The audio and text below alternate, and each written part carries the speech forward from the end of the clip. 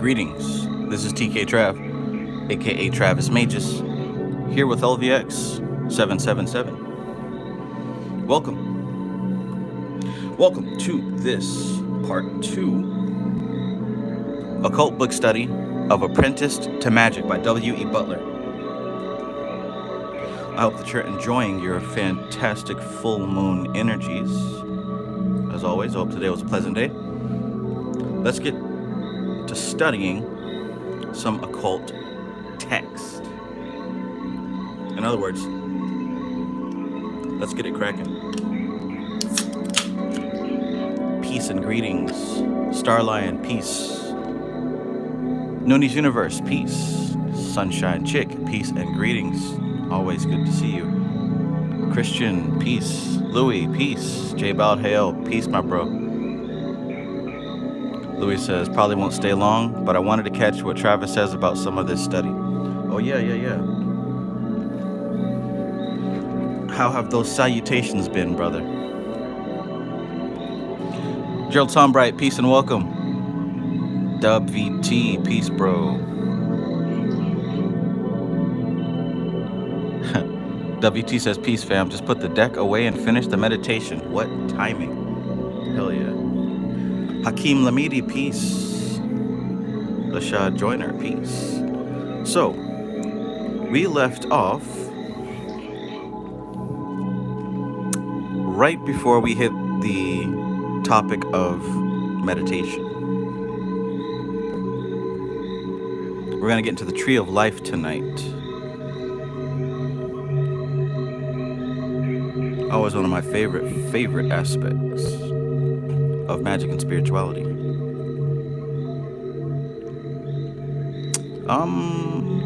Did we get to posture and breathing?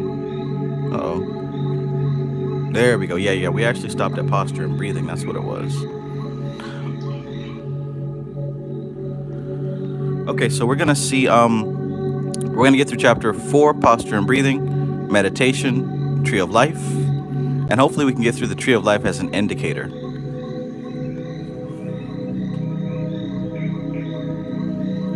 So, has anybody here actually that was present last week? Did anybody actually take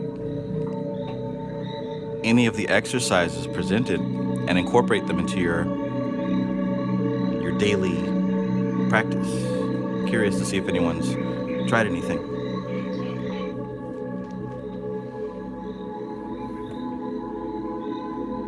Stuffed dog, peace, bro, peace.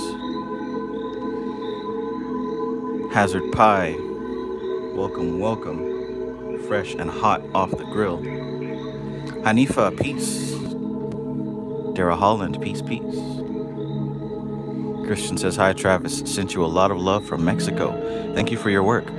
I hope you consider to read and comment The Red Lion by Maria Zeps in the future. I'll write that down. The Red Lion. I haven't heard of that.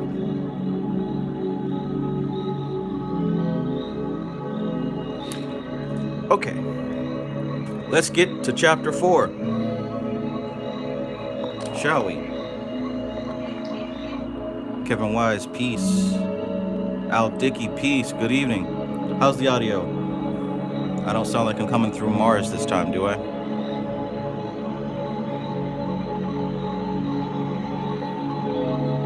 Jakari, peace.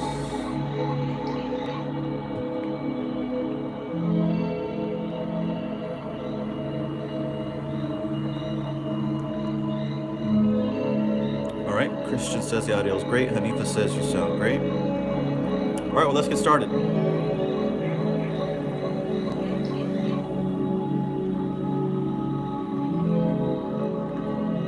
Relax and prepare for occult study.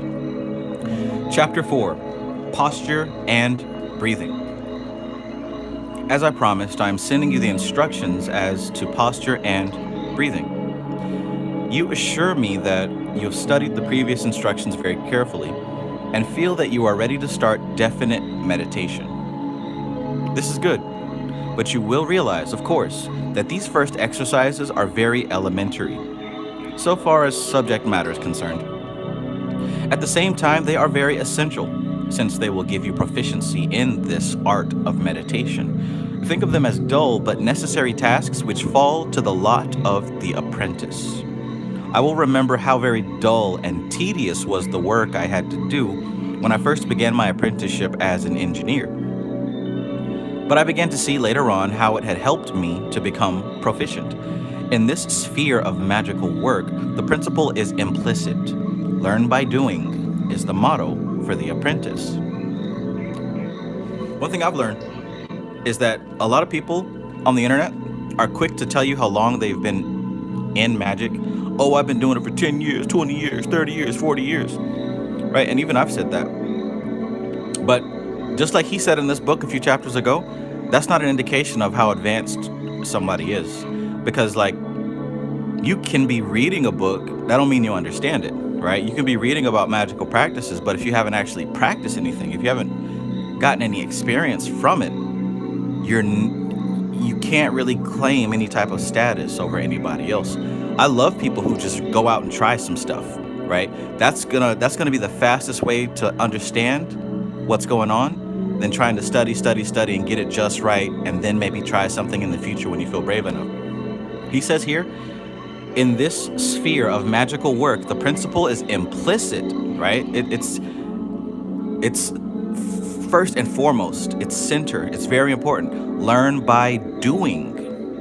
Learn by doing. Not just by reading and studying and watching videos, learn by doing. As soon as I learn something new, as soon as I read about something new, I go try it out as soon as possible. And I can quickly figure if I want to keep that in my practice or get rid of it. Learn by doing is the motto for the apprentice. Now, let us deal with the postures, or as they are called in the East, the asanas. It is obvious that the way in which we sit determines, to some extent, the blood flow in the body. It also affects the flow of the fine etheric currents which circulate through the etheric double of the body. For the control of these finer force currents, and by the way, that's a clue to another book. It's called Nature's Finer Forces, and it's all about the tattvas, and it's all about prana. It was one of the first books written in English that teaches about the tattvas, nature's finer forces.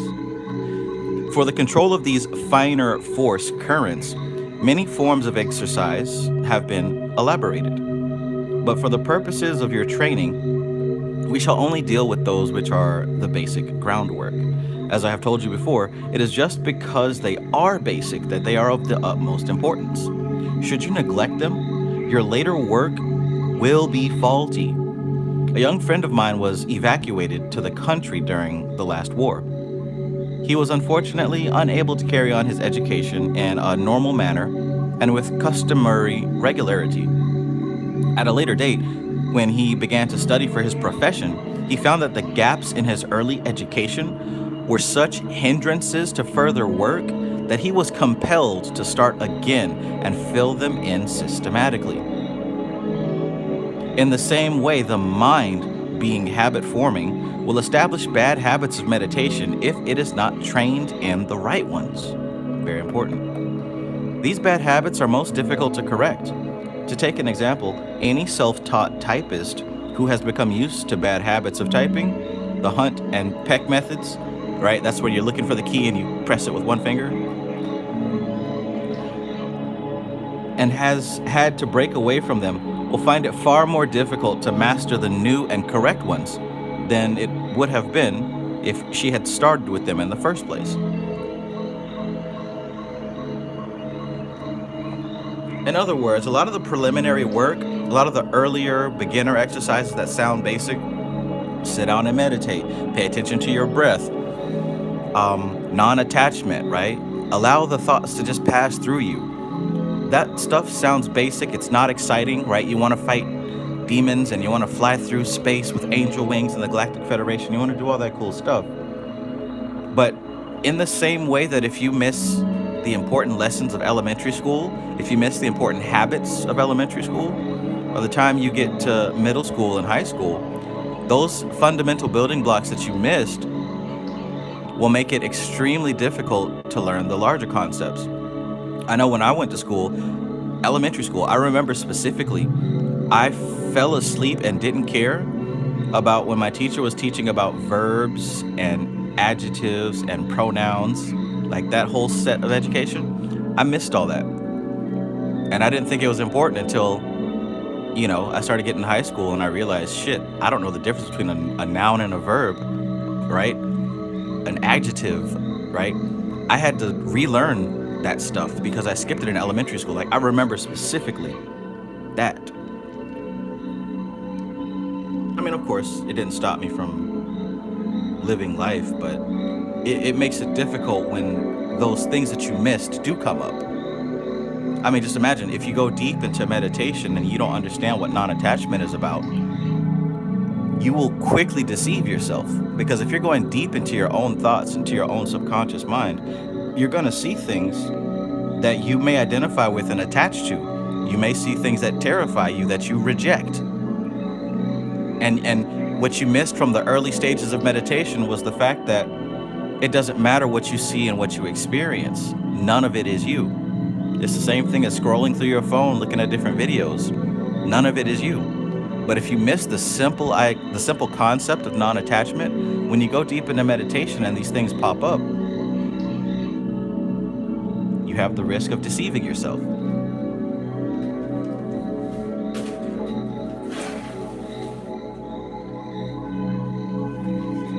Very key.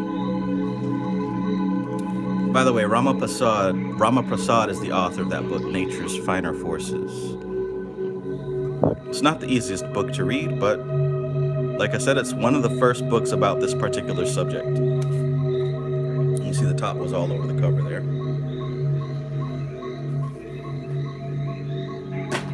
Moving forward, the old habit has first to be broken down before the new one can be established.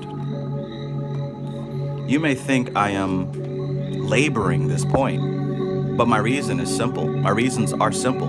I do not wish you to waste your time and energy, and equally, I do not wish to waste my own by having to assist you in overcoming of wrong habits of meditation.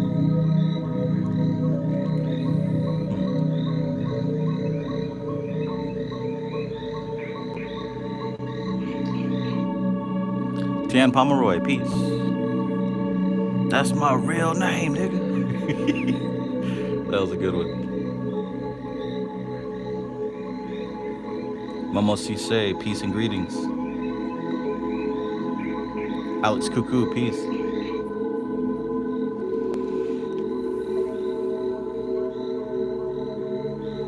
The most commonly used posture in the East is the one which I have referred to as the Padmasana or lotus position. As I've told you, it is a difficult one for most Europeans. And by the way, this is the typical, what do you call it? Indian style, right? Where you sit there, but both feet are up on your thighs. You know, where you're sitting in the Indian style, but both feet are actually up and the knees are down. That's the Padmasana or lotus position. As I've told you, it is a difficult one for most Europeans. At the same time, it is a very efficient method of redirecting certain etheric currents in the double. At a later stage, I will give you a modification of it. Okay, that's something good to look forward to. Stuff Dog says that shit hurts. Yes, it does. I remember I used to be able to do it pretty efficiently, but like when I stopped doing that posture, it became very difficult to do it again and to hold it even for a few seconds. I'm gonna have to ease myself back into it because, yeah.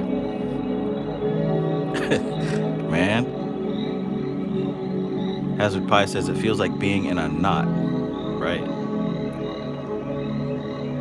Some people are more flexible than others. Ashley, peace.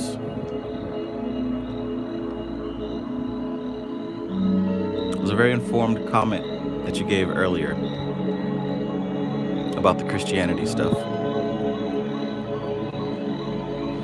Okay, so at the same time, it is a very efficient method of redirecting certain etheric currents in the double, and at a later stage, I will give you a modification of it. In our Western schools, we usually employ what is known as the God form posture. It is achieved in this manner. Sit straight upright in your chair with the spine as erect as possible. Avoid being too poker-backed. Remember that the spine has a slight natural curve of its own. Therefore, sit straight up, but be careful not to strain the back. The feet should be placed squarely on the floor, the knees kept close together, and the hands should be resting on the knees. Do not cross the feet or clasp the hands together in this exercise. The posture is that of some of the Egyptian statues of pharaohs. As I've told you, the best seat is a fairly hard chair, and if you must have a cushion, then it should be a fairly firm one. If such a cushion makes it difficult for you to place your feet firmly on the floor, then I'm afraid you must either discard the cushion, find a lower chair, or obtain a footrest. Now you must begin to relax. Peace, Laya 369. Kevros SS God, peace. There is much misunderstanding about this idea of relaxation, and as it is fundamental to all occult work, what's fundamental to all occult work? Relaxation. Understand it.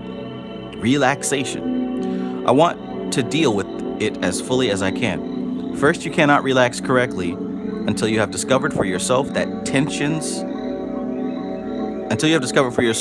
tensions you habitually maintain. For this reason, therefore, the first part of relaxation is the deliberate attempt to locate the various points of tension in your body. Then you will have to practice both the induction of tension in any part at will and also the exact opposite, the reduction of tension in any part at will. You will be doing the equivalent of the experiments in gear changing which must be made by the learner driver. In the mental field, your work will be of equal importance.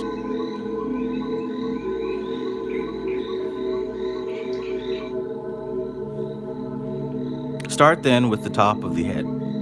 As you sit in your God form position, direct your attention to the top of your head and observe what tensions you are maintaining there. You will probably be as surprised as I was to find that you habitually tense your scalp muscles. Owing to the fact that normally we do not employ these muscles consciously, we are liable to forget that they can be tensed, and so a habit of involuntary tension is built up. For the time being, merely observe whether this tension does or does not exist. For the time being, merely observe whether this tension does or does not exist. Then shift your attention to the forehead and the face generally. You will most certainly find many tensions here. Then pass down to the throat, the chest, the abdomen, and finally to the ankles and feet. Now record carefully on the first page of your diary the various tension points you have found, and so conclude the first part of this examination. If you've ever taken any of my guided meditations, you'll know that I start pretty much all of them with this, right? Some people call it a body scan. But essentially, you start at the top and you work your way down, and you observe yourself. You observe your body and see if there's any tension anywhere. Sometimes you'll find that you have tension in places that you don't pay attention to. And sometimes if you observe those points, they start to dissolve effortlessly, without force. Remember, the key to this is relaxation, not strain. Not strain. So if you're straining, you're going in the wrong direction.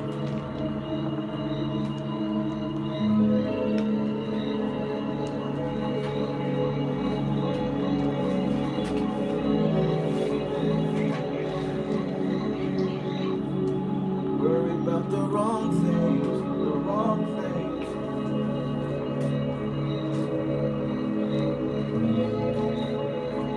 Stuff Dog says you gotta relax in sections. Right. Some of us often get overwhelmed because we see the big picture and it looks very difficult. But the trick is to break that big picture down into small, digestible parts and approach it that way.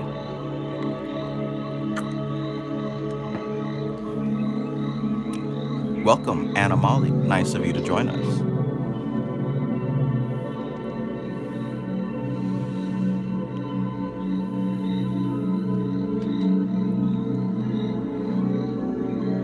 Got a full house.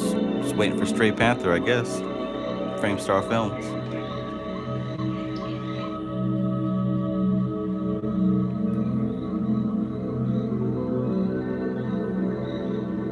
Now you must consider with care why these tensions are being maintained.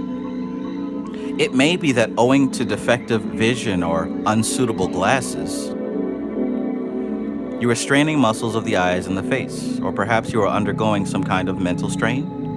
Whatever the cause, the muscular tensions must be eliminated. Peep that right there. So when you do find some of these tensions, it would be a decent idea to kind of just think about why they're happening, right? Because that can help you in the future to be aware of that. But it's less important to understand why it's happening, and it's more important to understand the process of, ceasing it from continuing. Because if you sit there and dwell on why, that's going to be the first block that throws you off track. And it's easy to do because it's one of those things that makes us feel like we're doing some work, makes us feel like we're doing some busy work, but we're actually not accomplishing anything.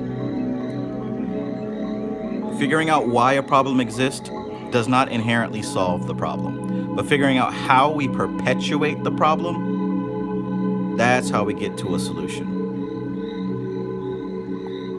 Now that's some real NLP knowledge right there.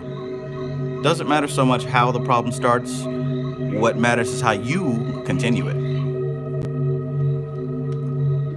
Zach Hunter says that pen is cursed. Your breath is cursed. Be gone from this stream.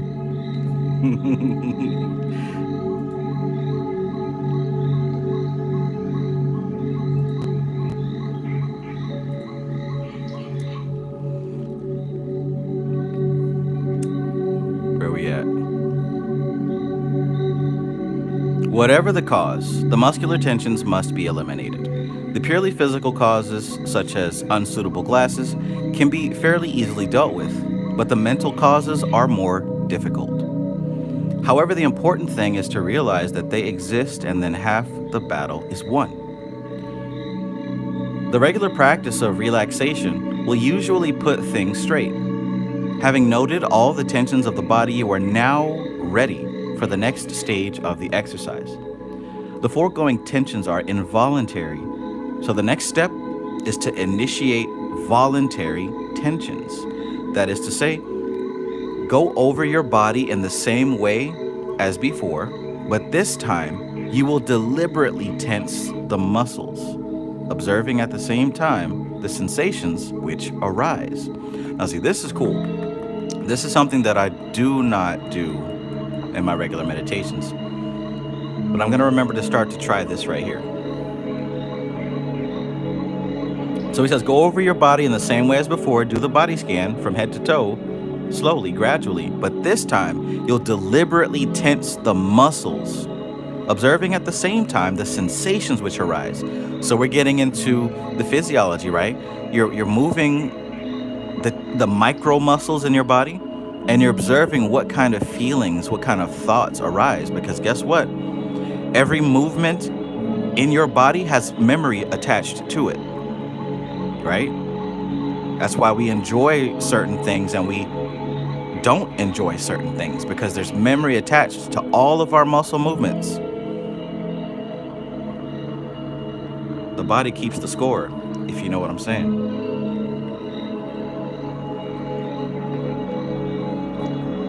If you don't know what I'm saying, that's a book. It's called The Body Keeps the Score. About this. When you have done this, sweep your attention again over the body, but this time deliberately relax each set of muscles. This is more difficult, since after you have gone on to a new area, you will find that you have involuntarily tensed up some of the preceding muscles, and you will have to start again. As a matter of fact, it is much the best thing to practice with only a part of the body in the early stages of training, and to become proficient in relaxing that part. Having achieved this, your relaxation may be extended to the next area until you've gone over the whole body.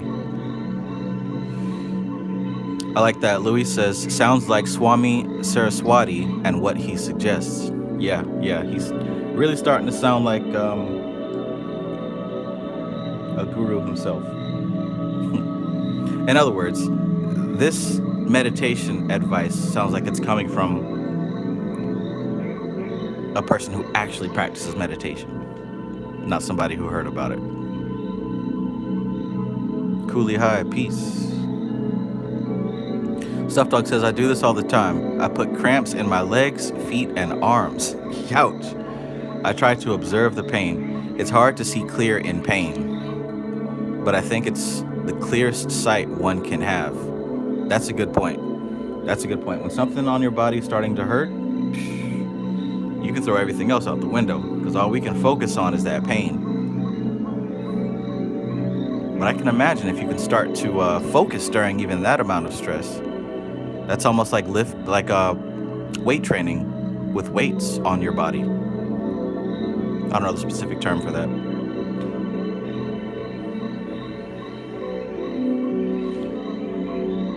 Now we can come to the most difficult part of this exercise.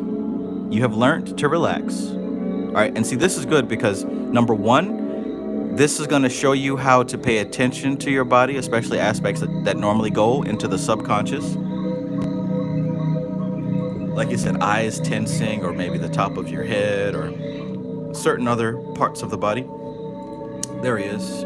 Peace and welcome, Framestar Films. And then that second part of this is really cool because then he's telling you to focus on actually tensing up certain aspects of the body, right? So what you're doing here is you're learning how to observe and gradually have control. Because one thing about yoga, right, since we just mentioned Swami Satyananda Saraswati, one of the things about Hatha Yoga that they do teach is learning to have full control over the muscles of the body, right? Gradually, of course, with practice, you can have full control over the muscles of the body. Who remembers the name of that orange book, the big orange book by Satyananda, Swami Satyananda Saraswati? And it's got Shiva on the front. Like, that whole book theoretically shows you all the yoga exercises that you'd have to do to come into full control over the muscles of your body. And they talk about doing some stuff that might seem a bit dangerous, especially if you skip ahead and try it. Louis says, yoga and Kriya. Yeah. ACW, peace.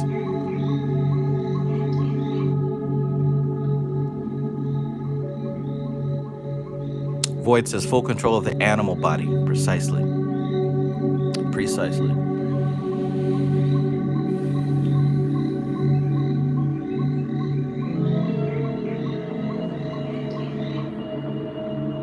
Okay, so you have learnt to relax, and you have also practiced deliberate tensioning of the muscles. The next stage is to arrive at a balance point between these two. Having arrived at a point of real relaxation, you must not allow yourself to drift into a lazy, hazy mental state, but must preserve a poised condition in which, although relaxation is good, you are ready for immediate action should occasion demand. You will find that this poised condition is most difficult to attain, and only after repeated efforts will the mental trick be gained. Just as in learning to ride a cycle, the trick of balance is quite suddenly acquired, right? So, like you said, whenever you're learning, how many of you remember learning how to ride that bike? At first, it was difficult to keep that balance, right? It was difficult to keep that balance. Left and right toppling over. But once you did find it, it was like a light switch turned on. Curve, peace, bro, peace. It was like a light switch turned on. So he says that's the same thing, the same type of thing that happens here, right? Learning how to completely relax and learning how to be tense, and then finding the balance point right in the middle. It's unique for every practitioner. He says, you will find that this poised condition is most difficult to attain, and only after repeated efforts will the mental trick be gained. Just as in learning to ride a cycle, the trick of balance is quite suddenly acquired. So it is with this particular subconscious mental habit. Once you have gained it, however, it will become automatic. Automatic. Automatic. Automatic. So, we have 3 stages in this part of the exercise. We have 3 stages in this part of the exercise. First, the location of tensions, and then the relaxing of tensions, and finally, the establishing of a poised, muscular condition. The first part will not need to be repeated once you have located and dealt with the causes of these involuntary tensions, but the other 2 are essential parts of the exercise and must always be carried out. That's good info. So the cool thing about the relaxation part is you start to become aware of those muscles, right? See, before we're not really aware of these things. They just happen on their own. But awareness is a special kind of power because awareness now gives you the potential to control these things, right?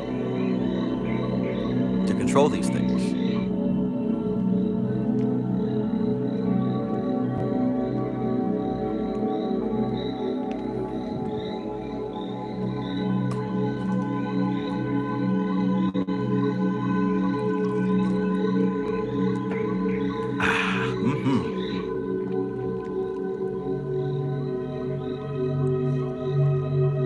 The first part will not need to be repeated once you have located and dealt with the causes of these involuntary tensions, but the other 2 are essential parts of the exercise and must always be carried out. After steady practice, you will be able to obtain complete relaxation and correct poise, and some part of this must have been acquired before you proceed to the next part of the work. As I warned you, the preliminary work can become monotonous, but it is vital. Vital.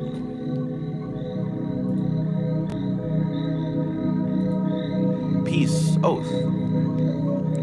Now, we come to the matter of breathing exercises. At a later point in your training, you will be taught certain special breathing exercises, but the one I am giving you now will be quite sufficient for you for the time being. It has been observed that there is a very real connection between the rate of breathing and the emotional activity of the mind. Have you come to realize that? Right? It has been observed that there is a very real connection between the rate of breathing and the emotional activity of the mind. Right now, everybody take a deep breath and pay attention to your rate of breathing.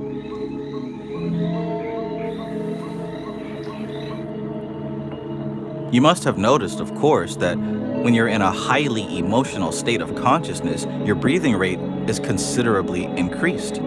If, on the other hand, your emotions are not aroused, your breathing tends to become much slower. This correlation between the emotional states and the act of breathing was noted long ago, and advantage was taken of it. The reason being that it is a reversible thing. Slow down the emotional surges of the mind, and the breathing slows down too. The reverse is equally true. Slow down the breathing, and the emotions calm at once. Upon this simple fact, the basic breathing exercise has been constructed. It will be helpful if you try it out for yourself and find out how this linking action works. Breathe rapidly and observe the results which you can obtain. Quite apart from the emotional effects, you will find that there are certain bodily reactions which are due to the excessive oxygen intake. Incidentally, if you are engaged all day in a sedentary occupation, this rapid breathing helps to oxygenate the bloodstream and is beneficial in a purely physical sense. But if you use such a rapid breathing exercise, do not overdo it. It forms no part of the exercise itself.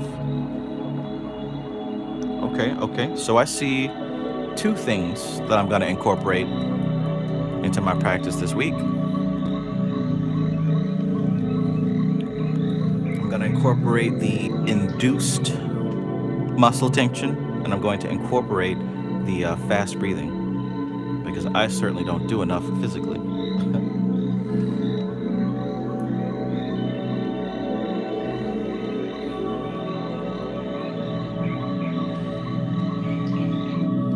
Having observed the effects of such rapid breathing, try slowing down the breathing rate. Again, you will find that there are certain physical effects, and again, there is a point at which you must stop, for the present at least. As you have read in my former book, y'all know what that is. There is a real danger in misunderstanding or misapplying some of the instruction. Particularly is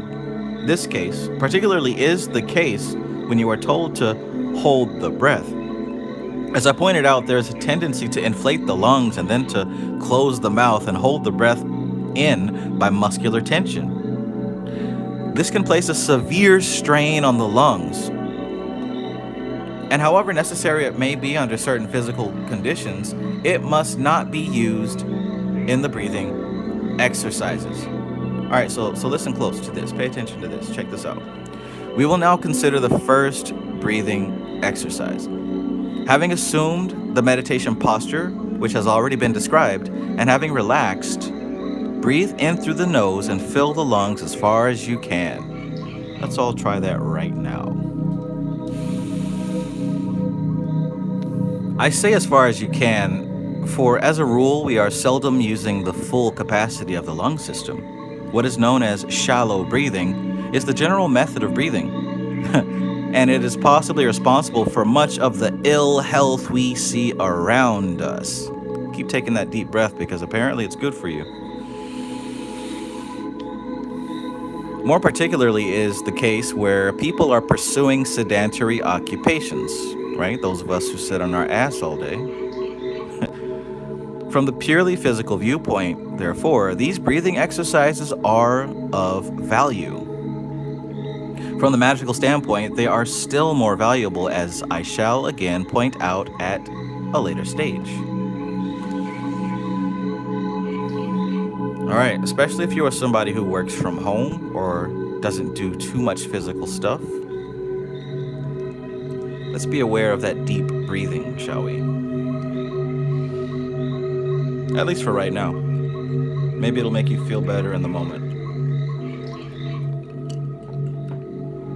I try to do it whenever I think about it. It's a lot easier when I first wake up or when I'm going to sleep. I like to breathe deeply, you know? Stuff Dog says fire breathing. Yes. If you look up fire breathing, that's a perfect instruction on how to do what he's describing with the rapid breath.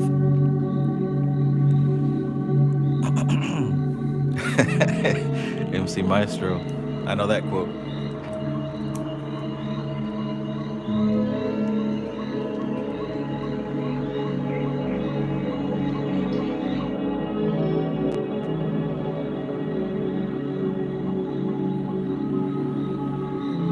In the beginning of your training, however, you should aim at gradually increasing the volume of air you can draw in without strain. Remember, the lungs must be allowed to stretch in order to take in this extra supply, and if you have been using only shallow breathing all your life, it is somewhat difficult for the lungs suddenly to accommodate the new rhythm. You still deep breathing? I'm stressing this point because although it seems very simple, it is most important.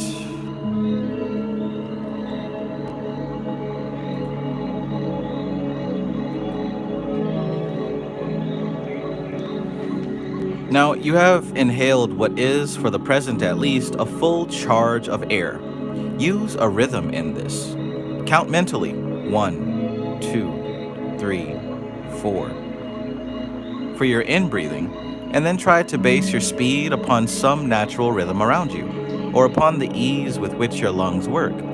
Perhaps at the beginning you will find it a considerable effort to take these deep breaths, and this will impose a natural check upon your speed. However, if you count mentally and acquire the habit of correctly timing your counting, you will find that there's a definite duration of time which you will establish for this in-breathing. In other words, your human body, right, the animal itself, it will give you the correct rhythm. Like, please understand, the past live streams that I was doing about the animal soul, like, I want you to consider that when you're trying to change yourself or change your habits or improve or whatever it is that you call it. Consider that you work in parts, and your body itself has a mind. Your body itself has a consciousness. You also have a mind, a mental consciousness, an ego, and awareness, right? Those are two separate entities that work together.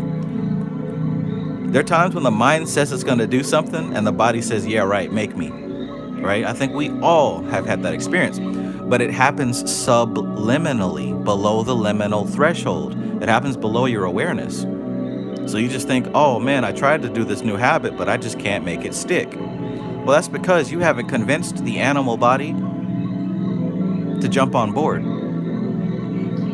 Like I said before, when you're thinking about starting a new habit, almost think of it as like you're going on Shark Tank or one of those shows where you have this new idea for an invention or a product, and you're looking for investors to give you some money so that you can build a business, right?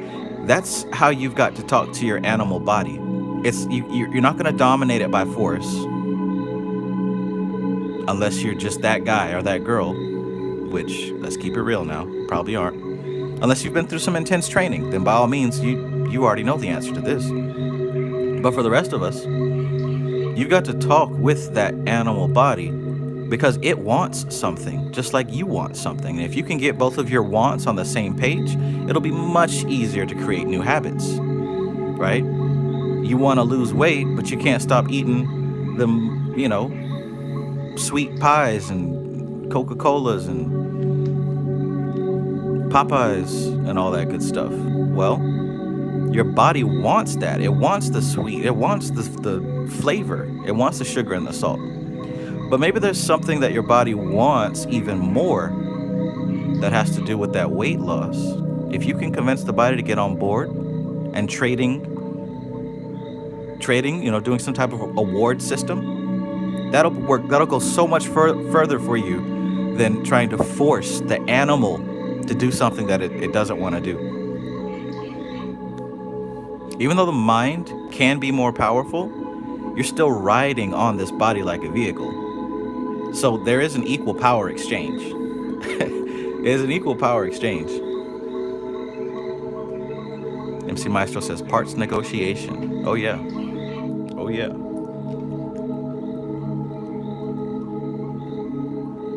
Good books on that practice.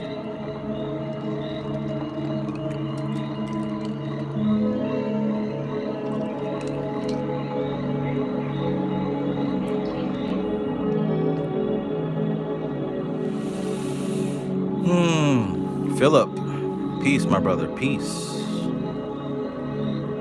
Philip says there he is. Gonna have to put the Dragon Ball PS5 down and get the book out. I thought it was last night for some reason. Oh yeah, every Saturday. Every Saturn day. MC Maestro says we have all the employees we need. They just need to come to an agreement. Right. You can think of your body almost like a company, like a business, right? Whatever metaphor you've got to use, please use it. I'm telling you from personal experience, you'll go so much further breaking bad habits and adopting good ones if you treat your body with respect, right? And what I mean is, the same way, like if you have children or kids and you just talk down to them as if they're, little machines or little animals, you're not going to build respect that way. You're not going to build compliance that way. Even if you force compliance, you're also building resentment and rebellion in the back of their minds. And when they get older, they'll be more than happy to act out that resentment and rebellion. Some of us were those rebellious children. I don't know about you, but I don't want my body to be having a rebellion against my mind. right? Don't they say that sometimes thoughts and pent-up emotions become dis-ease? Holding in grudges becomes heart problems, right? Different cancers and things like that pop up because of lifestyle choices. Yes, food, but also thought patterns, right? I don't want a rebellion in my body. I want this to be a well-oiled machine where everybody wins. You feel me? You feel me?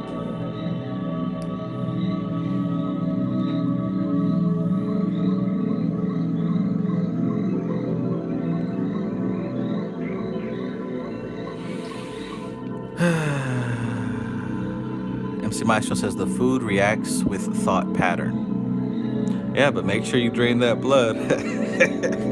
Oh, we got one, Maestro. You see it? G. Bob Titty Jr. says, is this the Bible? All right, let's continue. Let's not get too sidetracked. So we talked about the breathing in a rhythm and how your body will naturally come. Okay, now, Maestro theorizes that the bots pop up every 11 minutes. So check the clock. All right, so he's talking about how the breathing starts to go. You want to find a natural rhythm, a natural pace for your breathing, but also understand that the body will start to he says that if you count mentally and acquire the habit of correctly timing your counting, you'll find that there's a different duration of time for which you'll establish for this in breathing, right? The body will assist you in this process once you find your rhythm. It is now necessary to hold the breath, and if you have used this count of 4, then the breath should be held for as long as it takes for you to count 2 in the same rhythm. Hold the breath by keeping the ribs in the position they are in at the end of the inspiration. All right, so he's telling you how to do the deep breathing here.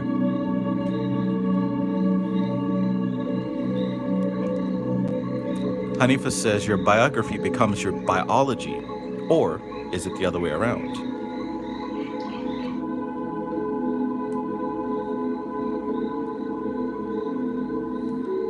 I guess it really depends on the particular phase of life you're in. That's a good statement, though. All right, so listen, here's the process. So he said before, it isn't going to be healthy for you if you just breathe in as deep as you can and try to force it, to hold your breath in that way. Look at what he says here. He says it's now necessary to hold the breath. And if you've used this count to 4, then the breath should be held for as long as it takes for you to get to 2, right? So 1, 2, 3, 4. Whenever you get to the 2, that's how long you're holding it. He says that hold the breath by keeping the ribs in the position they're in at the end of the inspiration. So as you're breathing, the very end that you finished breathing at, just hold it right there, right? Keep the throat relaxed. It should now be possible for you, by tapping sharply on your chest, to expel the air or some of it simply by this action. So what he means is you're not pinching or constraining the throat or the mouth to hold the breath in. You're holding it in naturally with the lungs, not the throat. That's why he says if somebody were to tap you on your chest, the air would easily blow out. In other words, what he's saying is that your throat and your mouth are not what's constraining the breath. You're simply holding it with the rib muscles, with the diaphragm. When you have gained proficiency in this, you have taken the first step towards real breath control. Now you must exhale. Again, use the 4-fold count. 1, 2, 3, 4. As you release the chest muscles, you must now use these muscles to squeeze out, as it were, the remaining air. As a general rule, we only use a small part of the lungs, and when we exhale, there are considerable areas of lung which are not used in their entirety. In these areas, carbon dioxide gas, which should normally be exhaled, is liable to accumulate in this, and this prevents full use of the lung machinery. So in other words, not only do we not breathe deeply enough, we also don't exhale totally. So that CO2 is just sitting in the lungs, especially if we're doing these short, shallow breaths all day, every day. I can imagine that would not be the healthiest way to to circulate.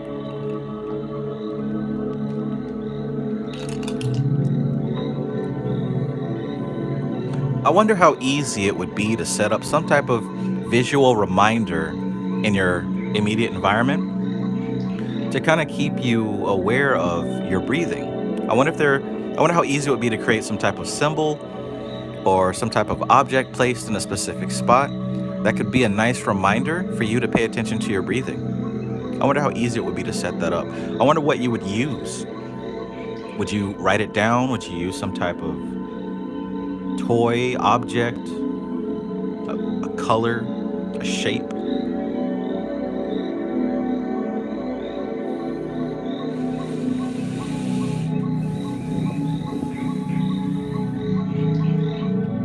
So squeeze out without strain as much of the used air as possible. And again, hold the lungs, this time in an empty state, while you count 1, 2. Then begin again as you have been taught.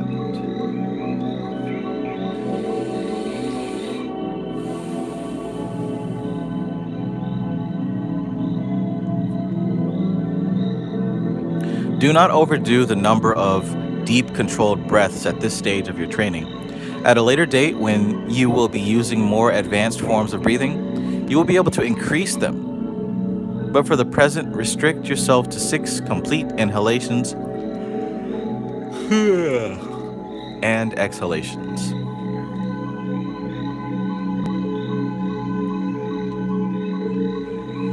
When I want you to go further in this, I will let you know. This breathing exercise is the only one which you will be given, which is merely a breathing exercise. At a later stage, you will receive more elaborate exercises involving breath, but they are based upon a different principle. I think it may be helpful if I briefly outline it here. I've referred to the etheric double or vital body, as it is also termed, and it is this double that further exercises will deal. In the vital body, as the name implies, the life forces circulate in their appropriate channels. But the vital body is not built of ordinary physical matter, as is the grosser vehicle we use during our earthly life. The vital body is composed of a finer type of substance and is the dividing line between dense matter and the subtle matter of the inner planes. It is, in fact, sometimes known as the linking body, since it forms a link between the physical and the more subtle types of matter. Upon it, as upon a mold, the physical body is built, and all the processes of life in the material body depend upon the vital forces which are channeled by it. If you don't know about the etheric body, he's breaking it down. The etheric plane and the etheric body are one of the most important aspects of magic and spirituality that is overlooked by the mainstream, right? Everybody talks about this astral body, but almost nobody talks about the etheric body.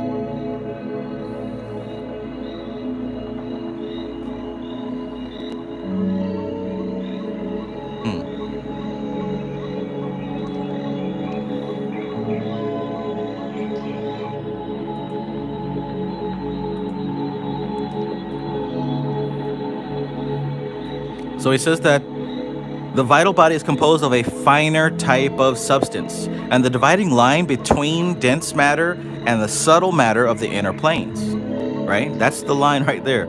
It is, in fact, sometimes known as the linking body, since it forms a link between the physical and the more subtle types of matter. Upon it, as upon a mold, the physical body is built. Think about it like this. So you might, if you've ever seen people create a character CGI on a computer, first they build out the frame of how the head is shaped, and then the arms and the legs. Then you put the skin on top of it, right? So first it's just like a nondescript human shape form. Head, there's a torso, arms, legs. Even sometimes on Fortnite, when it doesn't fully load for that brief second, you still see like the prototype and then the skin appears on top of it. In the very same way is what he's referring to as the etheric body, with the physical body laid on top of it. He says, upon this etheric body, as upon a mold, the physical body is built, and all the processes of life in the material body depend upon the vital forces which are channeled by it. In the vital body are the connecting points which link the two levels of the physical and the so-called astral. It will therefore be clear that the vital body carries not only the life currents of the physical body, but also that it forms the bridge between the physical brain consciousness and the types of consciousness of the inner planes. It forms the bridge between the physical brain consciousness and the types of consciousness of the inner planes. Man, look. And see, this is what I taught in my inner light activation system class.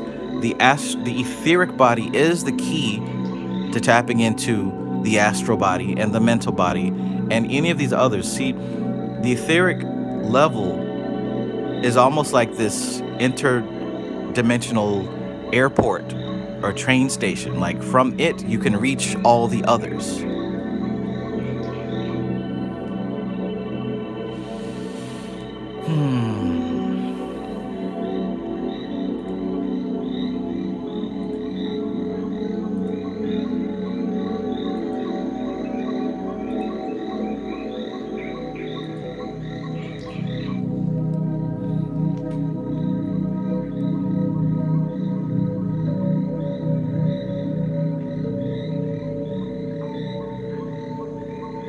It is well to remember that this normal waking consciousness is only part of our full consciousness. It's only part of our full consciousness. This normal everyday waking consciousness, it's only part of our full consciousness. In psychological work, we speak of the subconscious, conscious, and superconscious levels of the mind.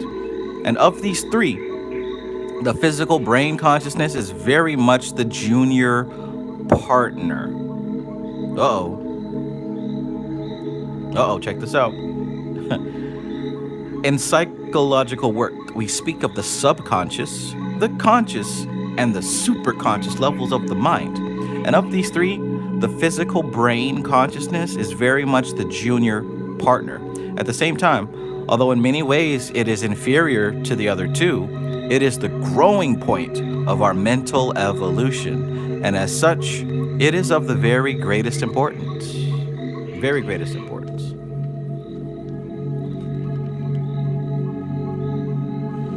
Hanifa Soolafua asks, excuse my ignorance, but which body is the subconscious? Well, see, that can be kind of a tricky question, because the subconscious is almost like an endless ocean, right? So it does overlap. What we call the subconscious mind, it's actually an umbrella term for a lot of processes that we don't fully understand. As MC Maestro said, he said that it relates to the etheric body, and that's absolutely true. In fact, parts of all of the bodies make themselves known to us through the subconscious, because the subconscious mind, all that means is this is the aspect of our minds that is happening below the, think about it, subconscious and subliminal. I keep saying that phrase, it's happening below the liminal threshold. Well, you got conscious, which is your direct present awareness, right? That's all the stuff that you're aware of right now that you can touch and see, smell, taste, and all that. But then there's subconscious processes happening, right? Now, I say the subconscious is faster. It calculates faster and more thoroughly than the conscious mind does. So any of these calculations that are going on beyond the radar of your conscious mind is subconscious.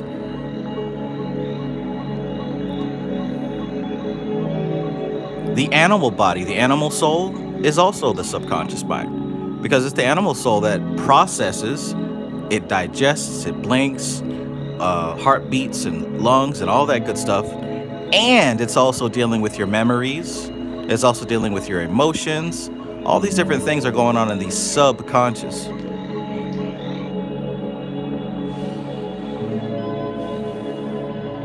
The effect that your DNA and genetics have on your present day waking moment, that's a subconscious process.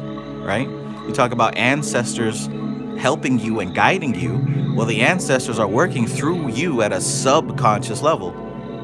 Hell, think about this now, and this is where it really gets crazy. Like I said, it's a bottomless pit. The planetary movements and their gravitational pull on your physical body is a subconscious process. The animal body and the animal soul, especially people who are not really developing themselves, they're heavily affected by astrology because it is the pull of the animal body. It's literally pulling and pushing the physical vessel. That's a subconscious process. It goes deep. Stuff Dog says subconscious is the parasympathetic nervous system. Starlion says, can you grow your prana faster by breath work? I always had a feeling you can. Absolutely. Absolutely. The two main things, if you really want to improve what you're doing and go further than anybody else, focus on what he's talking about. Meditation and breath work. Being able to sit still, right? Meditation and breath work. Those are the two things that will get you farther than everybody. I know there's all kind of other things you can do, and a lot of stuff on TikTok that they tell you should do, and a crystal to buy, and a candle, a color candle, and all that other stuff. But nothing will get you there like understanding the breath work and understanding how to actually meditate. It's elementary, but like we said at the very beginning of this chapter, these are the verbs and the nouns and the subject and the addition and the subtraction and the multiplication that everything else is built on top of. If you don't have the discipline to sit down and sit still for a while, if you don't have the discipline to pay attention to your breath, there's only so far you can go. There's only so far you can go. All right, let's continue.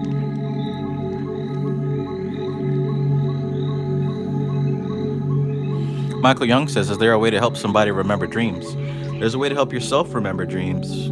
And probably the easiest and best way is to gradually fall asleep and gradually wake up. And make sure that you've got something very close nearby that you can write those dreams down on. And get into the habit of writing your dreams down immediately. Now, when I say easing into sleep and easing into wake up, I mean like consciously go to sleep. Like lay there and remain aware and see what it's like to cross that gap, that bridge, that barrier. See what it's like to cross over. And when you wake up, don't just immediately jump up and start your day.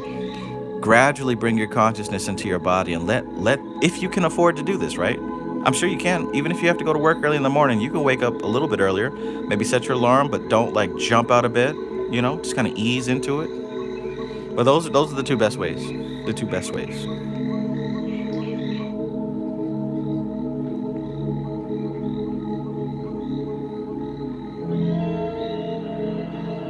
Oh, beat me to it, Animale.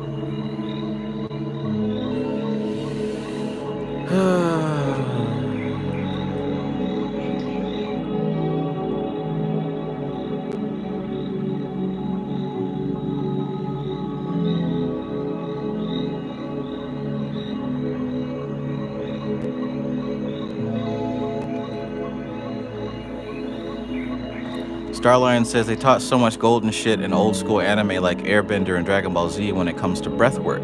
Simple but key stuff. Vegeta represented the animal soul and Goku represented Christ, pure. And apparently they still are. Like my cousin is watching this one anime, I think it's called Jujutsu Kaisen or something maybe. But anyway, he talks about how there's this one move or one person where they hit you, but the hits are so, I don't know, spiritual that it hits your spirit. Like it hits your spirit. It doesn't just hit your body, but it breaks you spiritually to the point that you start seeing your opponent as this terrifying creature, and it breaks your morale, right? Well, that's the same thing as red magic.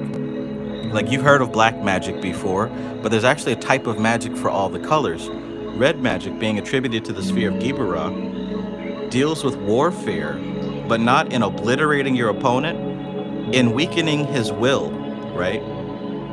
Now, there are a lot of people who use this type of thing, but don't call it that. But warfare and red magic is not about destroying your enemy. It's about breaking their will, because your enemy is more useful to you when he's in his... You want to take them out of their fight and into their flight state. And your enemy becomes useful to you in the flight state. That's why when the countries go to war with other countries, they don't genocide, kill all the people. They break them down and then take the resources. So you want to break your enemy's spirit and take the resources. You don't want to destroy them. Everybody can be put to use. That's why all these people talking about, oh, they're going to build concentration camps and they're going to kill 75% of the population. Like, that's not how this game is played. People are useful. They're not just killed for no reason. People are useful. I mean, hell, look at us. All them. I don't even have to get into it, man. I don't even have to get into it. But anyways, yeah, animes are really good at communicating the different types of magic and even good ideas for what you can do with your visualizations, right?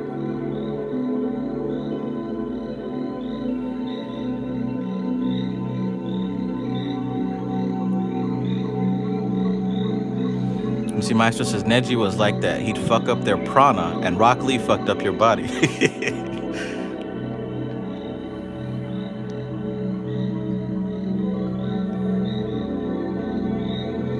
And Amali says, I just learned the color forms of Terra, white Terra, red Terra, etc. Really cool. You're supposed to use the strongest one as the last resort. Yeah. I'll do a video here soon about the 8 different colors of magic. And there's even stuff to black magic that people don't realize. Black magic is not just about cursing and killing. Black magic is about making a gateway so that you can receive information about what's after death. In a way, becoming friends with death. The same way that you work with any other spirit, those of you who actually work with deities, you kind of befriend that deity and you begin to learn stuff from that deity. And your life kind of shifts in a way that it seems like this deity is being very kind and gracious to you. The same thing can happen with death. Those who work with black magic, they in a way become friends with death. And it's not just about actual killing. It also has to do with healing. Healing others and healing yourself. And there's also things that deal with time control. Right? Speeding up of time and slowing down of time. If you work with black magic a lot, what you'll probably find is that time moves very fast for you, right? To others, you might look like you're, I don't know, not really aging as fast or not really changing very much. But if you work with black magic a lot, you'll start to find that time starts to speed up exponentially for you. But for you, it's just like regular, you know? Anyways, let's get back to this book.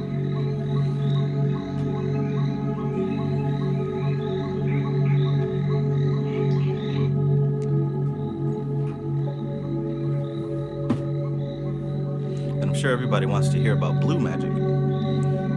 Blue magic, not the hair grease, those who know about that. Blue magic has everything to do with wealth, money.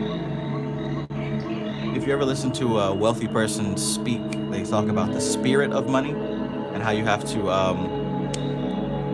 create an atmosphere to where the spirit of money becomes comfortable with you. That's a very real thing. I don't think they just call it the spirit of money to sound cute. Money has a consciousness. And like other spirits, it helps if you create the environment and the circumstances so that consciousness can proliferate in your life. Okay.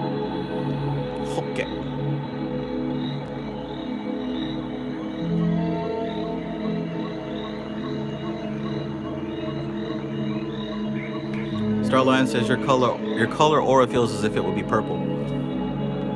You know, in the video I talk about the 8th magic, which is actually called octarine. And I think that will be more accurate to what the color it is that you're seeing. Octarine is kind of like a combination of blue and pink. It's almost like a purpley, pretty much what you always see in the background of my videos. We'll get to that. Stuff Dog says blue magic was Frank Lucas's crack cocaine name in American Gangster. Makes sense though. Uh-oh. Blue magic.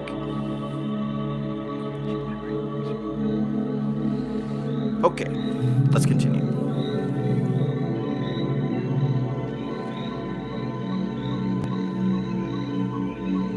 When I was a kid, Blue Magick was a brand of hair grease that we slapped on our heads to make waves.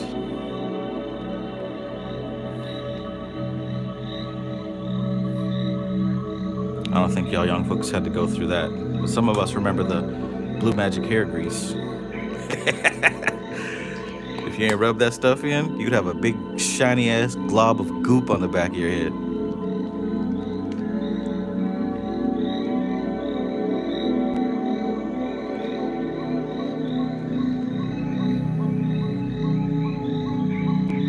Stuff Dog says, I remember that shit. Philip says, I used to buy that too, LOL. The hair gel, right. Wild Harmony says they still sell it. Wow. I might get it just for nostalgia, just to smell it. Who used to pile that shit up on the back of our head? Why? It's just a bunch of Vaseline. All right, let's get back down to business.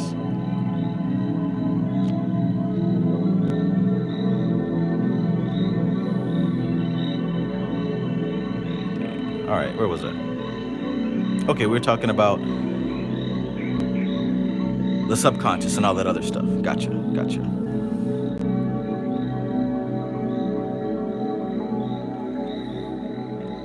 Trust me, Hanifa, I had my many years of Blue Magick on the back of my head.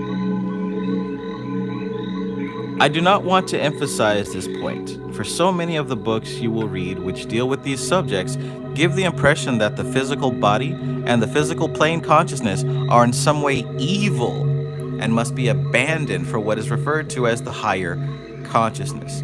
How many of you been through that phase, right? How many of y'all been through that phase where everything physical was evil, right?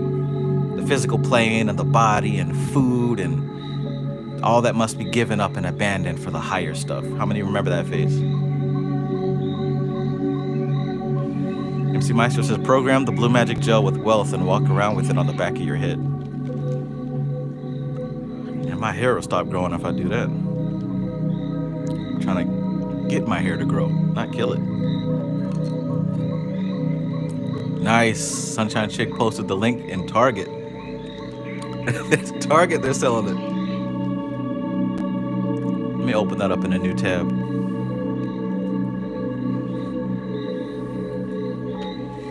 All right, so yeah, how many people remember that phase where the physical plane is evil, right? Everything physical is evil. Check this out. He said that it's easy for people to get stuck in that, to get the impression that the physical plane is evil and must be abandoned for what is referred to as the higher consciousness. This is a very old teaching, right? Very old teaching. It is found in the Neoplatonic philosophy and in the form of the Manichaean heresy. It found its way into the teachings of the early Christian church. Boom. Although repudiated by the church, it has reappeared throughout the centuries. One of its forms is what is known as Puritanism, and when the Eastern teachings were first introduced to the West, the old error found new ground. In this school, of which you are now an apprentice member, we entirely repudiated. In Kabbalistic philosophy, which is at the core of all of our teaching, views the physical world and the physical body in quite a different way. Check this out. So far from regarding matter as evil, it is thought of as the luminous garment of the eternal, and as being in itself the manifestation of the eternal being. What is the physical body and the physical world? The manifestation of the eternal being. There is then, from this viewpoint, no intrinsic evil in matter.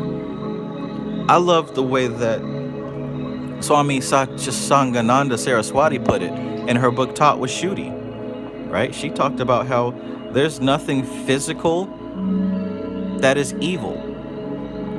It's the mindset and the intention that makes it so. She was talking about Tantra. There's a reason that the gurus in the East still to this day keep the secrets of Tantra from the West, because we will pervert that stuff so fast. So fast. Uh-oh, has it been 11 minutes again? I think we're starting to catch on to these bots here. But the West will corrupt it so fast. There's a lot of Tantra that isn't introduced over here. And she gives us a hint by saying there is no action and no object, which is inherently evil. That's a hard thought for a Christian-bred mind. Okay, Maestro says 2 for 10 so far. Okay, so they might be popping up every 10 minutes. It might actually be a program. Interesting.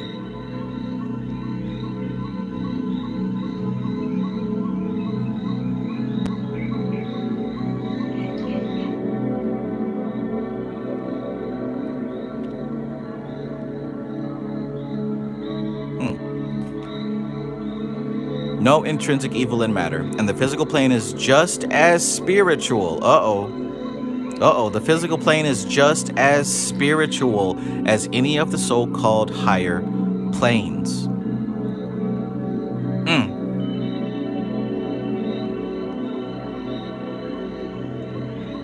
But it is quite definitely a limiting plane. It compels consciousness to concentrate itself within certain fairly narrow limits. And to those who have had any contact with the abounding life of the inner planes, it does seem definitely inferior to them. How many people have been through that phase? When you actually started tapping into the higher planes and you started to love it so much and not even get addicted to it, but like start to realize like, wow, this is really real. And it is so much better than where my body is. I wish I could stay here all the time. How many people went through that phase, right? You start meditating real deep and you start dreaming real deep intentionally. You start communicating with your inner levels and you don't really want to come back. How many people remember that phase? He says it compels the consciousness to concentrate within certain fairly narrow limits, and to those who have had any contact with the abounding life of the inner planes, it does seem definitely inferior to them. Since, however, our personal consciousness is the growing point of our mental evolution, it is essential for us to be able to use the physical consciousness efficiently. I'd like to ask you to take a look at the Magician Tarot card. Him pointing up and pointing down. That means you're supposed to tap into these higher planes and not run away to them, but bring them down here. You're supposed to create the kingdom on earth, not run away to the kingdom that is unmanifest. Trust me, you'll get there. One day you will get there with no blockage. But for right now, while you are a physical body, you are the vessel for the kingdom. You are literally the walking vessel for the kingdom. Let these other folks say that the material plane is evil.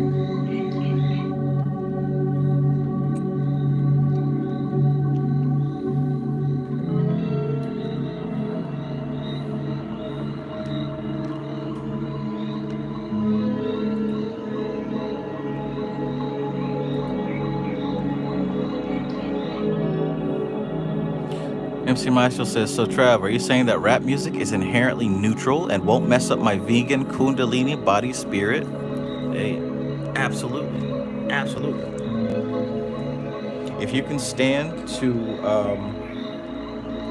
subject your ears to the stuff that they call music today and make use out of it, then by all means, go have at it. Better you than me.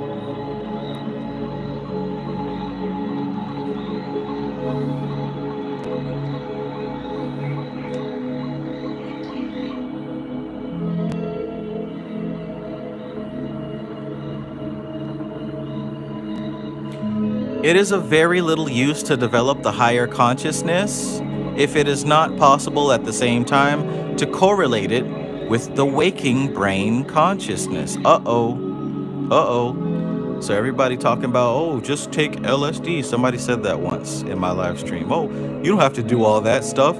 Just take some LSD. Just do all that stuff. Listen to what he says here. It is of very little use to develop the higher consciousness if it is not possible at the same time to correlate it with the waking brain consciousness. You can see outstanding stuff. You can see amazing things. But if you can't make it make sense in this world, if you can't replicate it down here, if you can't make use of it down here, then what good is it even to you if you can't do anything with it? Like, we could talk about aliens and Nephilim and Anunnaki and Demiurge. We can talk about all of that stuff, but what can be done with it? Like, what can you practically do with any of those things? But some people get stuck there because it is entertainment. But like he says here, and that's not even high stuff. That's low vibrational stuff. Even if you actually get to the higher things, the technology has to be made useful and appropriate, right?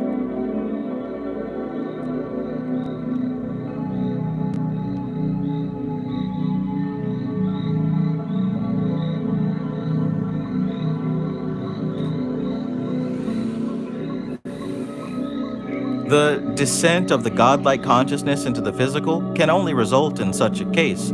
A blinding inrush of light, which, so far from being illumination, will blind the normal awareness, just as a sudden beam of intense light will temporarily blind the physical eyes. So what we aim at in the teaching of students is the gradual development of the normal consciousness until it is capable of being taken up into the inner forms of awareness. Big right there. Big. He said that the descent of godlike consciousness into the physical is virtually the same thing as you suddenly being blasted with a flashbang, right? And your eyes can't see. You're blind for a little while. That's the same thing as God coming down and saying, "Oh, here I am." We can't process that. We don't have the equipment to process that. So what we're doing with the spiritual work is we have to build ourselves up. We have to gradually expand our capacity. One thing to understand, there are people who don't have the capacity to even process this, let alone, extreme downloads. Like, say, for example, you can talk about people like, say, Malachi Z. York. You can talk about people like Bobby Hemmett.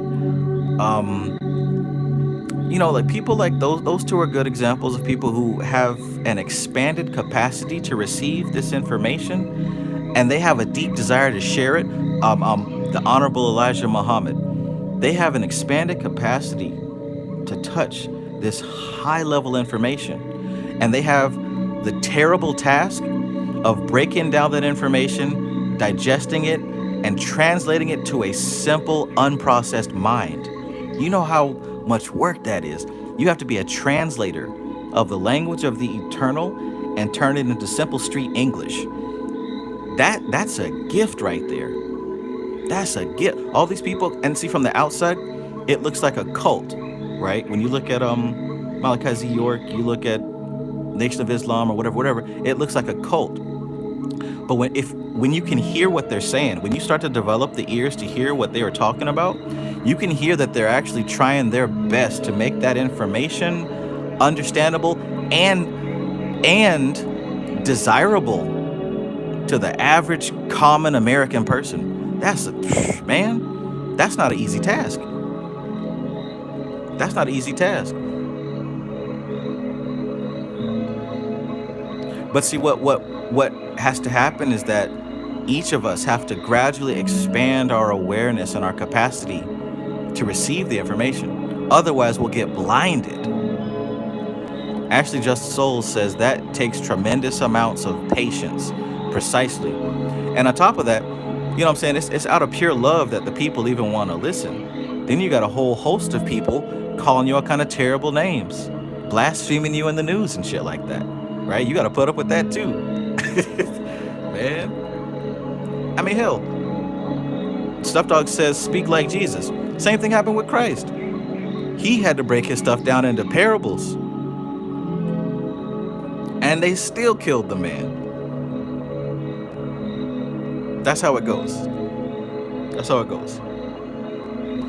And as Aleister Crowley said, if you're going to come to the people with this knowledge, you better come in one of three ways. You better come as the devil, you better come as insane, crazy person, or you better come as a clown. Right?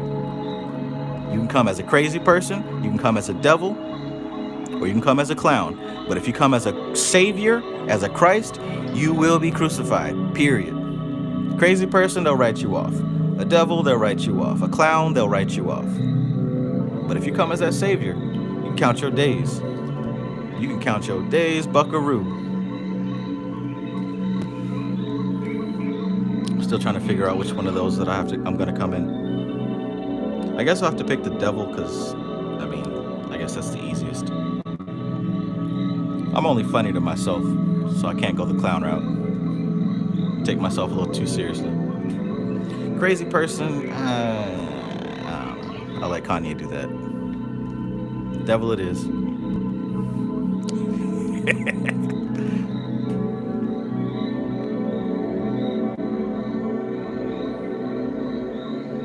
Jonah says, you are reading me to filth.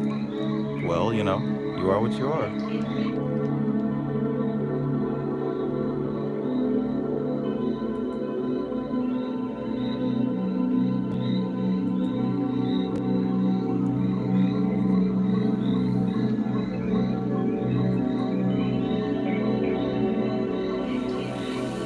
Tiana Pomeroy says, being mixed in the midst of the melanin talk was just torture. Every day calculating my percentage. Oh, man. I can't even imagine.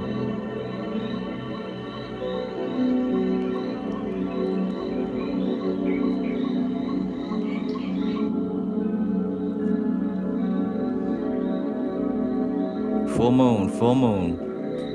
So choose your path. If you're gonna try to be teaching people or whatever, make sure you're comfortable with being the crazy, being the devil, or being the clown. Make sure you pick one. Uh-oh. Serious Suit says, is there a difference of those three people and the gunas? Oh, wow. There we go. Every time you see the threes, find the gunas.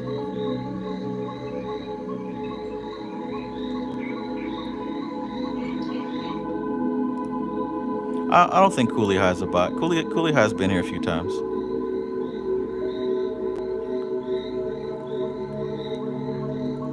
Now Yesenia Oval, that's a bot. Brenda Daheseth, that's a bot too. All right, let's focus. And I'll tell you, earlier I posted a video. It was entirely intentional because I'm starting to learn the YouTube algorithm. And I made a YouTube short that I thought would do really well in numbers, and it did. It was kind of controversial, and I chose the Christians because that's a big audience, number one. And I also know that that they're so fast to defend and explain themselves that it would give me a ton of comments. So I made a video about what the Bible said, or at least my interpretation of what the Bible said about eating meat. And like clockwork, the Christians rushed in to defend. I'm talking about they were writing paragraphs, giving quotes, really trying to you're misleading the people. The Bible says this, but not understanding that you're giving me so much engagement that you're just making this video go even further. It worked like a charm. But I had to resist the urge of making smart ass comments back to them because I wanted them to talk on my video. So I guess I'm still kind of in the mood of smart ass retorts, but I'm refraining. So easy. I'll probably make more Christian videos because that is so far the easiest audience to get engagement from, boy. Whew. They got to explain it, and they give you paragraphs and verses and all that. But see, I need that for the YouTube engagement. Curve99 says, bro, Muslims going to hit harder. I'm not playing with the Muslims. Christians will just bitch and complain, but the Muslims, it might be a different story.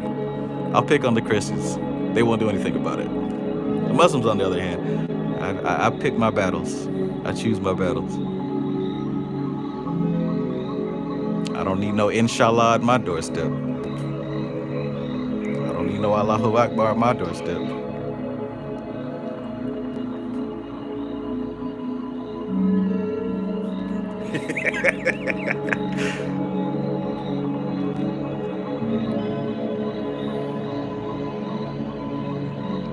Yeah, the Christians, they'll just cry and complain.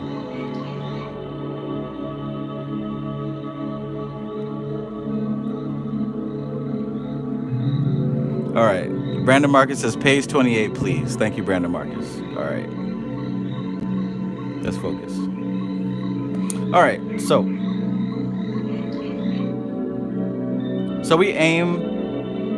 what we aim at in the training of students is the gradual development of the normal consciousness until it is capable of being taken up into the inner forms of awareness.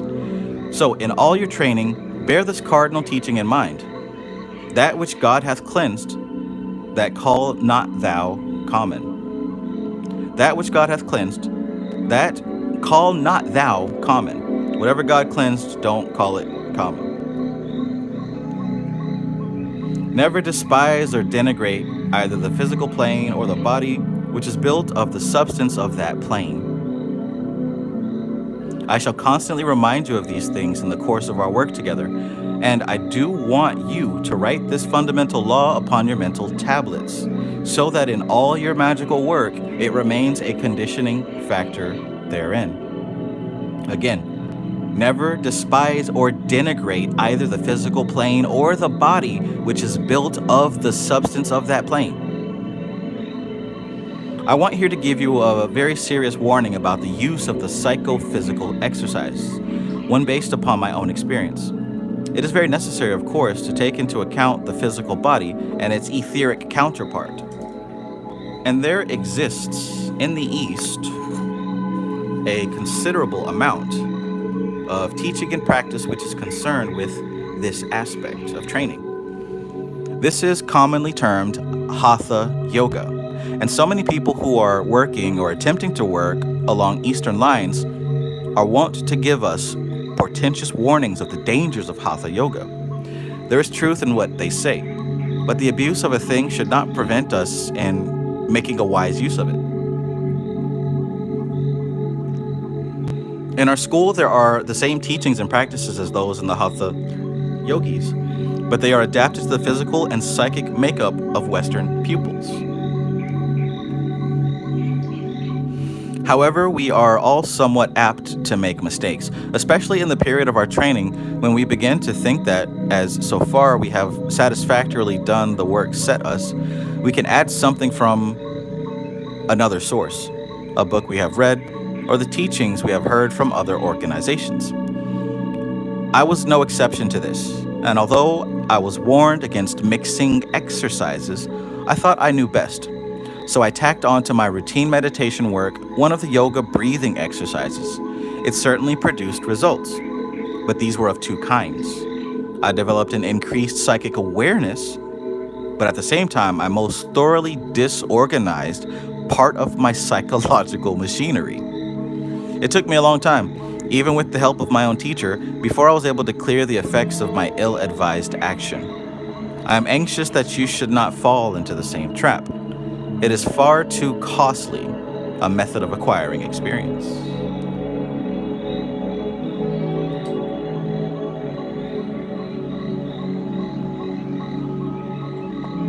Okay, so we got some breathing exercises. We have some meditation muscle exercises.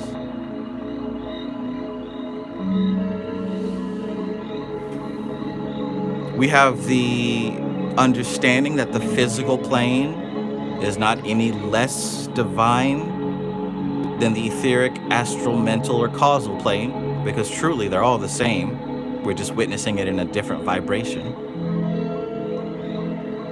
These are excellent starting points.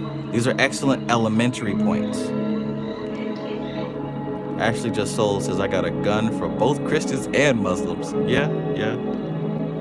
You know, but I prefer to not have to go that far if I don't have to. But, you know, that's what those tools are for, right?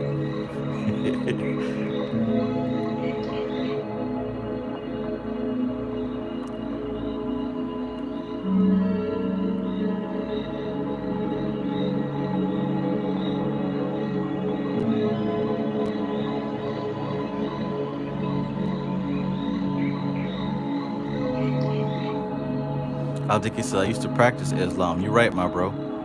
Hey. Also, I stay alive in Fortnite. I don't fight everybody. I fight the people I can beat. The ones as I can't be, I'll see them when I'm ready. Stellar Luna says, I need one of those book holder thingies. They still sell them on Amazon. You might have to kind of dig a little bit for it. This one's made out of acrylic, and I've probably had it for going on 2 years, maybe more. Really good quality. It's made out of acrylic. You can definitely find it on Amazon. I'd post the link, but it's on my... I'd have to find it. Maybe if you remind me towards the end, I could find it for you and post it.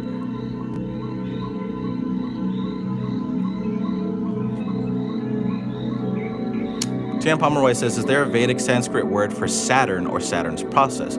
On Google it says Shani, but I never see that in any of the books I've been reading. Yes, it is Shani. There is information out there on Shani. Shani is a deity that represents the energy of Saturn. Sheesh. Nothing comes to mind right now, but their information, it is out there. It is definitely out there.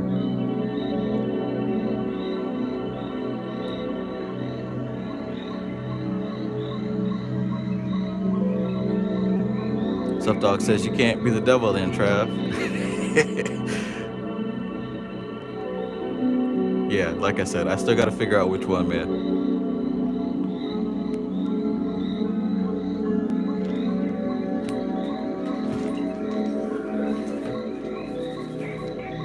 Gang Stalking Simulation says, have you ever read Demons of Magick? What is that? That definitely doesn't sound like something that I would associate with. That sounds demonic. It sounds terrible. I certainly wouldn't have made tons of videos about this like 5 years ago.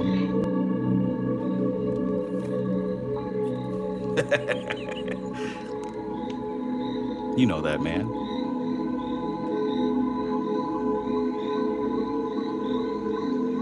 All right, let's move to chapter 5, meditation, and then we will get to Kabbalah.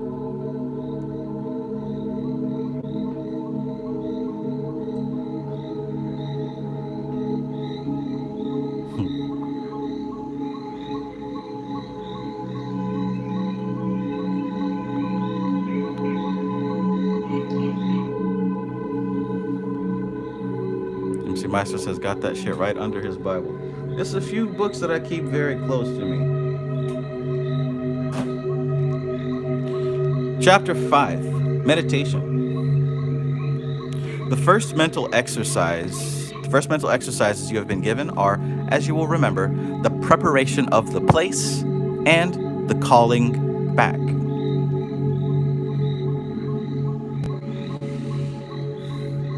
Brandon Marcus says, this body double, as it's called, is the same used in the telekinesis practices, correct? Absolutely. Absolutely.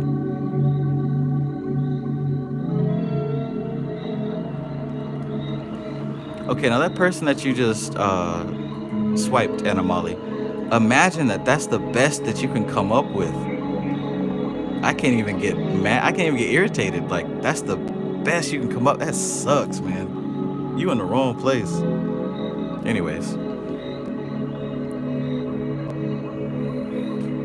the exercises that we learned previously is preparation of the place and the calling back. Of these, the latter seems more appropriate for meditation during the evening. And does anybody remember the preparation of the place and the calling back? Remember when you talked about when you lay down to go to sleep, you gradually recall your day, starting from the end, going back to the beginning?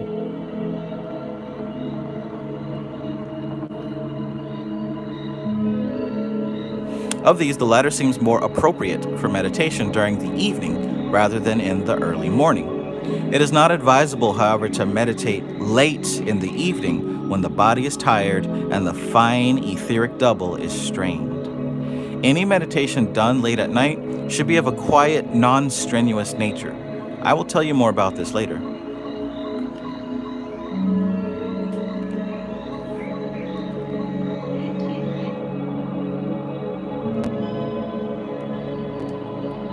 Stellar Luna says, just lay there and think about all the dumb stuff I said all day. Yeah. Yeah, Micah, peace.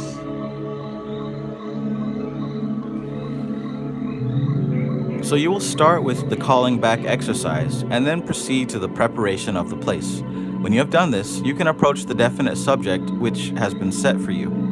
I expect you will be rather disappointed when you find what it is. Therefore, before I describe it, I will give you some idea of the principle involved.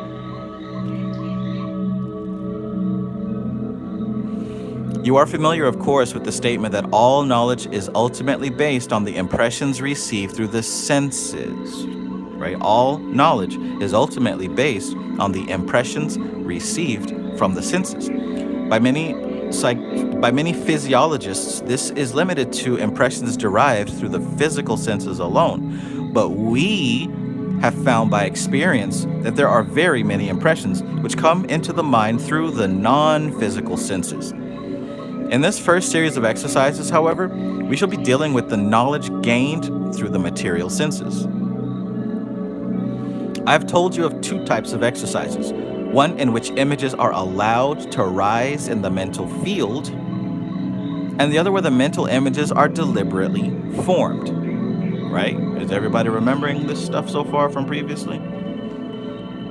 When he talked about the meditation style of, number one, just allowing the thoughts to come, and then number two, creating a specific thought to focus on.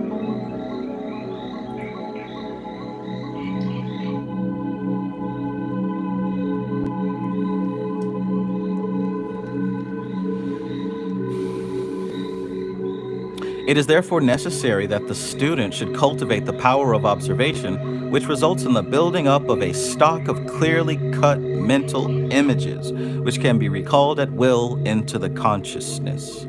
People vary tremendously in this respect. Some possess what is termed an eidetic memory and are able to recall at will very clear-cut images, while others can only summon up vague and misty forms, though these are usually charged with a considerable amount of emotional feeling. Now, let me tell you something. There's like these social media posts that come out that say like, oh, some people don't imagine, right? There's some people who can visualize an apple, and then there's some people who can. And they say, some people have an inner dialogue and some people don't. Well, honestly, the fact of the matter is we all have these faculties, but like everything in this plane, it is all percentage based. And what I want to say is when it comes to work in magic, the imagination is crucial, right? But if you're someone who's not really able to imagine in great detail, that doesn't stop you, right? That doesn't mean that you can't do it. You have more than just one sense.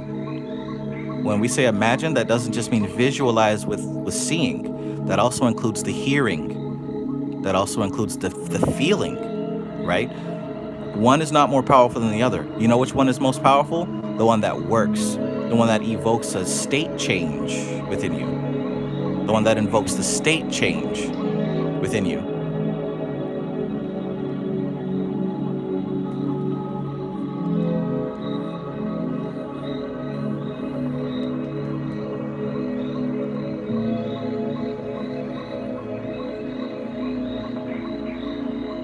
So he says that others can only summon up vague and misty forms. That's fine, though these are usually charged with a considerable amount of emotional feeling. But vague, drifting ideas are not what is desired.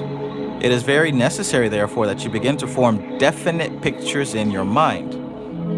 Incidentally, this term pictures includes not only the visual images, but the olfactory, which is smell, the tactile, which is touch, the gustatory, which is taste, and sound impressions as well. Proficiency in this all-around image building is gained only by the development of a greatly neglected faculty, that of observation.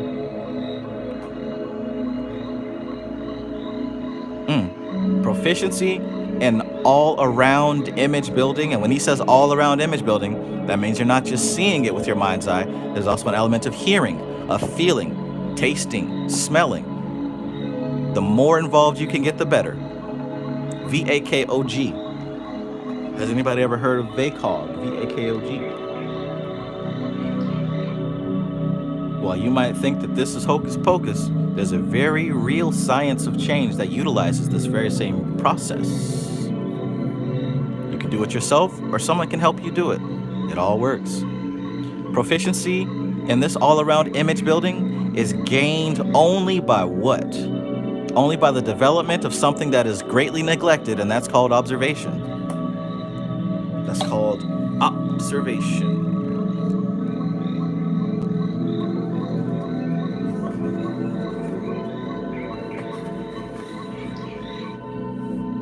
It is therefore very necessary for you to cultivate this power.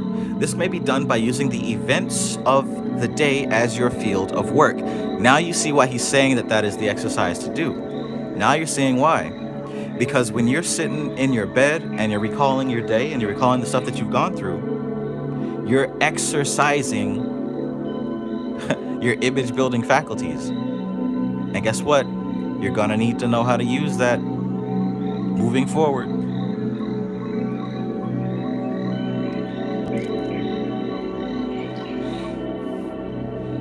This may best be done by using the events of the day as your field of work. For instance, you are on your way to work and are traveling in a bus or a train. There will be many others around you, all intent on their own affairs. There will be a strong temptation to withdraw into yourself, to vaguely daydream, or perhaps immerse yourself in the contents of the morning paper. Instead, having begun your magical training, you will avail yourself of this opportunity to develop your powers of observation. I am not asking you to emulate the feats of Sherlock Holmes as recorded by the late Sir Arthur Conan Doyle, but I am suggesting that you turn your attention outwards to what is going on around you and observe deliberately, without impertinent staring, what those around you are doing and what is happening in the streets through which you are passing. This sounds very dull and humdrum, but it is really a very important part of your training.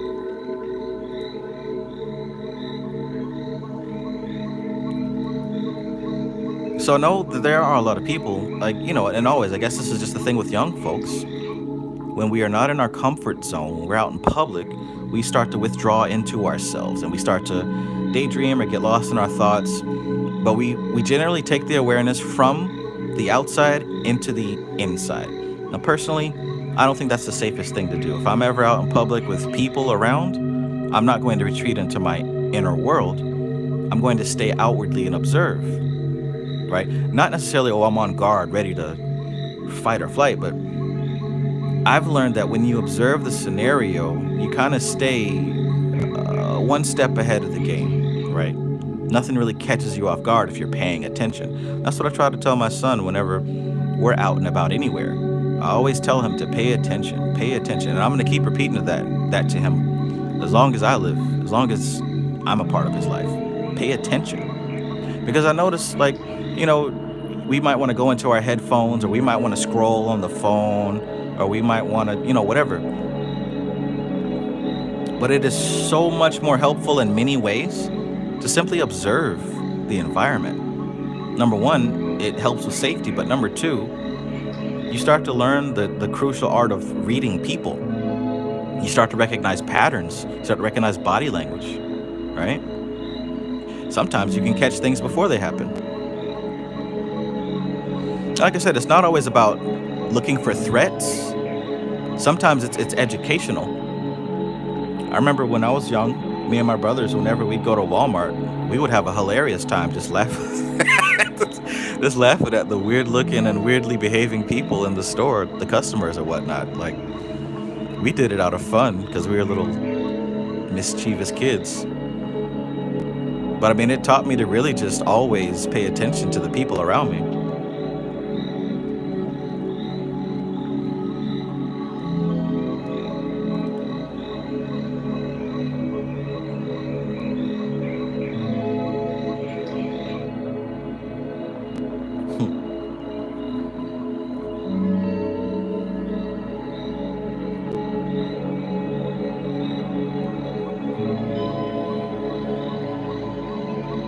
Stuff Dog says it's like when black people see other black people running, we start running without knowing why. Yeah, man, that's the animal soul. That's that collective built-up information that is always lurking beneath the surface. That's why it's so easy to bring the beast out in anybody, because it's right there under the surface.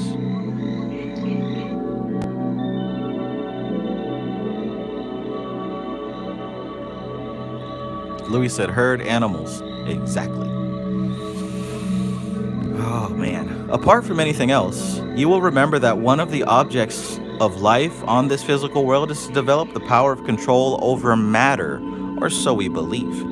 This covers far more than the mere conquest of physical happenings, for the moral and ethical aspects of life must also be brought into line with the eternal spiritual principles which lie behind all manifestation. But first things first, and so we must first begin to conquer in the purely material levels.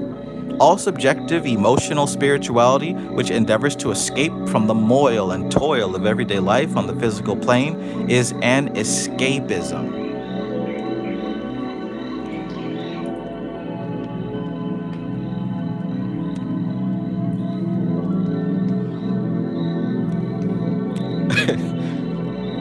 Yamika says, what's happening in these streets? Right. Hanifa says, surface equals circus. How many times a day do you catch yourself saying, not my monkeys, not my circus?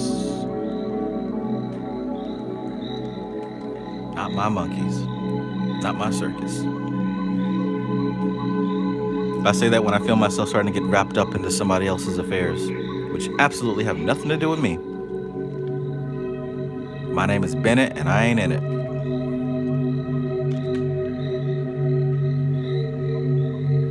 All subjective emotional spirituality, that feel-good stuff, right? That feel-good stuff, which endeavors to escape from the moil and toil of everyday life on the physical plane, is an escapism. And if you look on social media, you'll find that this is probably the most popular form of this so-called spirituality out there. The stuff that makes people feel good, and it's really purely just to help people to have an escape from their daily troubles.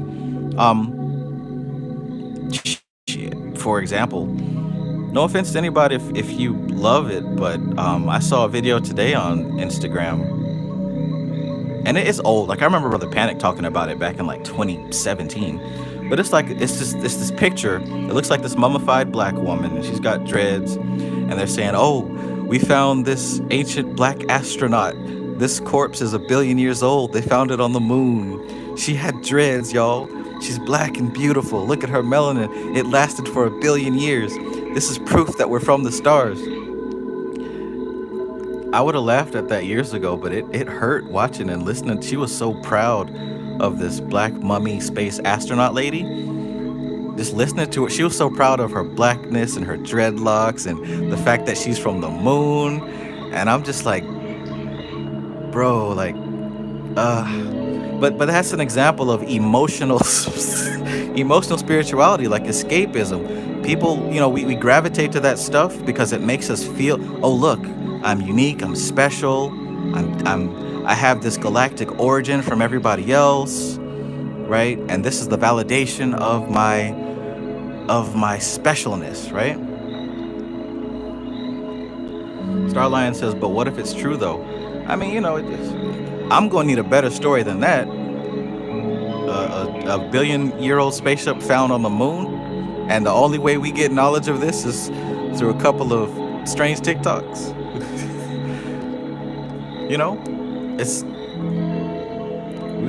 What I'm saying is stuff like that, and the way that it's put out there is meant to stir up the emotional need, right, for escapism. That's what it's meant to do, regardless of whether it's true or not. That's not my point. The point is, what are you celebrating about it? The fact that she was black and she had dreads? If that's the case, that's not even spiritual. That's not even spiritual at all. So when you see stuff like that floating around TikTok, like, ask yourself, why is it that you're loving it? Does it make you feel good emotionally because of some ego stuff? Or is it really speaking to your heart?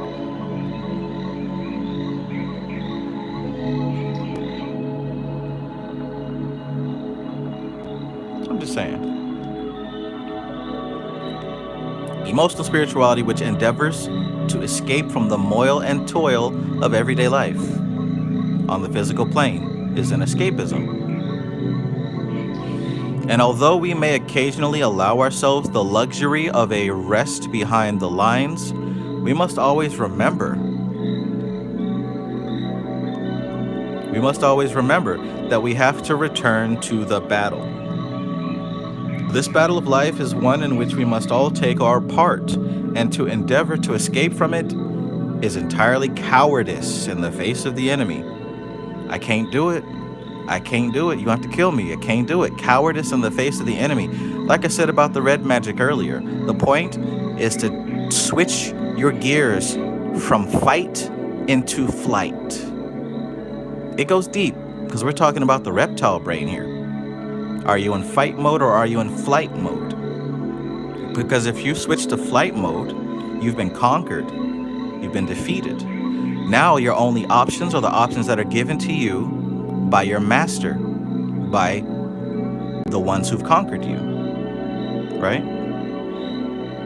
He says, let me read that again, right? Because when I brought up that little video clip, and somebody says some people just want to believe in fairy tales, and that's true. Everybody just wants something to believe in. That's a human need, right? So the thing is, you're not going to be able to switch that off. You just want something to believe in too. So the trick is to make sure that what it is that you want to believe in is useful and appropriate. Make sure it's useful and appropriate.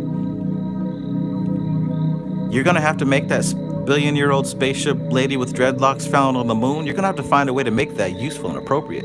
What can you use that for other than sharing it to somebody else and say, oh, look, we was here 1 billion years ago in spaceships. Like, that might give you like a little bit of superficial pride, but if you're going to chase fairy tales and you're going to chase something to believe in, make sure that it's useful and appropriate. That's what I love about magic and spirits.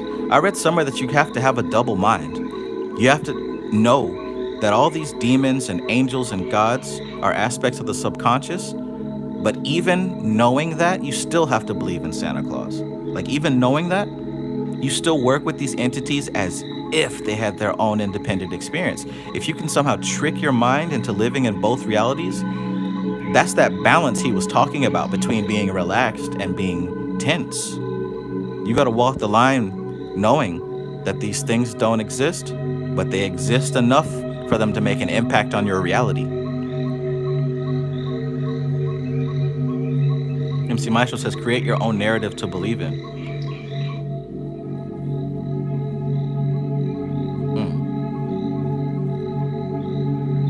Starline says, that's why cults can be dangerous, man. Right, like I said, we all have that desire. We all want something to believe in. All, like, no exceptions, period. But like I said, the trick is to make sure that what you want to believe in is something that is useful and appropriate.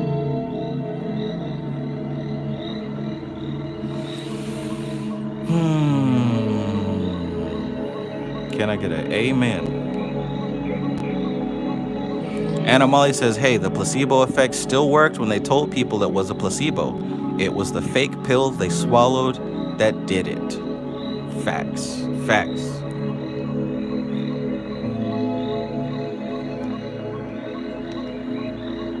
Let me read that part again about the battle, right? Because we talk about the emotional spirituality, which is escapism. Look what he says. Although we may occasionally allow ourselves the luxury of a rest behind the lines, right? Yeah, we occasionally allow ourselves the luxury of a rest behind the lines. We must always remember that we have to return to the battle, right? You're not done. You have to go back to the fight. This battle of life is one in which we must all take our part. And to endeavor to escape from it entirely is cowardice in the face of the enemy. It is also of no real avail, since at one point or other in the future, we must face up to those disagreeable things which we have tried to avoid. That's the crust on the pie right there. I'm talking about the crusty crust with the brown sugar crumbles of that apple pie, like the good crust that you want to eat. That's just as good as the filling. You must face up to those disagreeable things that you're trying to avoid. At some point, you have to. So why not deal with them ASAP? why not deal with them as soon as you can and get it out the way? I don't like avoiding. I mean, we all have that natural tendency. Well, not all of us. Some of y'all love to jump into the fight. I have a natural tendency to kind of avoid tough things, but I've learned to bypass that, because once you get it over with, it's over with. Pay attention to yourself. Pay attention to yourself. I know this sounds rather hard and somewhat removed from the soothing teachings which are so often put forward as spiritual and mystical instruction. And I dare say, you may be thinking as you read this of those men and women who are members of the contemplative orders of the Christian Church, as well as those in other religions who follow a similar path. I can only say that on the path of high magic, spiritual soothing syrup is not dispensed. Spiritual soothing syrup.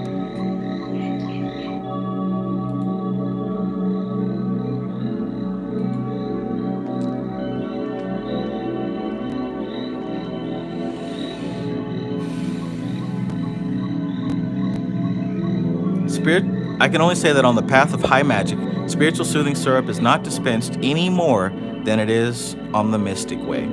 Spiritual consolation is available. One is not left indefinitely in the slough of despond or the giant's castle. There are ministrations which are given to us, and there are increasingly periods of refreshment. There is a rhythm. Wait, but after labor, refreshment. After labor. Spiritual lean. Spiritual lean.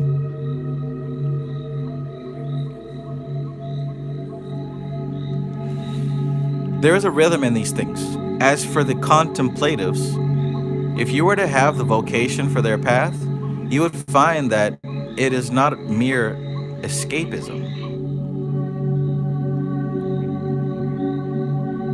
nor retreat from life, but a most strenuous endeavor to share in the life of the world after another fashion. But to every man his own master, and as far as you are concerned, your vocation is to the magical path, and you come, therefore, under its particular training and discipline. So it is that instead of advising our apprentices to meditate on lofty things, we start them off on very mundane exercises. To use a phrase which is often misused by occult students, we start from below and work upwards. Started from the bottom, now we're here. And to strive without ceasing to lift up your consciousness to higher levels.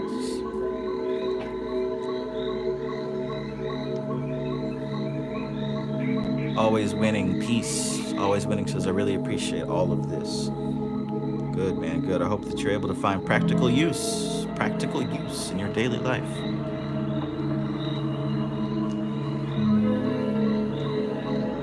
Shigi says, this reminds me of 33 Strategies of War, where they say that life itself is a constant war and we are the strategists leading this war. But the first war we must wage is on ourselves, then on the objective. That's a manual for red magic right there. The 33 Strategies of War. Also the Art of War, of course. There's a few others too. What's that guy's name? There's an author who writes books about mental warfare, like mind control, mental warfare. Apparently he's like this Asian master dude. Oh man, I can't remember those titles. I've never shared them before, but I got like 6 of them. And he talks about mind control warfare style. I'm trying to think of his name. You might know who it is, MC Maestro. I'd have to go into my room to find him. It's like a modern book, though. It was written within the past, like, 20, 30 years. What was his name? I'll send you the, I'll send you this book covers, MC Maestro, when I get it. It's being mentally blocked from my mind right now.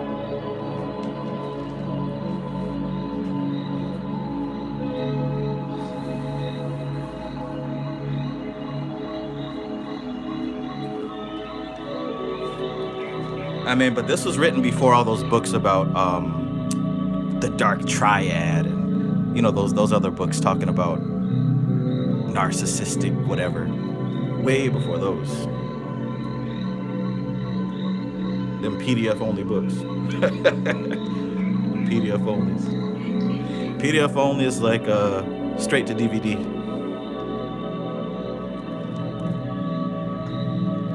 Straight to DVD. Tom Law, thank you for that donation. I appreciate that. Tom Law asks, what's your favorite book, lad? If I had to pick one, I'd probably say The Mystical Kabbalah by Dion Fortune.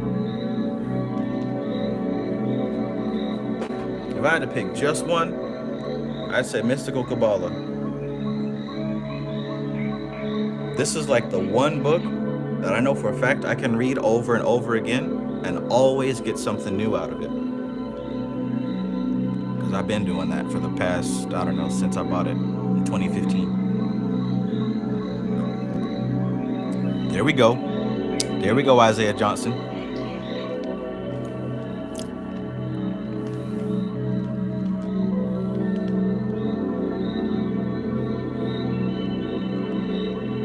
All right, let us continue. Let us continue.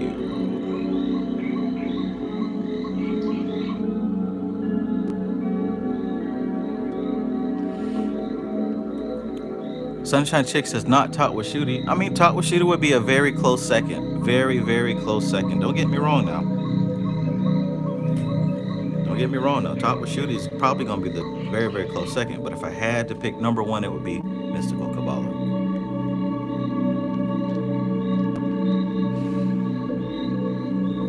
All right, let us continue. Spiritual lean. There's a rhythm in these things. Okay, started from the bottom, now we're here. I have used the word higher, but as I have told you, there is no such thing as an absolute differentiation between higher and lower. These terms are relative, and so many occult students have made the great mistake of despising what they termed the lower planes in their desire to reach the higher planes. This, according to our teaching, is a fundamental error, and we are instructed to give our apprentices an entirely different point of view. As you are aware, our school is based on the Kabbalistic philosophy, which is the Hebrew esoteric tradition. And one of its basic teachings is that not only did the eternal being, whom we call God, create this universe, but also that he is present throughout all its manifestations, and all grades of matter are, in fact, actual expressions of his essential nature. So the physical plane is just as spiritual as any of the finer grades of matter, which are usually referred to as the higher planes. In our tradition, we refer to these as the inner planes. Right? So look, the physical plane is just as spiritual as any of the finer grades of matter. And these finer grades of matter are referred to as the inner planes. This avoids the false idea that spirit and matter are eternally opposed to each other. This erroneous idea has plagued the esoteric schools throughout their history, and in the guise of what is termed the Manichaean heresy, it entered the Christian church in its early days. And here it has shown its face from time to time throughout the centuries. The Catholic Church repudiated it, but the strain persisted, and after the Reformation, when the Protestant churches broke away from Rome, it reappeared in some of the new religious organizations. Peace and welcome aboard, Brandon Marcus. For every 30 trolls, there's at least one real person.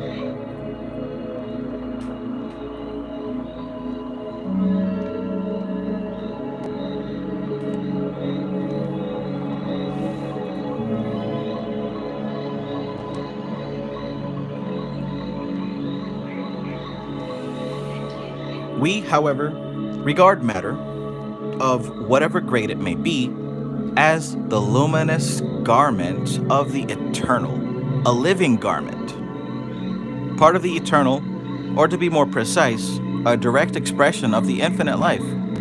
It follows, therefore, that our material bodies and material nature around us are equally holy, and neither of them should be despised. Our material bodies and material nature around us, our environment, are equally holy. Yes, all of it. All of it. And neither of them should be despised. I have stressed this idea in order that you may start free from, I've expressed this idea in order that you may start free from the mental blinkers of the dichotomy of high and low. Strive always to realize that the eternal is manifesting in all things. Yes, all things both in heaven and earth, and in the waters under the earth. And that in very truth, as St. Paul said, quoting a Greek poet, in him we live and move and have our being. Okay, so it's not strictly from the Kabbalion, it's from a Greek poet. In him we live and move and have our being. But we do see that reflected in the Kabbalion. The Void, thank you. Thank you for your donation.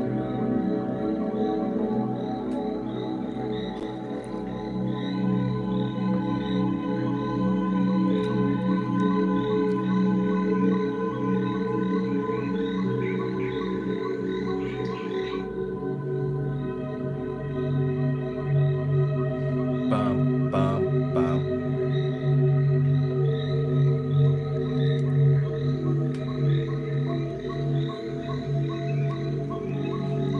Having considered this important point, let us return to our meditation training. The habit of observation must be cultivated if you would build up and use the mental images.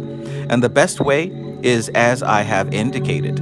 Care must be taken, however, not to use this training and observation as a means of listening in to other people's private conversation. I have known this to happen, and the apprentice concerned, when accused of it, blandly replied that he was training his power of attending to sound. It may seem a small point, but it is a very vital one that under no circumstances whatsoever, whether by psychic or physical means, must we pry into the private lives of others. This prohibition is based upon a certain principle which is to be found in the Bible. There it is said, "Cursed is the man that removeth his neighbor's landmark." In the purely material and agricultural conditions of primitive life, this was a very real danger, and in a more sophisticated ways, it is still present today. In another great order, this prohibition is phrased thus: "Cursed is he who breaks a superficies." Superficies? What? Superficies. I'm not sure what that word means. Beezy says, why are you reading on live? Because that's what gets your mama wet. Okay, so what he's saying here also is that this practice of observation, this practice of paying attention, right, has, for some people, and I can attest to this, a natural ability to start to become a little bit more psychic, right? And to be able to tap into some things that you probably could not have tapped into before. And he's saying, from a seasoned experiential perspective, that it would be in your best interest to maybe not follow that train of thought of listening to other people's privacies. Anybody who, if anybody has developed any degree of real psychic ability, like, I mean, for real, this is definitely one of the first lessons that you learn naturally, right? I think with me, what I learned is that going that route of kind of eavesdropping and tapping into others, I just didn't like what I picked up. A lot of people are very depressed and sad, you know? Shit, I got my own emotions to deal with. A lot of people are very depressed, sad, scared. Some people got some really sick thoughts going on. I learned very quickly And for me, I first noticed my psychic abilities tapping in when I worked with the Necronomicon, right? And I've told the story a million times. I worked with a particular entity. I believe it was Shazu, if I'm not mistaken. It might have been Shazu. I'm not supposed to show these sigils on the internet, right? Who was it? Who was it I worked with? I became very fond of this entity. And this was like before I started working. Yeah, it was Shazu. This was before I started working with the Goetia.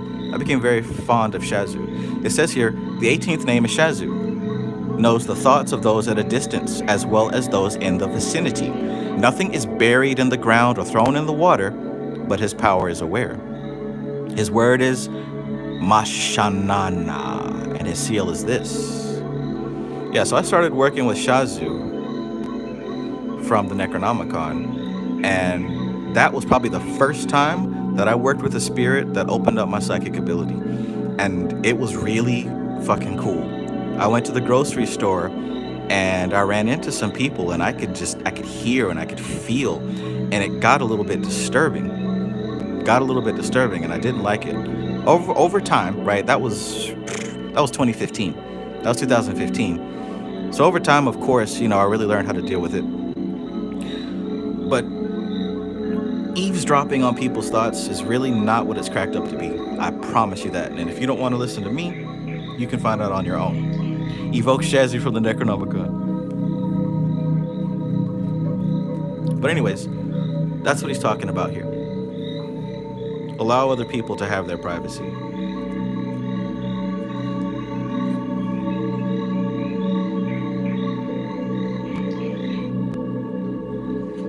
Brandon Marcus says, can you show the 28th name? Absolutely. I can, but I'm not going to do that.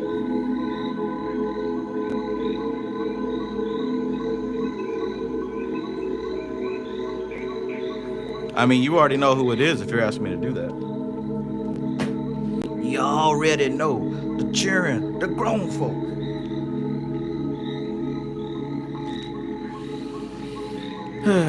Let's continue. What is this boundary, this landmark, you may ask? To answer that, we must consider certain details of the structure of man. We are far too prone to think of our mind as being in some way boxed up in our skull. By the way, what it also taught me was, if I could tap into other people, then other people can tap into me. So at first the reaction was, oh, I gotta build up defenses and I gotta hide, right? That was the first reaction. But over time, what I learned, that which is far more efficient and far more sustainable, is to make sure that what's inside is not something I'm ashamed of. It's not something that I have a need to hide. It's not something I have a need to protect. I learned that being transparent is the best protection. That's what I learned.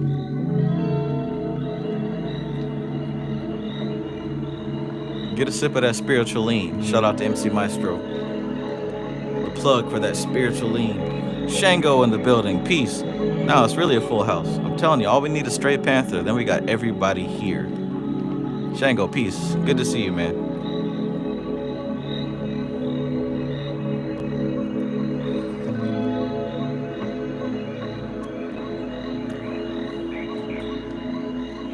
Good to see you.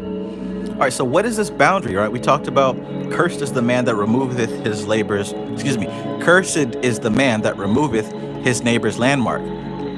Cursed is he who breaks a superficies. What is the boundary of this landmark, you may ask? To answer that, we must consider certain details of the structure of man.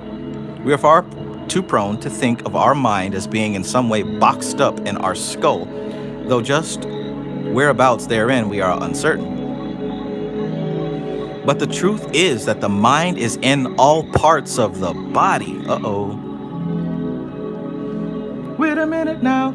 Uh-oh. It would be more correct to say, not that the mind is in the body, but rather that the body is in the mind. I think that's such a much more better way to describe it. Because when you think about psychic ability and actually being able to tap in to other people and read other people, the first thing you come into contact is their aura. You're reading their aura. The aura is the field that surrounds the body. And this is full of your emotions and full of your thoughts. I was talking with my cousin the other day. We were kind of channeling, we were channeling spirits and whatnot. That's what we do.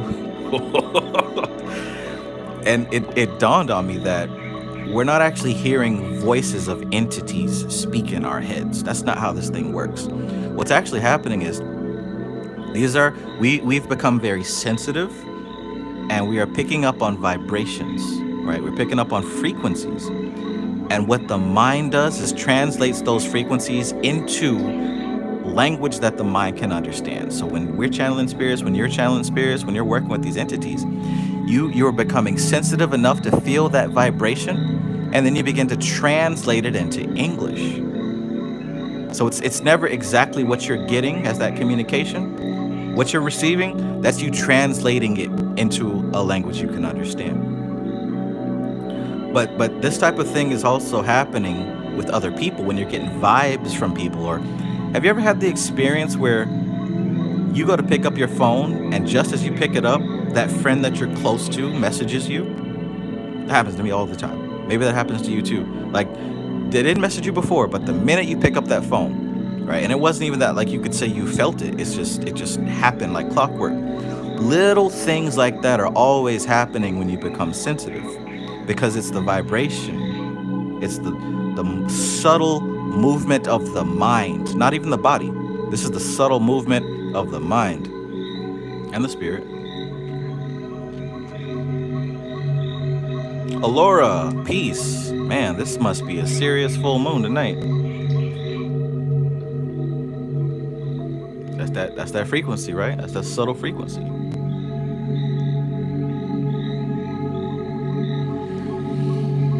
Louis says the mental body of the average man, the causal body of the average man, and the astral body of a savage, etc. Brandon Marcus says, what about the opposite? When you start concentrating, all of a sudden everybody needs you. Yeah, that too, right? Because your energy starts becoming so refined, right? That light starts getting very bright. Of course, it's going to attract those who need that kind of influence in their lives. Yeah, it happens both ways. Oh, Laura says, I'm so happy we are all in that vibe together. Me too. Me too.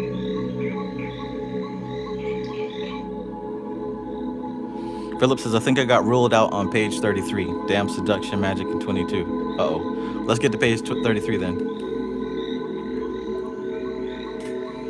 Laura says, Virgo full moon got me in a book study with my friends and a PDF open. Hell yeah. Best Saturday evening.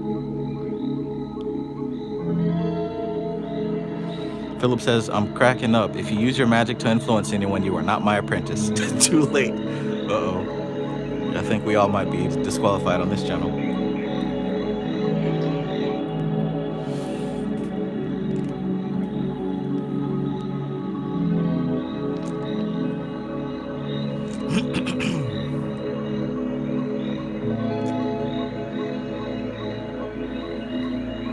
All right, so it would be more correct to say not that the mind is in the body, but rather the body is in the mind. The mind field extends around the body, just as the magnetic field extends around the actual steel magnet. This field of force around each one of us is termed the aura, see? And it was within our own particular surround, our own aura, that we have to work. It limits form, what is sometimes called the ring, pass, knot. Its limits, right? The limits of your aura, its limits form what is sometimes called the ring, pass, knot. And some of y'all remember about that ring, pass, knot from another book by Dion Fortune, from a book by Gareth Knight, right? I think somebody here in the first reading mentioned a good place to find a picture of it.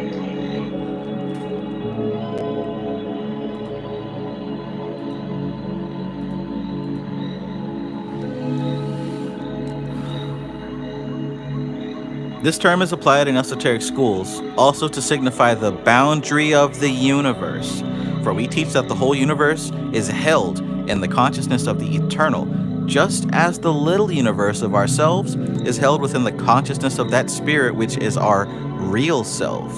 Real self. Real self. Real self. So the ring passed not must be respected, and we must never trespass in another's field of working.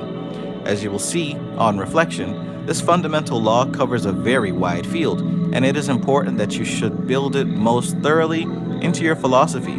For as you begin to bring into action some of the latent powers within you, the temptation will be strong. The temptation will be strong to use them to influence people and to cause them to work for your advantage. There are very many books published at the present time which purport to teach you to influence others in your own interest. This practice is forbidden in the esoteric schools of both the East and the West.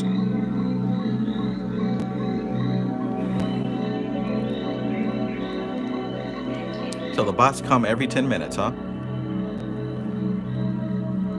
Interesting.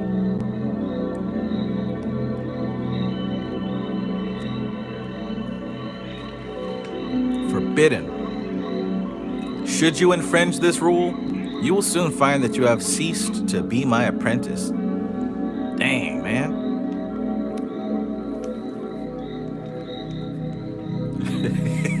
Out before we started.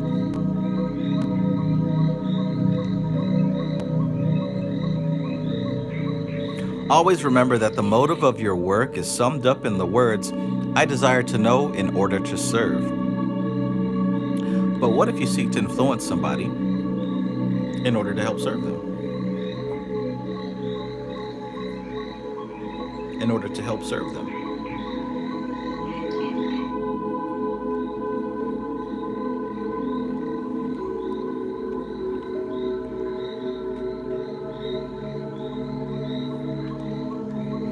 If it is necessary for you to use your powers for the good of any other person, then you will be given the opportunity, but any attempts to apply such powers without the consent of the person concerned is fraught with danger. At a later stage in your training, you will again come up against this law, for it is a fundamental teaching, not an arbitrary rule.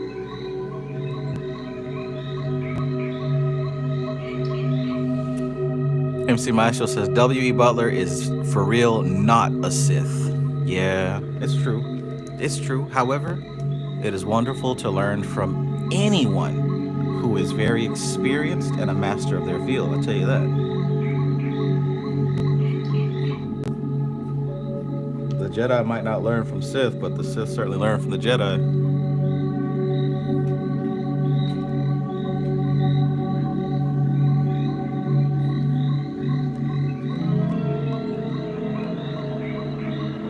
Well now, you are about to begin your training in observation. Jedi Handbook. I love it. Jedi Handbook. Okay, here are a few points to observe. Do not concentrate your attention on one particular person or thing. Allow your observation to range over as wide a field as possible. By the way, who read Cyclomancy? Somebody mentioned this in the chat earlier. What he's saying, a lot of the psychic stuff that he's touching on now, sounds a whole lot like this, don't it? Sounds a whole lot like the secret of psychic power control. Especially this part that he's about to get into. Y'all might think it's a game. Y'all might think it's, casual entertainment. This is some real stuff. Not just because 2 books talk about it, but I know that from the sources that I've learned and put into practice, this information is coming from a place of experience. He's not trying to sell books. This is real teaching.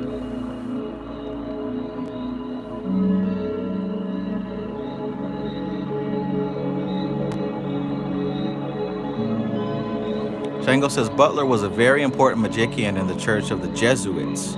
No one is Sith if they are not by blood.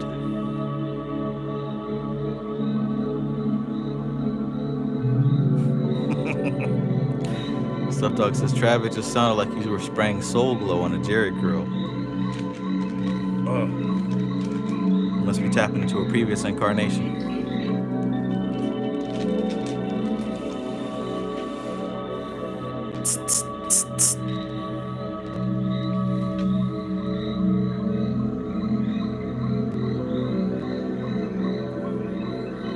So, here are a few points to observe. Do not concentrate your attention on one particular person or thing. Allow your observation to range over as wide a field as possible, and let that field include the peculiar activities of buses and car drivers, to say nothing of the vagaries of dogs and children. It is no part of your training to be so intent on one particular object that you are knocked down by a bus or car, nor to disorganize all the traffic by jaywalking blithely across a busy street. In either case, you might end up by becoming a resident of the inner planes before the time was ripe. Before the time was ripe.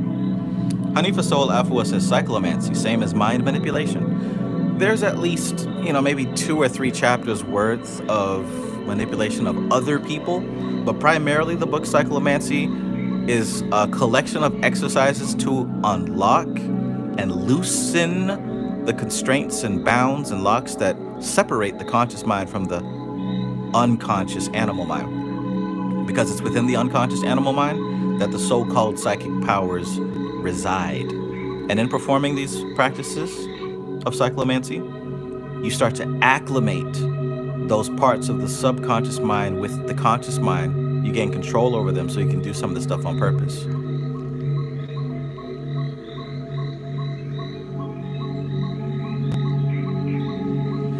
Philip says, balance is key. Jedi or Sith does not matter.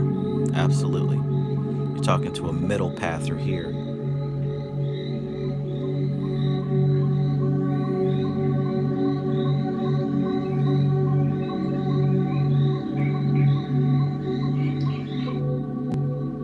Shango says everything mattered to the Jedi. That's why they were weak. They spread their personal attention on things other than themselves.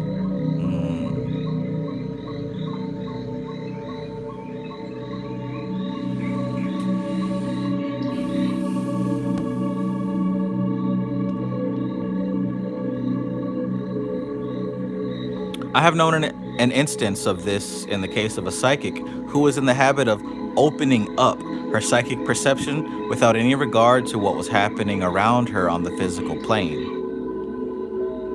Here's a good exercise in observation, an exercise which will develop that power of allowing the images to rise.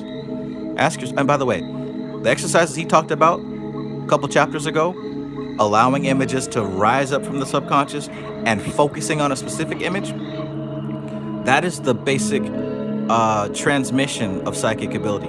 Allowing the images to rise, you practice doing that, then you can learn how to receive. There we go. That allowing the images to rise, that's akin to receiving these vibrations. Remember I said you have to become sensitive and you start receiving the vibrations and you translate them? Well, that's how you practice. And then the focusing on an image at the sacrifice of everything else, that's how you learn to begin to project information. I'm telling you.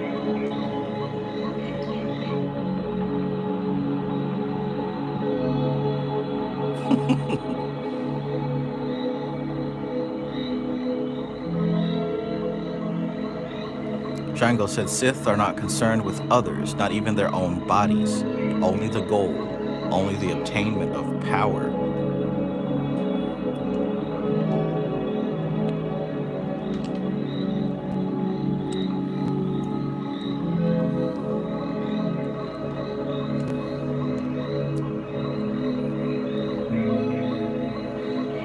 Ask yourself what you know of the scenery of the road in which you live. What types of houses are to be found in it?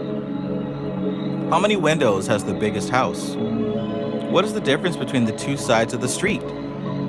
Formulate these questions and try to answer them. You will probably find, as I did when I first started doing this exercise, that although you may have gone down that street some hundreds of times, you cannot with any certainty give a detailed description of it. It is therefore good practice to give it a closer scrutiny as you pass down it.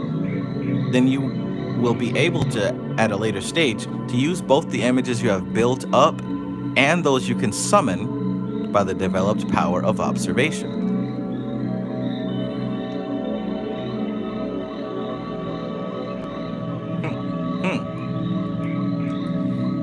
A really cool thing about this is that they say what is measured is managed. When you observe something with the intent of remembering it, it's almost as if you cast like a psychic mold on that object and you fill in those details. So when you go back and you practice bringing it back up to memory, it'll be a little bit sharper, a little bit crisper. And I say that because this reminds me of the exercises in Ophiel's The Art and Practice of Astral Projection. And one of the practices he mentions is closing your eyes, sitting meditation style, and taking a walk up a very familiar street. When I started doing that, I started paying attention more to that street so that when I would do my meditation, I'd remember it distinctly. There's a building and a recalling process. There's a give and a take that's happening.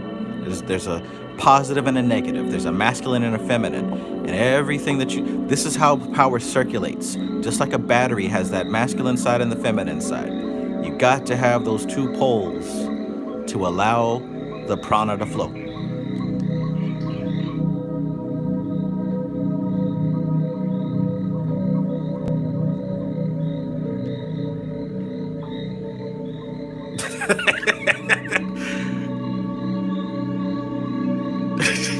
Shango says, Philip, what gives you the authority to hush someone? Oh, hush. I have the hush authority. I hereby have the hush authority.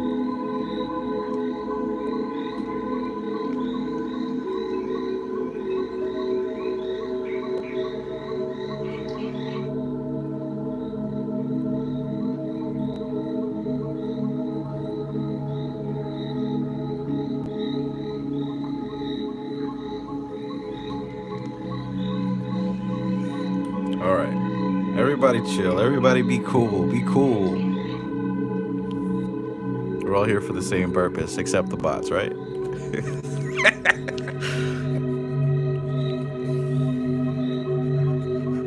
What's that Pulp Fiction? Be cool, honey bunny.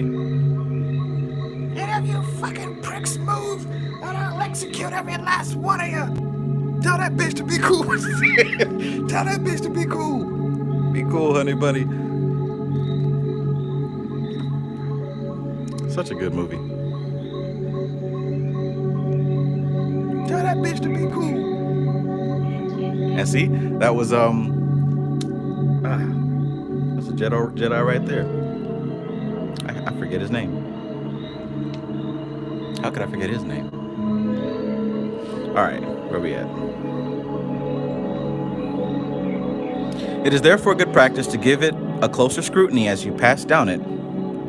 Then you will be able at a later stage to use both the images you have built up and those you can summon by the development of observation. Do not try to do this in one fell swoop, as it were, or you will end by observing too much at once.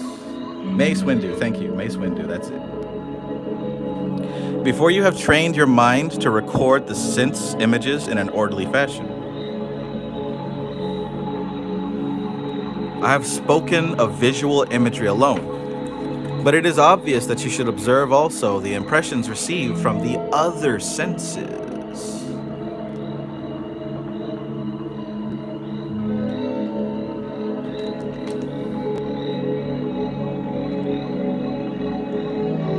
King Yoshi says the mental recall practices create psychic molds. Yes, and specifically, it teaches you to build those psychic molds, right? And listen, I'm gonna keep it real. I remember being in high school, us males do that all the time. Where we might see a particular person or thing and cast a psychic mold for later on. The reason I say that is because many of these practices we all do naturally when we need to. It's just when we start thinking of it as a spiritual thing or a magical thing, all of a sudden we have trouble doing it. I mean, hell, even Brother Panic talked about that, right? You casted that psychic mode many a times so that you could recall images many a times. In fact, that's probably the best way to practice. That's probably the best way to practice because you gonna try your best to remember the details, right? You gonna try your best to remember them details. So access that skill again and use it this time for other purposes.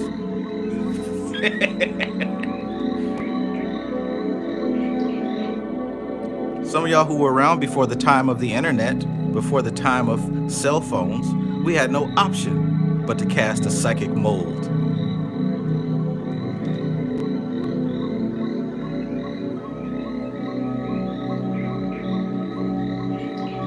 All right.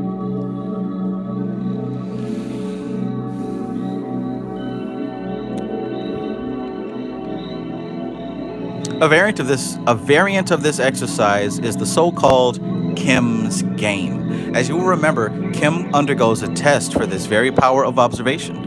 He is shown a tray of jewels, and after a minute's steady observation of them, the tray is covered, and he has to say what is on it.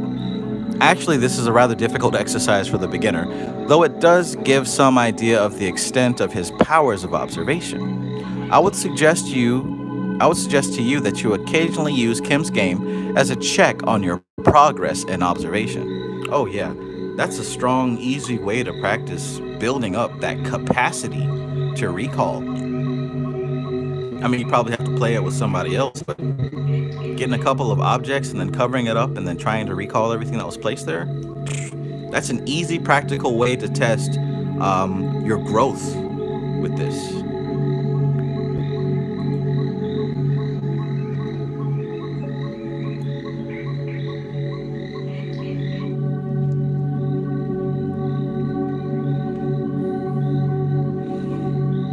As with all these exercises, there is a definite principle involved, and it is left to your own ingenuity to devise other exercises based upon this basic idea. In this way, you begin to work intelligently, and you are not so likely to be too dependent on me. In all these things, always strive to find the underlying principle involved. Never simply follow the letter of the instructions. This is a most important point. It is true that you may not always be able to grasp all the significance of any particular exercise, but you should be able to get a general idea of the point behind it.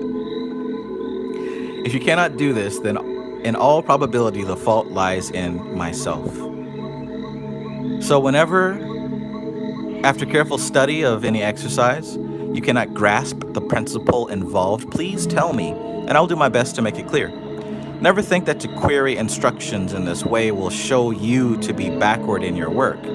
We are all rather chary of displaying our ignorance, more particularly when we are under training. But as I have already told you, the basic foundations must be laid without any gaps due to inability to learn certain essentials.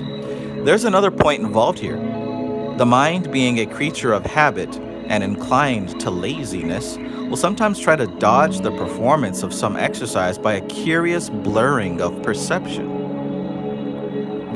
It would almost appear that there is a sort of mental blind which descends when an effort is made to get at the root idea of any particular teaching, and it is necessary when this occurs to repeat your efforts. If you persevere in this, the mind gives in and the mental block disappears. It will probably recur over and over again, but if you persevere, it will finally die away, and the new habit will have been established. I cannot stress too strongly the importance of this endeavor to escape from the tyranny of following the letter of the law without any understanding of the principles upon which the instructions is based. But of course, there may be exercises given whose full significance cannot be grasped until further teaching gives you the relevant clue. It but should always be possible for you to get a good general comprehension of the basic ideas concerned. If this should not happen to be the case, then, as I have said, the fault must lie with me.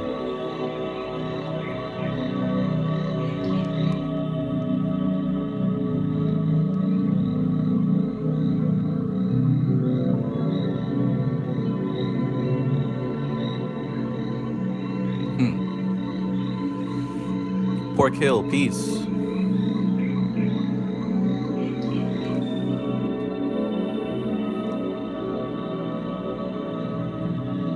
You will often find when you receive my instructions that it will help you to absorb them if you first of all read them through very carefully and then leave them to incubate for a time. You can then return to them and you will find them to be more easily understood.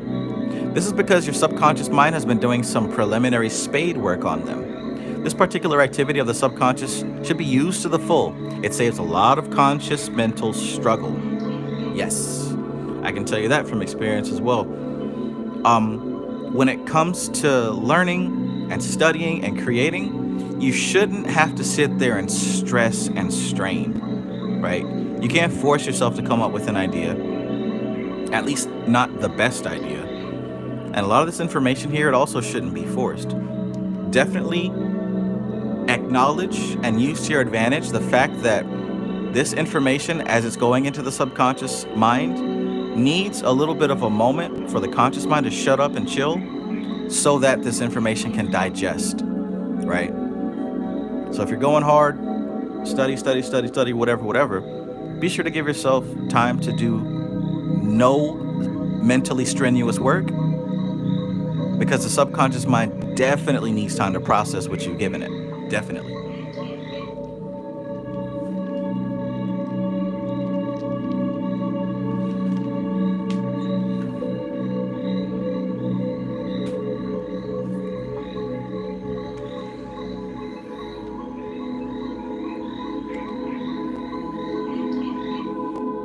Here I want to give you some instruction with visual pictures. There are two ways of visualizing any particular object or diagram. One is by a wholesale effort in which the entire picture or diagram is visualized. The drawback to this method is that should one line or detail be forgotten, the whole picture is falsified. This is particularly the case when visualizing a diagram such as that very important mandala, the Tree of Life. The other method of visualizing is first to get an idea of the underlying principle of whatever picture you're using. By establishing the idea in your mind, you'll be able to clothe it with the correct images. Give your picture a name, and use this name to evoke from your memory the correct images, but be precise in your naming. Thus, men at work is too vague, but men digging up roadway will enable the correct memory images to arise, and will facilitate their full emergence. In the next instructions, I shall begin to give you the general idea of the great glyph, the Tree of Life, and you will then be asked to attempt to draw it and let me have the results. Yeah, that's close to what Anamali said. Anamali said there's a memory trick for that game too, to tell a story about each piece.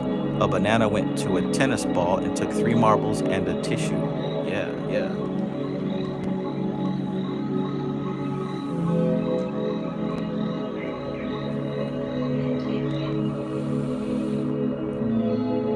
I remember another pupil of mine who resented this routine work. He considered that, as he knew all about it, there was no need for repeated drawings of the diagram, but it is a very necessary discipline, more particularly if the student's drawing technique is weak. At a later date, you will be asked to draw this glyph from memory, and if you have not trained yourself to understand the underlying principles on this tree, your drawing will show this lack of comprehension.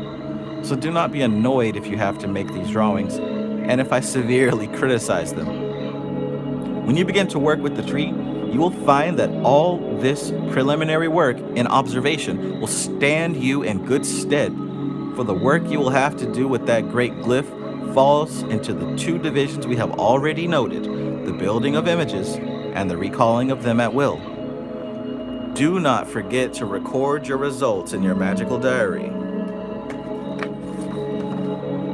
I know from practical experience how mortifying it is to have to send in the diary with about half the entries marked forgot to do meditation, or forgot to give the salutes, or just could not meditate today.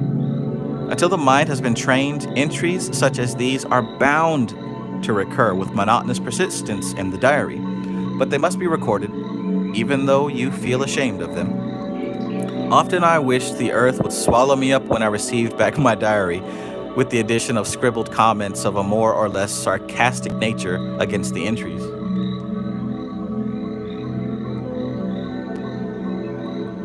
But just as an apprentice in any trade must be prepared to undergo the criticism of the craftsman under whom he is training, so also must you.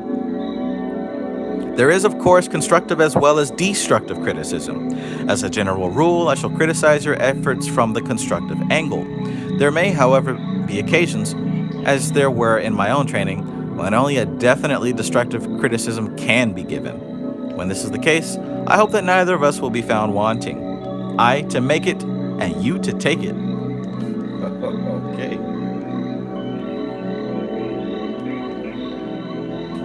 Here we go. Let's talk about the Tree of Life, Chapter 6. This is what I was waiting for. I don't know about you.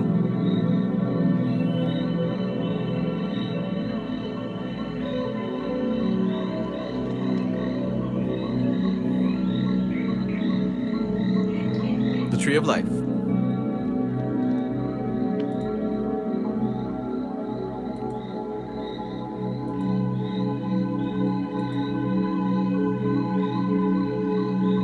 Personalized bots.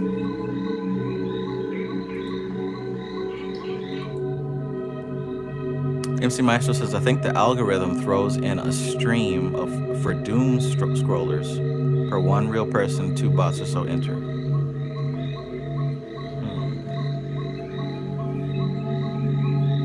Yep, 10-minute algorithm. That's what it is. Every 10 minutes, they send in the trolls. Cool. C Main, peace. Peace. All right, let's get to it.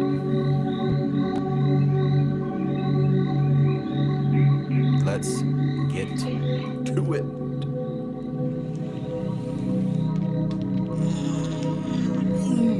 Sell her soul to be popular, just to be popular.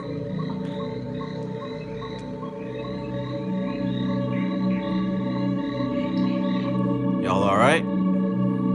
How we doing? Let me see who's still in the chat, who's still awake, who's still paying attention under this full moon.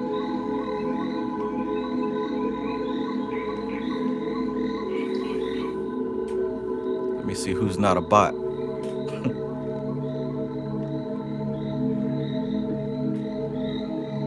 Personally, I don't mind the bots.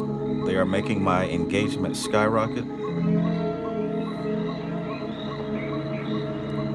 Plus, the attempted insults are just corny. So I mean, hey, I'll take the views, that's for sure. I'll take the engagement, that's for sure.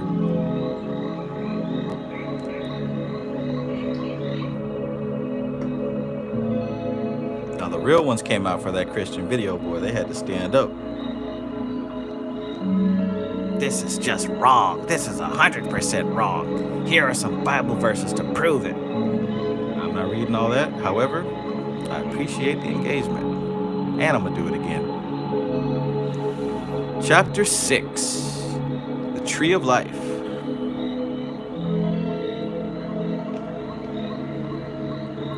You will have observed when you read my book, The Magician, that we of the Western tradition use as our mandala, or meditation glyph, a most wonderful composite symbol which comes to us from the esoteric school of the Hebrews. It is called the Atz Chaim, or the Tree of Life, and is defined among us as the mighty, all-embracing glyph of the universe and the soul of man.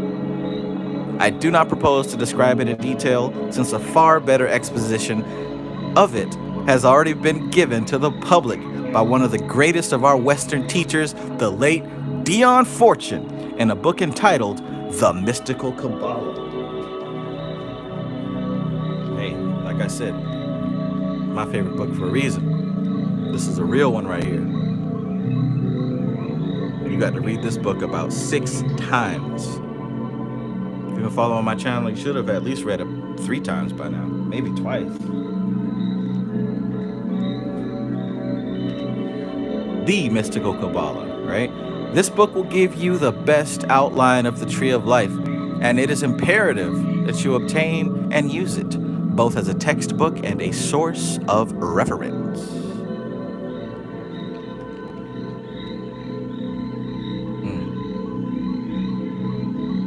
Powerful stuff.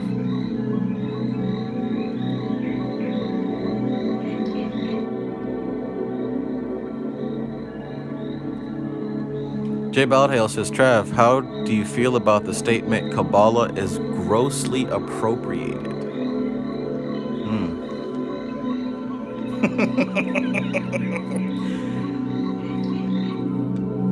I mean, you know, statements like that depend on the speaker's foundation, right? If I had to guess, I'd say that the person saying that kind of statement believes that the Kabbalah was invented by Jews and Hebrews and is a Hebrew thing. But that just shows the limit of their understanding, because Kabbalah goes much further. Now and that's the thing also, the Kabbalah is designed as a blank slate to fit all types of information in. All types of information. So in a way, the Kabbalah is the greatest appropriation mechanism. But it's not appropriation as far as let me take this from those people and that from those people. It's more of an appropriation to show that all these things share similar origin. That's what the Kabbalah is. It's a tool to show that everything that fits within it, and everything fits within it, has a common origin. So to say that it's appropriation displays a gross ignorance. Gross ignorance. But, you know, little things like that can kind of tell you beforehand who you're talking to, and, you know, it's best to not go too much further on the subject, because you can't really change a person's mind. People believe what they want to believe, and if that's where an individual is, I don't have too much to say to them.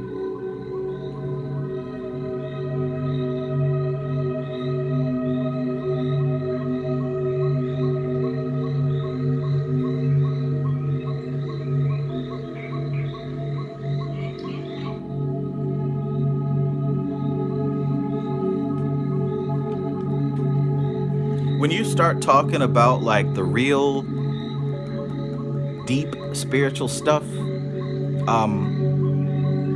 like what Louis said, right? Louis said they were engrossed in matter. When you start clinging to, hey, this is ours, you're dealing with a person who has not graduated those ego lessons yet, right? They're still looking for meaning. They're still looking for something to make them important. They're still doing what the lady was doing with that space woman. Like I said before, look, y'all, they found a black woman in a spaceship on the dark side of the moon. Her mummy is 1 billion years old. She has locks, y'all. Look at her beautiful brown skin. Like, that kind of thing, that is using something as a mechanism to reinforce personal pride in the ego. So that's what you get when you hear somebody talk about, oh, the Kabbalah's ours, or, oh, this came from us, this is ours. That's somebody who hasn't graduated those ego lessons. They're still looking for a way to make themselves and their culture feel superior to others. But when you really get to the deep stuff, you start to learn that this stuff is actually pre-cultural, is pre-human, is primordial. We're talking about a science that goes above and beyond culture. So if you're stuck at culture, we can't talk yet. You still got learning to do. I can't say nothing bad about you because you do all that yourself. But yeah.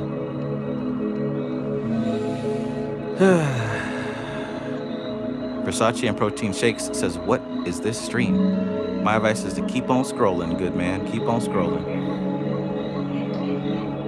It's not for you. MC Maestro says, it's African melanated black Kang energy information.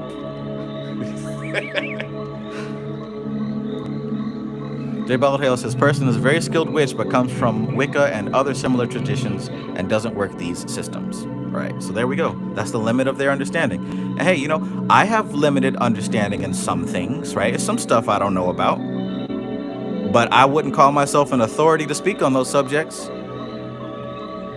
I can't sit up here and tell you about football or basketball or tennis or hockey. I would sound like an idiot, right?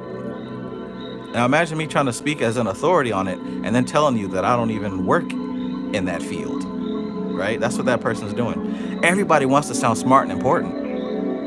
Everybody wants to sound, again, like I said, you got to listen to people and identify where they're coming from. If it's coming from some kind of ego deficiency, some type of insecurity, then I have to take what you say on that subject with a grain of salt, because it's going to be colored and tainted by that ego deficiency.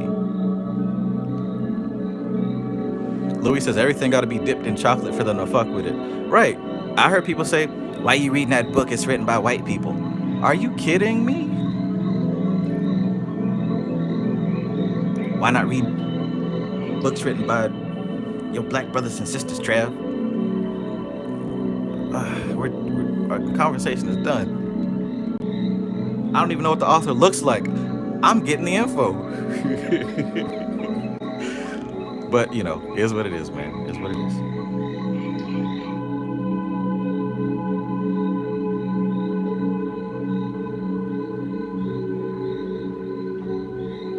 Philip says, how would you say the Tree of Life can be used to augment the power and effectiveness of rituals or spell work? So, one of the great ways that Tree of Life can be used to augment the power and effectiveness of your rituals is that you can distill, you can purify, and you can utilize the essence of your ritual and align it with a particular aspect of the tree. Earlier I talked about black magic, blue magic, red magic, right? Well, look, let's say that black magic belongs to the Sephirah of Binah, right? So if I've got my intention with black magic, if I've got my goal, it would be extremely easy for me to gather all the necessary equipment, all the necessary images, all the necessary mantras, music, everything that I need for my ritual can be found in association with that Sephirah of Binah. So it helps to distill and sharpen my focus of what I'm working with, right? And any type of magic you want to do, any type of anything you want to do can be attributed to one aspect of the tree. And it ain't just 10 Sephirah, you got the paths as well. You got combinations, right? You got relationships and patterns of relationships. The tree allows you to streamline your focus.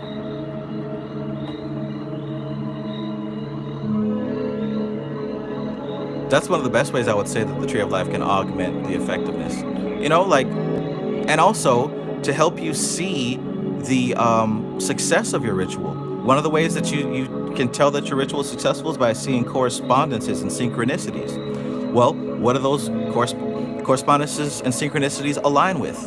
Well, if your work was dealing with a particular subject, if you have a limited understanding of what that subject works with, you're going to be limited in what you see as a correspondence. But you can use the tree to expand your library of correspondences. You might see a certain bird, you might see, you know, some type of experience happen in life, and you can pinpoint that to the tree and say, oh, okay, it's working. Okay, it's coming through. Okay, this is where it's at currently. That kind of thing. So it helps you to streamline your focus on how on the whole process, how to begin, how to commence with it, and how to check the progress of it.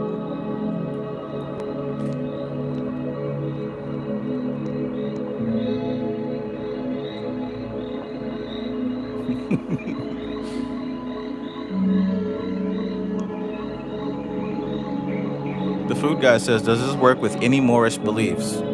Absolutely. I'm telling you, it works with everything. Like, there's nothing that is exempt from the Tree of Life. Nothing that is exempt from Kabbalah.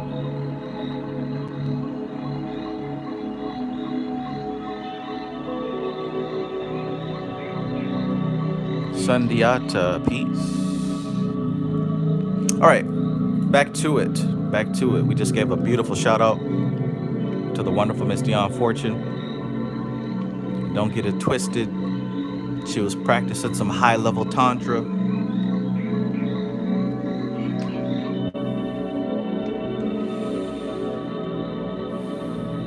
If you cannot obtain it through the publisher, I advise searching in the secondhand shops or writing to one of the many secondhand booksellers who advertise in the various occult and psychic publications. Or in our case, you can just get it off Amazon.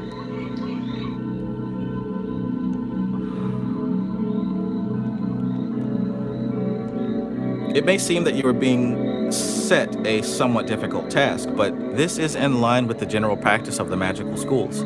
As Eliphas Levi, here we go, another Baphomet reference. As Eliphas Levi, who wrote extensively on these subjects, has pointed out, the man who rises at dawn and goes out to cut the branch which he then proceeds to form into his magical wand will develop his will in so doing. And this principle is implicit in all magical training. Even as the apprentice in a trade is left to struggle to some extent with his new work, so also is the magical apprentice. Therefore, put energy into the task of obtaining this book. When you have it, remember that it is not a book which can be read through at one sitting, nor is it in any way light reading. For more teaching is to be found in it than appears from the first or even 21st reading. Isn't that what I just said? Bald-headed unicorn. Dude gave me a donation and asked me what was my favorite book. I said Mystical Kabbalah. I said because every time I read it, no matter how many times, I get something new. And listen at Butler. Listen at Butler. He says, when you have it, remember that this is not a book which can be read through at one sitting. He says this is not in any way light reading. I'll tell you up front. He says far more teaching is to be found in it than appears from at first, or even the 21st reading. I think I'm on my fifth. After many years of work in this field, I still find new avenues of thought opening up as I reread it. I'm telling you, that book in itself is a magical tool. It's a magical object. That ain't no regular book. However, before you start to study the lore of the tree as given in Dion Fortune's work, I want to give you a simple idea of what it is all about. Remember that behind the tree is a great body of philosophic and theosophic doctrine, which is known as the Kabbalah.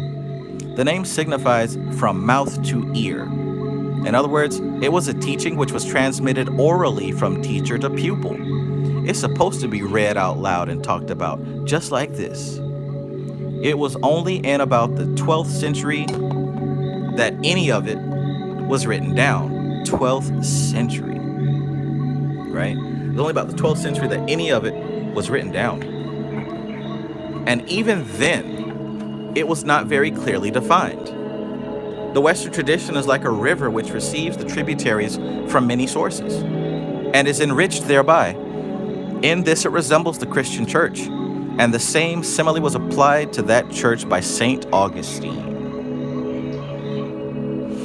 However, though the tradition has received waters from many strange fountains, the core of its teaching is organized around this mighty glyph of the tree of life, whose leaves are for the healing of the nations, microcosmically and macrocosmically. The tree is, in reality, a very wonderful card index system, and I want you in the first place to use it as such. Listen, especially if you don't know anything about the tree of life, if you don't know anything about Kabbalah, because homie asked a good question, right? Some people say, oh, this is cultural appropriation. Well, to even say that shows that you don't understand what Kabbalah is. To even make that kind of statement shows that you don't even know what Kabbalah is. Look what he says. The tree is, in reality, a very wonderful card index system. It's a categorization system. And I want you in the first place to use it as such. Later on, you will find we have many other uses for it. But in your first exercises, it must be used in its most elementary form. It is to be built into your mental content in such a way that it becomes what is sometimes referred to as a reference frame. It's a secret key, y'all. It's a skeleton key. It is a hyperglyph. It's the Rosetta Stone of the Spirit. All the multiplicity of detail which is to be found in life can be found a place on the tree. All the multiplicity of detail which is to be found in life can be found a place on the tree. That's what I said. And as the definition I have given you indicates, the circumstances of your own inner life, as well as those of the outer world, can be dealt with by the use of this symbol. You will learn in this training to place on the tree all the factors which you will be asked to observe in life. It is a process of sorting out and classifying all the happenings of life in order to arrive at a definite pattern. You hear that? You hear that?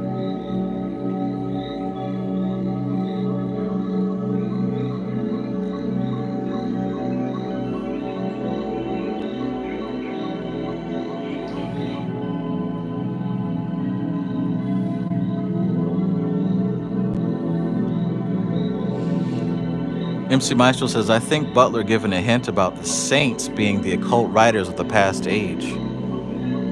Yeah, I noticed that he keeps mentioning them.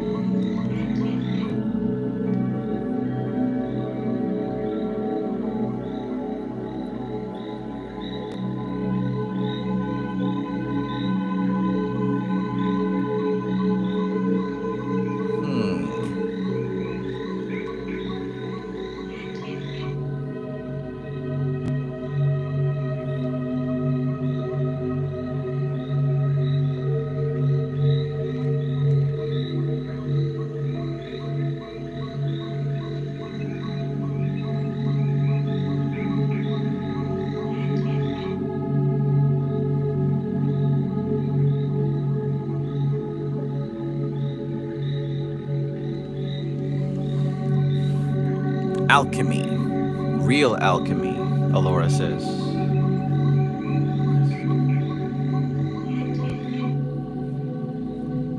And Amali says, if I fall asleep, I'm still here, LOL. I might pass out on my phone. Well, I'm sure that you've had a long day of travel and excitement. So I get it. I understand. The subconscious mind still works.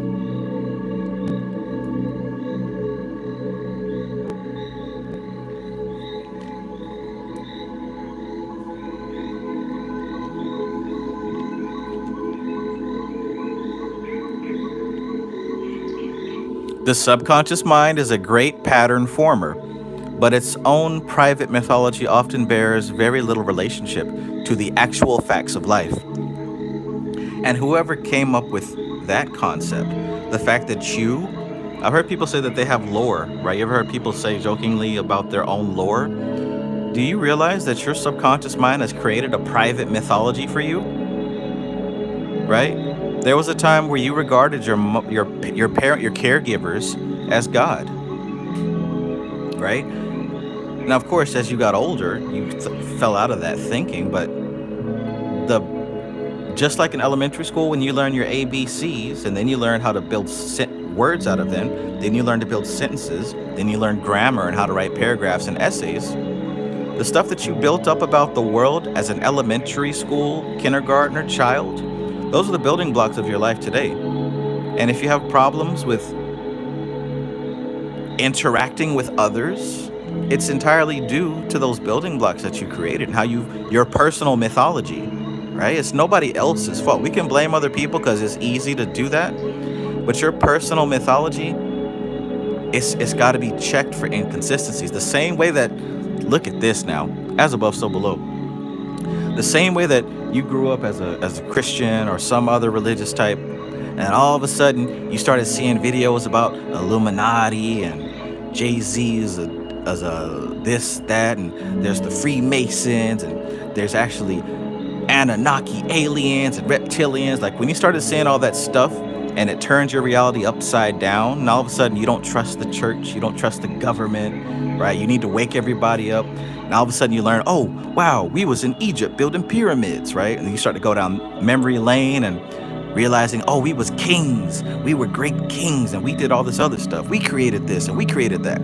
You go down these pathways. And as you do that, you're crumbling up and restructuring the previous mythology, and you're rebuilding it. But you're rebuilding it based off of emotion and what feels good to you. We've all gone through this. Some of y'all are going through this right now. You rebuild it because the old one didn't work anymore, and it's scary. Look at this now. When your previous life, when your previous understanding of the world breaks apart, all of a sudden, you mean Jesus wasn't white? You mean the pastor could be lying, right? My mom and dad aren't perfect. When you start having those thoughts, your world starts to crumble. You need something to cling on to. That's why we start searching and start going into different fads, right? Like I said, we was kings. Then all of a sudden, the Illuminati, they're trying to do this, that, and third to us. Then, the reptilian, like, you go through all these different phases because you're looking for the truth. Now, eventually, when you start to find something, you start to restructure and rebuild yourself into the new person. Now, hopefully, through that breaking up and reforming, the part of yourself that is the ego, right? Because look, the ego that you have is built out of the framework. So as your framework is broken apart, hopefully your ego gets broken apart too. And you're able to rebuild yourself into something that is honest, right? Hopefully you're allowed to let your true self come through. Because here's the thing, that old reality, that old self that you were trying to get away from, you built yourself out of the pieces that you thought the people around you wanted to see. You didn't build yourself. You didn't build yourself honestly. You build yourself out of the pieces that other people gave you that they wanted to see. So all these other people in your life had an idea of you. They had an image of you. They had plans for you. And you built yourself out of that.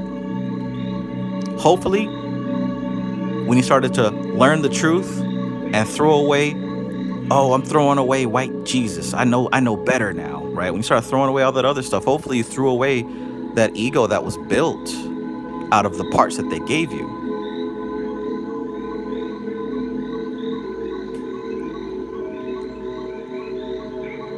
Because if you don't do that, those pieces are gonna get mixed in with the new reality that you build, and you're gonna have to keep going through this process of breaking up and rebuilding and breaking and rebuilding. Now you're gonna have to be doing that anyways, but it should be getting less and less painful because you should be holding on less to those false pieces.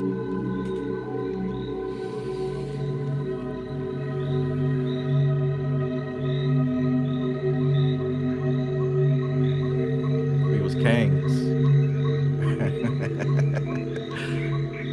and that's why you'll see that lady and other people getting so excited and emotionally happy about this black space woman in a spaceship found on the dark side of the moon 1 billion years ago. Like, it adds to your mythology. It adds to your narrative, right? The narrative that you built up in your head. Oh, I'm a star seed. Oh, I am this mythical creature from another universe. And my life is difficult now because they just don't understand me. I'm not from here. I'm a special creature. Now, that's the thing. You are a special creature. But in your search to define what that means, it's easy to get caught up in some of the silliness. It's easy to get caught up. So my advice is, as you're looking for the truth, don't be so quick to cling on to anything, especially if you're still looking. If you're still looking, why cling on to something if you haven't found it yet, right? Stay fluid, stay open. If you haven't found it yet, there's no reason to cling on to anything. Not we was kings, not space, Pleiadian stars, none of that. I'm not saying it's false, or what I'm saying is if you're still looking for the truth, that means you haven't found it yet. So why define yourself out of something that isn't truth? Oh, the mythology, the subconscious personal mythology. MC Maestro says Atlantis serves the same purpose as the Garden of Eden. Right. It's certain aspects that we hold, like, look, we still need a devil, right? It changed from a red man with horns. Now it's the demiurge, right? Now we're all scared of the demiurge, or whatever your devil is today. That same archetype, it doesn't go anywhere. You're still looking for a savior, right? Like Maestro said, you still need that origin story if it's not the Garden of Eden, which, it don't make any sense, but it fills the purpose. As long as it fills the purpose, people will believe in it. We go from the Garden of Eden to Atlantis. Then remember, well, actually, Lemuria was first. Wait, before all that, it was Kemet, right? Kemet was the Garden of Eden. Then you find out about Atlantis and Lemuria and Mu and Shambhala, and you just keep on going back with the next word. But the thing is, it serves that place point as your origin story so you can make your mythology work. Sheesh. It goes deep, man. It goes deep, but jiggity check yourself before you wreck yourself. Continually check yourself. That's what I'm saying. You're building your mythology as you go. You haven't been there. Really, the place to look is your childhood, because that's where this stuff comes from. Oh boy, what a way. What a way.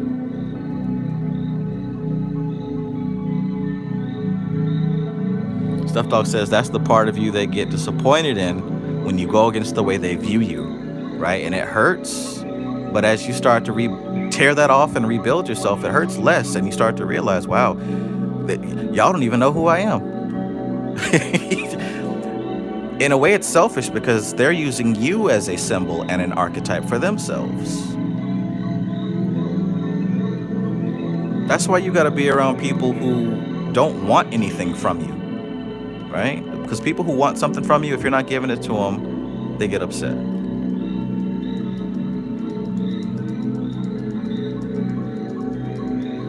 Philip says, I love how Trav addresses the mental psychosis that people can get lost in within this practice. Yeah, man, because I don't hear anybody else talking about it. And to be honest, like I said, we all go through these phases. So there are people in the chat right now that are going through this shit, and it helps to hear it, because before I heard it or observed it, I didn't know it existed. I went through every single one of these phases. We was Kangs, Pleiadians, reptiles, Anunnaki, Freemasons, Illuminati. I went through all that. To now it's like, well, shit. If I wasn't there, I can't prove it with myself, then I don't really care. I'm not saying it's true or false. It don't affect me right now. And by the way, all those, like, good point. And Shango said, all those phases, those form your personal clip off, right? So here's the thing, people like, oh, Trev, how do I tap into the clip off? How do I work with clip? Well, here's the thing. What use can you pull out of the we was Kangs phase? What use can you pull out of the reptilians are gonna get us phase? What use can you pull out of that? Yeah, there's some useful stuff in there, but most of it you discarded for a reason. I hope you hear what I'm saying. Oh, why y'all deleted Star Lion? Star Lion's a real person.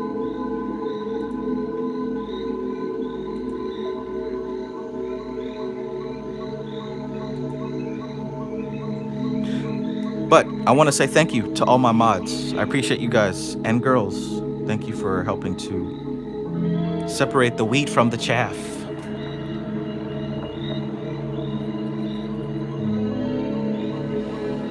Stuff Dog says, Trav, I think that's just the journey. We can all say we've been through those phases. Right. We can all relate to that because we've all walked down that path. But keep in mind, that's your personal mythology.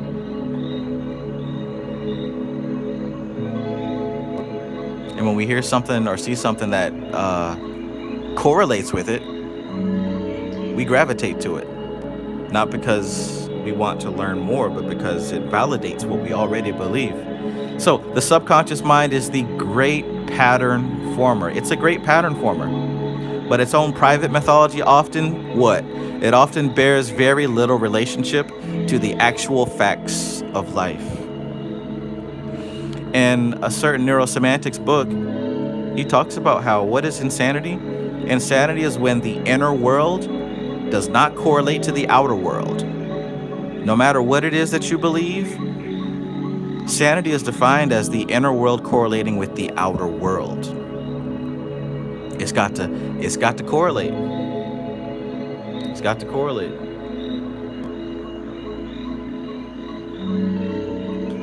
Star Lion, it's all good. I'm sure it was an honest mistake. You're back. Hazard Pie says the reptile phase was awful. Tell me about it.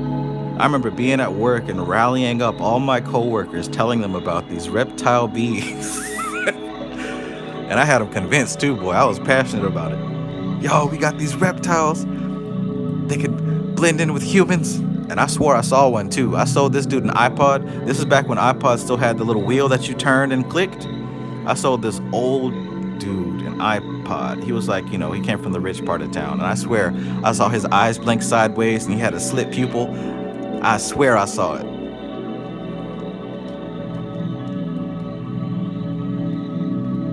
Whew. And I'm glad I wasn't on YouTube at that point. Because there's a lot of people going through their crazy phase right now, publicly.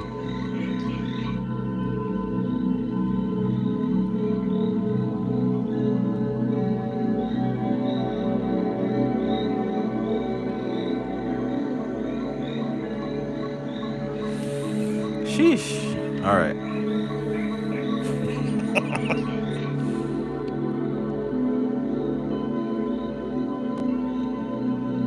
Happy Days says, would you say that we need a story to live in this dual reality, even if we know there is no story in the oneness? Absolutely, because look, the story is not for truth.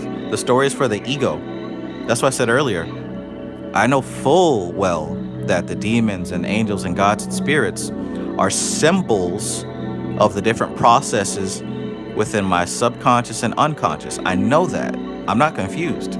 But in the same breath, I work with those entities, angels, demons, and spirits and gods, as if they are independent realities. I'm able to walk in between and do both. And that's how, personally, I can cause change to happen in the physical plane in accordance with my beliefs.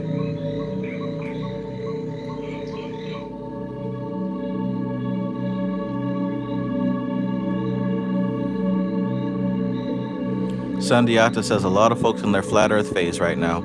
Yeah, and let them go through it, right? You got to go through it. I like what Panic said. I don't have a spaceship. I don't have a rocket ship.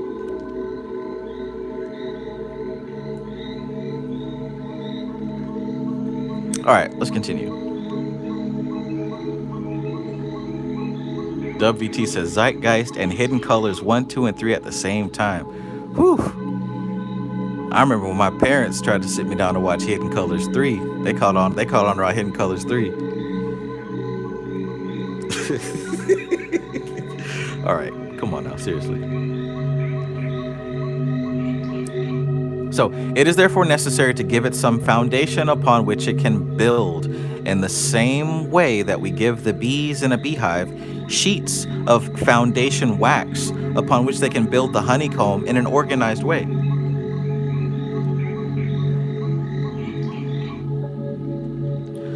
Left to themselves, they do not work so neatly.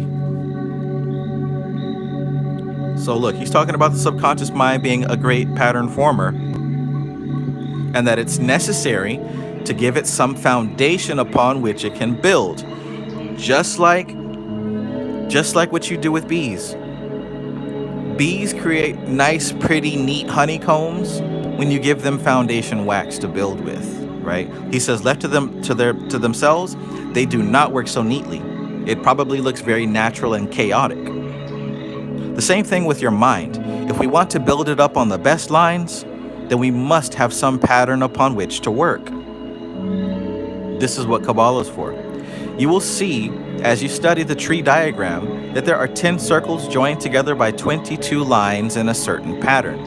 And the circles and lines together form the 32 paths of the ageless wisdom. The circles, or Sephiroth, as they are termed, represent the powers and forces of the universe, and also the points where your own individual consciousness comes into contact with those forces. Now, I've seen that description dozens of times. That same exact sentence is in the Mystical Kabbalah. Butler has written this in just about all his books where he talks about the Kabbalah.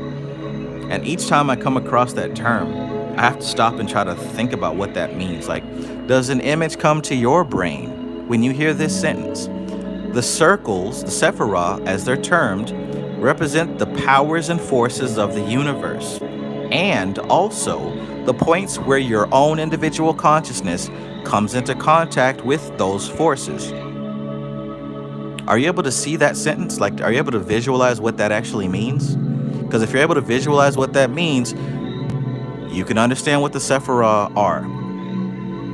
Trev, how do I know if I'm in Gibra? How do I know if I'm in Yesod? That's not how it works, my friend. That's not exactly how it works. It is a map, but it's not actually a map like you're traveling somewhere. The Sephirah, they represent powers and forces of the universe. Let's take that right there. So think about powers and forces of the universe. And think that after studying and observing all the powers of nature, they can be grouped roughly into 10 categories. Hanifa says, must rest before the sun rises. Thanks, one love all. Hey, peace to you. Have a great night. Hopefully you got the PDF. Thanks for hanging out with us. Have a great night. So think about this. If we observe all the energies of the universe, all the forces and powers of the universe, we got roughly about 10 categories we can put them all into, right?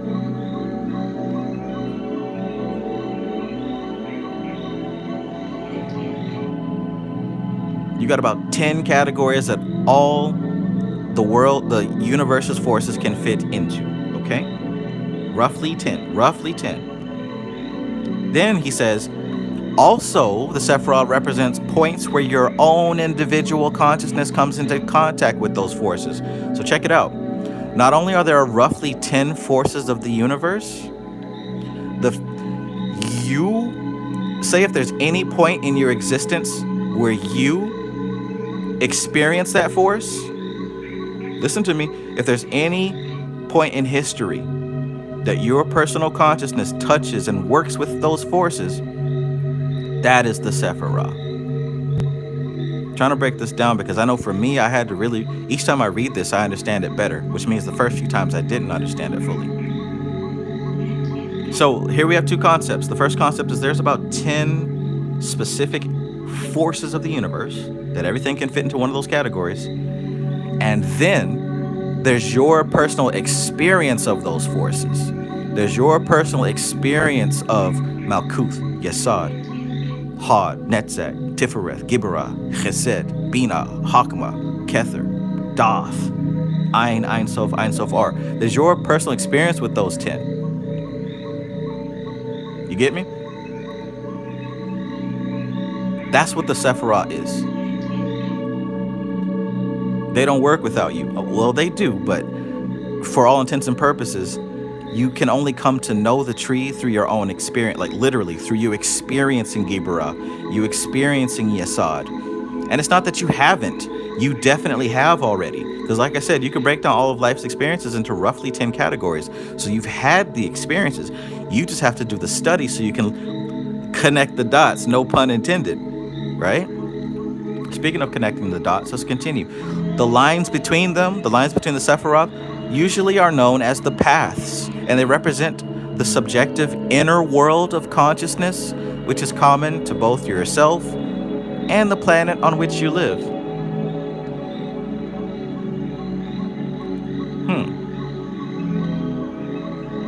The lines between them, usually known as paths, represent the subjective inner world of consciousness, which is common to both yourself and the planet on which you live. Look, just like there's 10 specific forces and powers of the universe, all the powers and forces can be roughly placed into 10 categories. Guess what? There are roughly 22 inner consciousness experiences that not only you have, but the collective has. There's roughly 22 experiences that the collective can have, right? And these are the paths. This idea of the earth as a living thing may amaze you, for we are so accustomed to thinking of it as a dead mineral ball whirling around the sun that any idea of planetary spirits has been relegated to the superstitious past of the race. Follow with me now, follow with me. But esoteric science teaches us that nothing in the whole universe is dead. Everywhere there is life, from the smallest atom to the greatest star. Neither does life cease to be anywhere. It fills the void between the atoms. Indeed, according to our teaching, all manifestation is nothing more than the activity of the one life. Herein We differ in some part from those who think of creation as the making of something, which is apart from that which caused it to be. We think of created things as being the actual manifestations under the veils of time and space of the life of the eternal.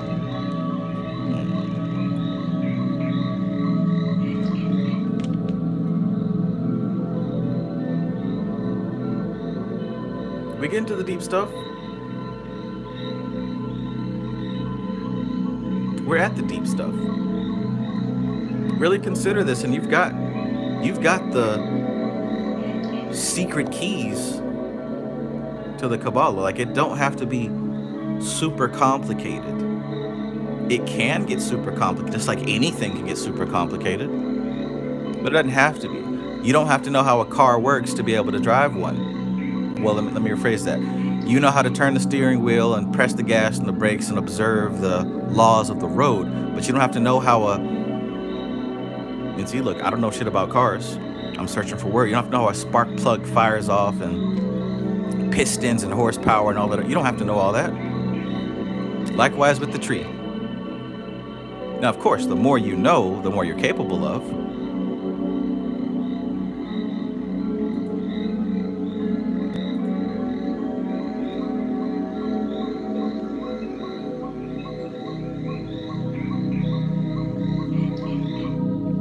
Shango says, soon as you come into contact with any interaction, a tree of life begins to construct itself like the sugar and hot water experiment. Man, it's like a fractal, right? It's like a fractal. Void says 10 equals oneness as a whole. Absolutely. It is a one thing. Hell, it's a nothing, honestly.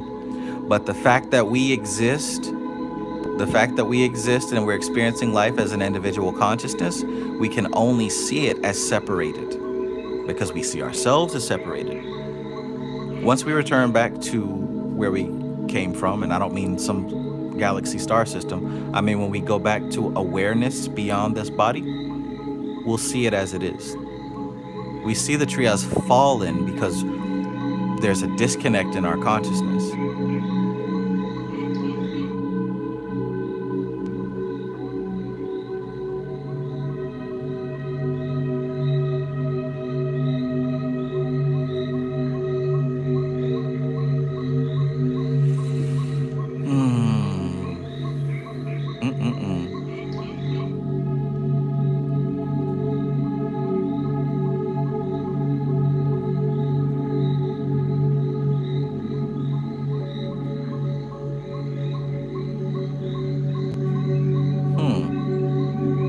Brandon Marcus says 5 years ago I was working for a moving company and I took a book from these Jewish people. It took my interest and I couldn't explain why.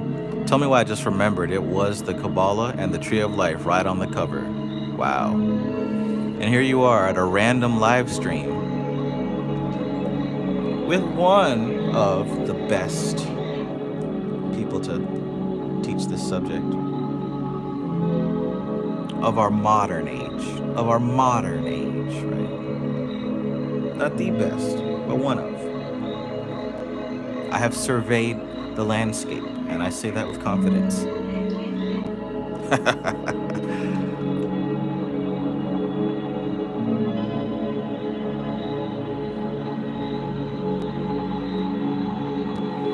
If we should use a prayer derived from the East in which we implore God to lead us from the unreal to the real, we do not think that the life of the universe is less present in one plane than in another. It is only our perception with its limited range which prevents us from seeing that all is indeed a theophany, a manifestation of the pleroma, the fullness of the eternal. It is one of the aims of esoteric training to bring us to the point where we know this by experience and have thereby developed or unfolded from within us that type of consciousness which is known as cosmic consciousness. Remember, however, that other schools are also endeavoring to develop this form of consciousness in their pupils. Avoid, therefore, attempting to pass superior judgment on them. Your task is to get on with the business of applying these teachings to yourself. To what? To apply these teachings to yourself.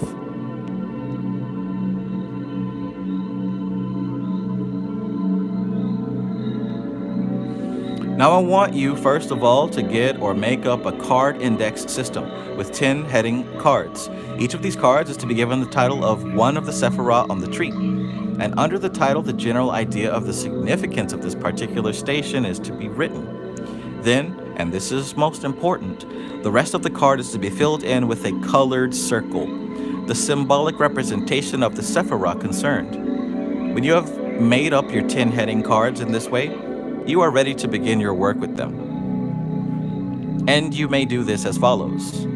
Obtain other sub-cards, and then make your chosen Sephiroth, trying at the same time to discern in the world around you and in the circumstances of your own life the working out of the principle expressed by this Sephiroth. So he's having you draw each one of the Sephiroth, right? And he's telling you to write down the significance of the Sephiroth and to actually color it, right? The symbolic representation of the color. And he says once you make the 10,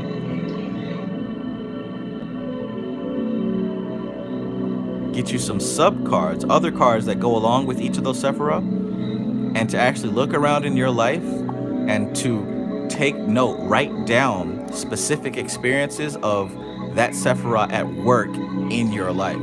So what is Gibara all about? Don't give me a philosophical answer. What is it in your life have you experienced Gibara? The Gibara force, right? What is the Bina force? Don't give me a philosophical answer. Write down your personal experience with Bina. This is how you learn this stuff right here, right? What is the Yesodic force? Don't give me a philosophical answer or what you think sounds deep to me. Write down your experience with the Yesod force. Write down your experience with the energy of the Archangel Gabriel, right? Like there's so many different angles. You don't have to make it complex. Look at what he says. Let me give you an example. We will take the Sephiroth Gibara. That's what I just said. We take the Sephiroth Gibara. It is one of the stations on the tree which lends itself to illustration. As you will see, if you consult the table, Gibara is usually termed fear. And its particular quality is held to be destruction. Destruction. Destruction. Now, there are many occult students who attempt to bypass this principle of destruct, right? Now let's be honest. How many people here, when you started learning, you've been scared of Gibara or Bina, right? I was a little intimidated. I was intimidated by Bina and Gibara. But as with everything else, the more knowledge and wisdom that you obtain, it starts to chase away fear, because fear is a very close relative of ignorance, right? Whatever the thing is that you're scared of, I bet if you learn more about it, that fear will start to melt naturally.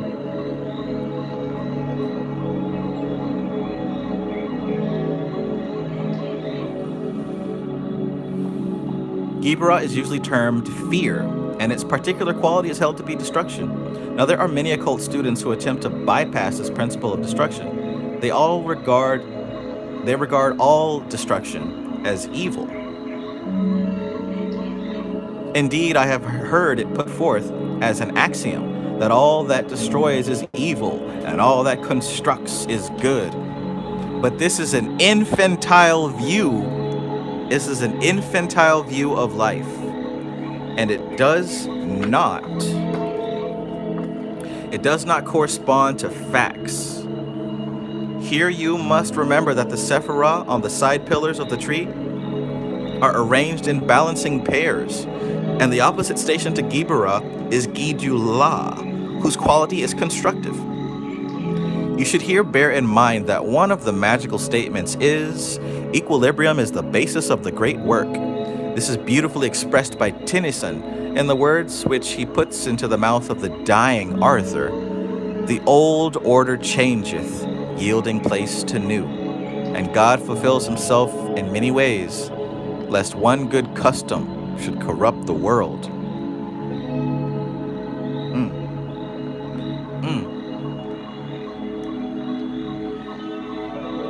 By the way, the Holy Grail Arthurian legend is highly Kabbalistic. If that's something you're interested in, the author Gareth Knight has a wonderful book. I don't remember the title, but it's by Gareth Knight, and it's about tarot.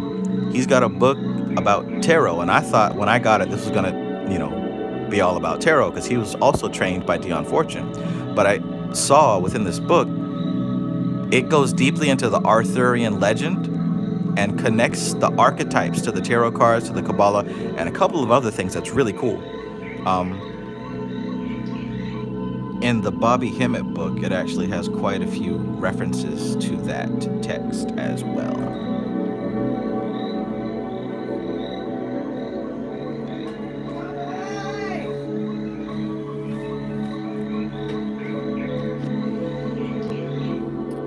In fact, I'm not even sure Bobby Hemmett wrote that book. But I decided not to really speak on that. Not yet, anyways.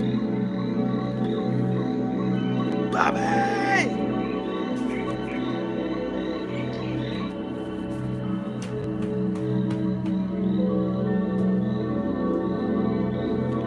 Shango says, Trav be giving it from the heart because he truly enjoys this.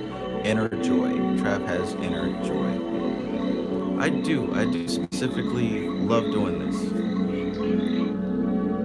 I don't think I'd be able to force myself. It would not be enjoyable. Icky X21 Peace. He brought the walk from Poland.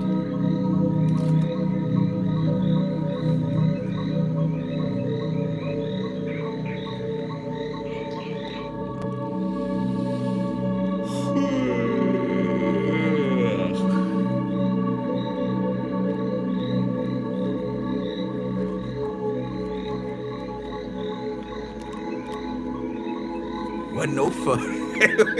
What no fun. It's been a little minute since I seen Rack and Willie. I need to brush up on that. Brush up on my Rack and Willie. All right, let's get to the interesting words. Y'all see that word right there?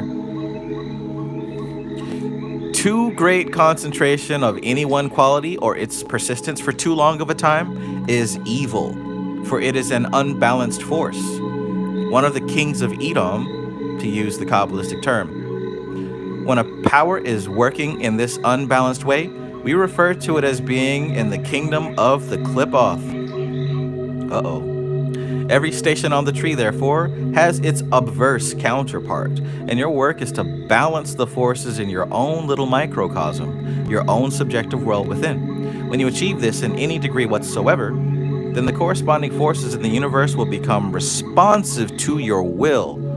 Hold up. Wait. Did he just tell you how to manifest? Did he just tell you how to manifest in like one sentence? He said, when you achieve this in any degree whatsoever, achieve what? Your work is to balance the forces in your own little microcosm, your own subjective world within. When you achieve this in how much in any degree whatsoever, then the corresponding forces in the universe will become responsive to your will. That's major. Because what we just said now was that there are roughly 10 different forces in the universe, right? All the forces in the universe can be put into roughly 10 categories. Not only that, your personal experience with those 10 forces is how you connect with those forces. Now, what he also says is that when these forces start to become unbalanced, they start to enter the realm of what we call the clip-off. So if you've got one of these forces in your life that's out of balance, Trev, how do I know I'm in the clip-off? That's how you know. If the Gibberah force is going on unchecked and things are getting cut and sliced and ripped and severed, maybe the Gibberah force in your life is out of balance and it's time to work with that. Now, thankfully for you, luckily for you, the tree is organized into corresponding teams. You don't got to look too far. How do I fix it, Trav? Well, look, if your Gibberah is out of balance, why not pay attention to the Chesed or maybe the Tifereth? You don't got to go over here or up here or over there. My third eye, no. I said patterns, relationships, and relationships of patterns, right? Now check this out. Your Gibberah force. Once you come into alignment with that, once you harmonize that particular force, Once you start to harmonize a force, what does he say next? He says, when you achieve this harmony in any degree whatsoever, then the corresponding forces in the universe will become responsive to your will. That means you can literally begin to command the forces of the universe. Of course, after you do the appropriate work, do the work, right? When we say do the work, well, I don't know what they're talking about, but I'm not talking about simply reading a book or simply meditating, right? When I say do the work, I don't know what they talking about. They probably talk about reading a book or posting some spiritual pictures. That's probably what they're talking about. But what I'm talking about is recognizing your personal touch points. What do I always say? Build your library of correspondences. That's what I say continually for a reason. When you recognize your personal touch points with the 32 paths, as you start to harmonize them within your being, and notice how this is around this silhouette of Purusha Adam Kadmon. Notice how it's almost like an aura field around him, almost like a Merkaba, right? When you start to harmonize and balance these forces, they become tools for you. You begin to wield them, you begin to control them, you begin to influence reality according to the forces that you have mastered. You know, I love Mega Man. You ever play Mega Man? Any of them? Especially Mega Man X? When you defeat a particular enemy, you master his power. If you beat the Ice Penguin, guess what? Now you can shoot ice beams and freeze stuff. If you beat the Flame Mammoth, you can now shoot fire, right? If you beat Boomer Koanger, you get these little boomerangs, right? So on and so forth. Infinity Stones. Do the work.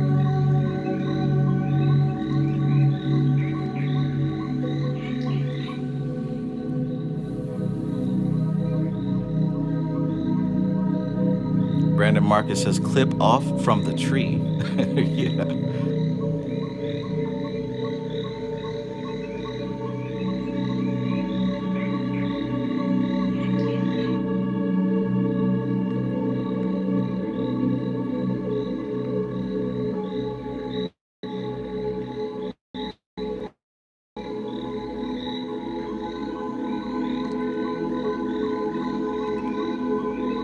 Sandiata says, do the inner work, aka the unionizing of inner opposites. Right.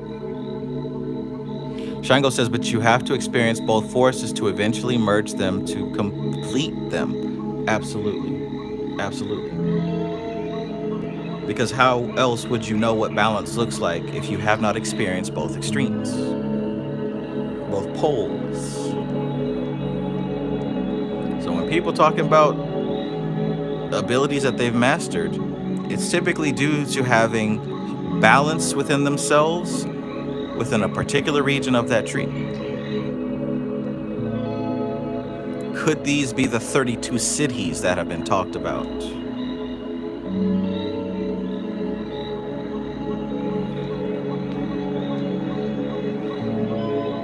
Responsive to your will, man.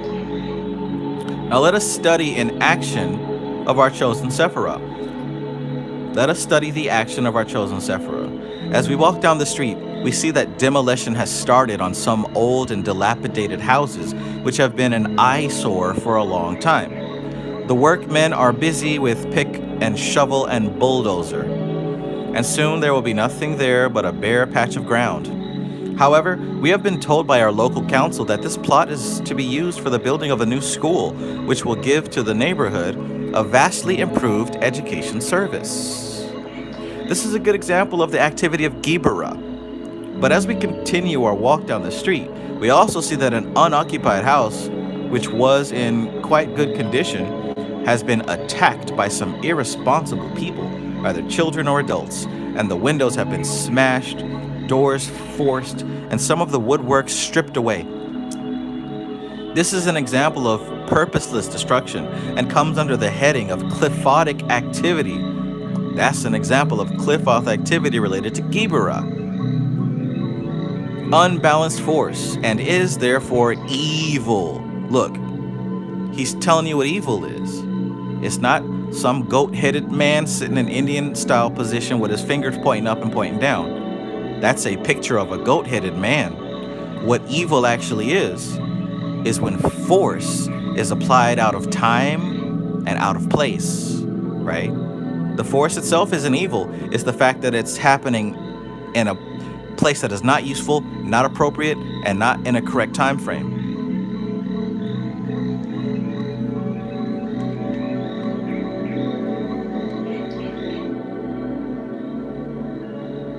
This is an example of purposeless destruction and comes under the heading of qliphothic activity, unbalanced force, and is therefore evil.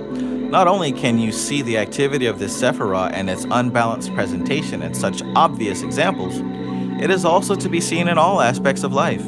In your own body, it is at work. For the formative period of your growth, the building up process goes on more actively than the breaking down process. But gradually, the breaking down forces assume a greater power, and the body begins to break down. Now, the balanced action of the complementary forces is health. The balanced action of the complementary forces is health. So the balanced action of the building up and the breaking down in your health, in your body, that's health. And as you will, and by the way, what's that balance? Sattva. We got Rajas, Tamas, and Sattva once again. By the way, yoga teaches us that becoming sattvic is the key to enlightenment. And what he said was, becoming sattvic in all these touch points of the tree is how the universe will become responsive to your will. This is an important this is an important page. Shango says, what about the Satan, Trav? A concept, a picture. Look, we got one right now. See, this Elite Frost in the chat that says, you need Jesus, Jesus can save you. That's evil. That's evil because it's out of place and it's out of time, right? That's an example of evil. That's like me going into church, just busting into the church, and in the middle of it, screaming at the top of my lungs, hail Satan, right? That's out of place and that's out of time.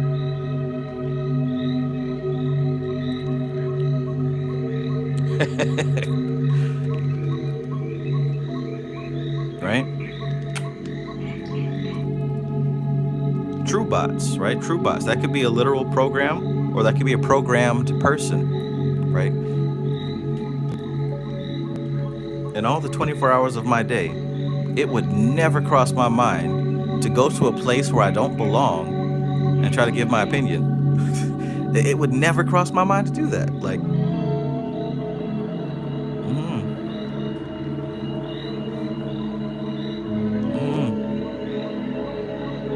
beast. Not only can you see the activity of the Sephirah and its unbalanced presentation in such obvious examples, right? So he talks about, you also see it within your body, right? Health is the balanced action of the complementary forces. And as you'll observe, this condition of health is not confined to the purely physical plane. All the levels of your being must be balanced in this way if you would enjoy perfect health. The modern understanding of what the medical profession terms psychosomatic treatment is based on the fact that all the levels of your being are affecting and being affected by each other.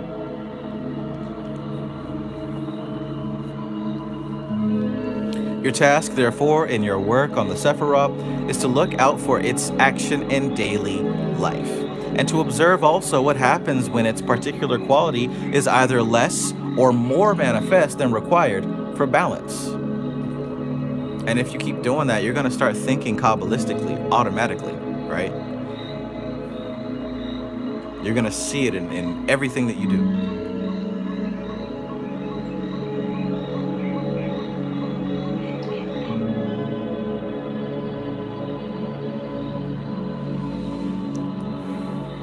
Shango says, kinda like integration, huh? Exactly.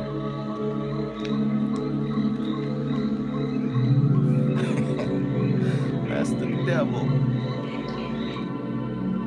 That's the devil.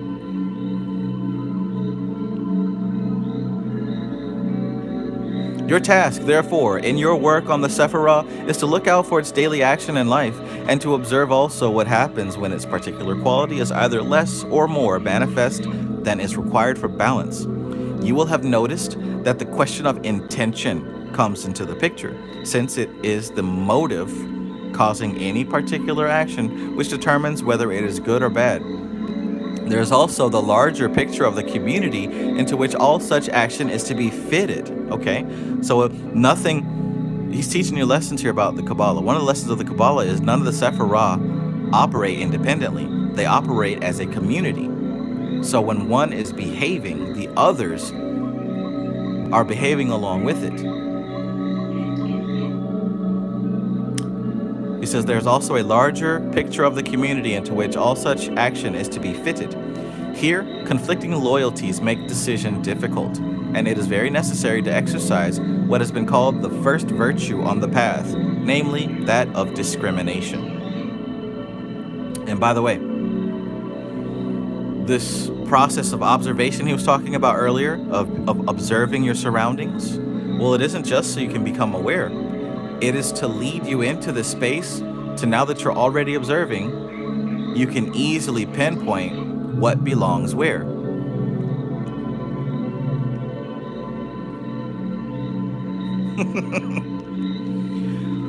When in your meditation work on the tree, you are dealing with any one of the paired Sephirah, you will be required to observe the action of both in order that you may appreciate this question of balance. But with those stations on the tree which occupy what is known as the middle pillar, a somewhat different method is used. It is still true that unbalance is possible on these Sephirah, just as with the others, but they have no complementary stations to balance them. They are in some measure, however, the balancing points between the paired Sephirah, and are the spheres wherein your consciousness works, as you will see from the tree diagram. Okay? There is a fourfold method of using the tree of life, and this is of the greatest importance in your training. The tree, with all its stations and symbolism, can be, indeed, it must be, considered from 4 different levels. Now here it is necessary for me to caution you against picturing these levels, or worlds as they are termed in the Kabbalistic training, as being one above the other in space. The 4 worlds of the Kabbalah are not one above the other in space. Perhaps a radio analogy will help. Long waves, medium waves, and short waves can be received by us if we have a radio set which responds to them. But none of these 3 waves is above the other. And although we may speak of high waves or low waves, they all interpenetrate each other and are equally important. So it is with the tree in the 4 worlds. Always remember this, because it is a cardinal point in our system of training. This 4-fold division is usually described under the following heads: Atziluth, the world of archetypes; Bria, the world of creation; Yetzirah, the world of formation; Asaya, the world of matter, also known as Asia, and at one point all the landmass was known as Asia. So check out what he said. When you may or may not have heard of the concept of the 4 worlds of the Kabbalah. But traditionally, when people talk about or mention the 4 worlds of the Kabbalah, they think about these 4 worlds as being stacked on top of each other, right? Like this. And you've probably seen this picture before. They seem like they're stacked on top of each other. But this is only for reference. This is not how it actually is. He said that a better analogy for this is like radio waves. So you can imagine, he said high frequency, medium frequency, and low frequency. I'll even say radio stations. When you're driving in your car listening to the radio, it's not that only one station exists at a time, right? All the stations are always there, right? All the stations. Hell, AM and FM are always there. It's just you take your equipment and you tune them into which one that you're currently wanting to observe. All right? So the worlds, Atziluth, Bria, Yetzirah, Asaya, they're all here. Guess what? The astral plane, the physical plane, the etheric plane, the mental plane, they're all occupying the same time space and space time. Your ego is the radio dial tuning into what station is useful and appropriate. In fact, some of us, we all have the equipment, but all of us don't have access to we all don't have clearance to use the equipment, right? You got to earn clearance to utilize the equipment to access the radio station of Atziluth, Bria, Yetzirah, right? It's literally for your own good that you don't have access to it until you're ready for it. Until you're ready for it. Because you could do more damage than good by accessing these things before you're ready. It's like a little kid getting behind the wheel of a powerful vehicle, right? You're not gonna do what's supposed to be done. It's a definite accident waiting to happen.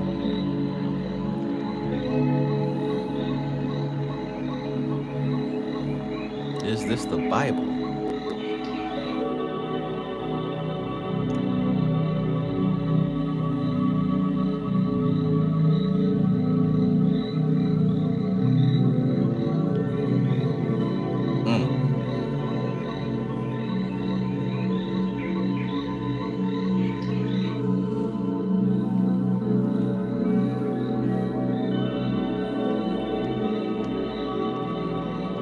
Uni's universe says, are the pillars of the tree inverted, switched, or is it just a matter of perspective? For example, the pillar of force being on the left instead of the right. Well, I would suggest reading Mystical Kabbalah in the first, I think it's the 3rd chapter, called Patterns on the Tree. She goes into great detail about that.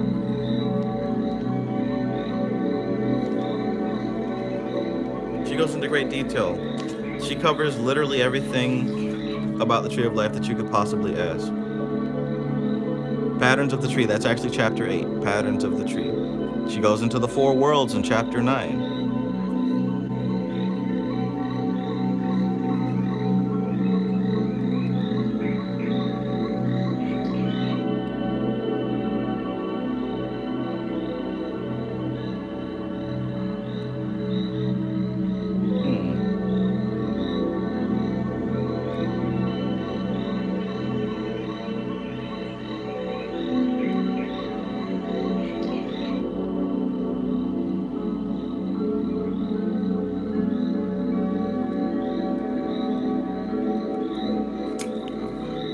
Reading that book again. All right, let's continue then.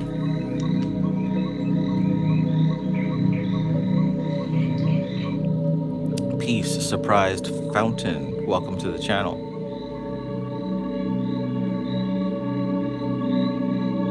MC Maestro says more for reference and sorting. Yes.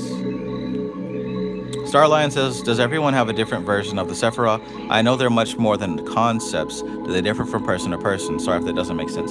Okay, so think about it as essence versus manifestation, all right? We all know the essence of Mickey Mouse, right? If I were to tell you to get your pencil and draw a picture of Mickey Mouse, you're gonna draw a rendition of Mickey Mouse to your best ability. It's not going to look like what Walt Disney drew, and it's not going to look like what I drew. In fact, all of us will draw our own unique version of Mickey Mouse. Now, the manifestation will look different depending on the vehicle, the body, the hand, and the pencil. But we all understand the essence of it, right? We all understand the essence of Mickey Mouse. I could ask you, we could ask everybody to make an omelet, right? We understand the essence of an omelet. Essentially, an omelet is an egg that is fried horizontally, some stuff is put in it, and it's folded over. Now, somebody might manifest an omelet with cheese and bacon and kale. Somebody might manifest an omelet with just spinach, right? We're all gonna manifest a different omelet, but the essence is understood. So likewise, when he talks about these Sephirah being 10 categories of forces, plus your personal experience with them, that's what it is. You know the essence of an omelet. You know essentially what it is, but how do you make your omelet? right? Do you crack all the eggs in a bowl, scramble them up, put salt and pepper in it, put some butter on the skillet, and then pour it in on low heat, right? Or do you crack the eggs in the pot and scramble them all up together? Do you put the salt and pepper in the pan instead of the bowl? Do you add heavy cream to your scrambled eggs so that they can be fluffier, right? Do you add a little bit of flour? Do you use olive oil, coconut oil, avocado oil, right? It manifests in so many different ways, but you understand the essence. At the end, you're going to come out with essentially an omelet. Same thing. Same thing.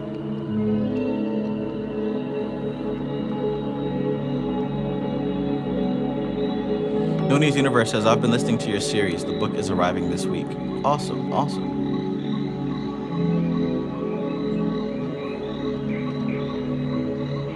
Good for you. I'm telling you, that's got to be the best book on the subject.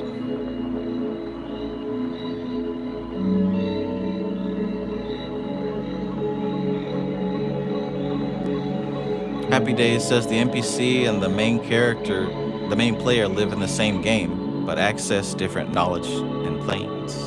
Yes.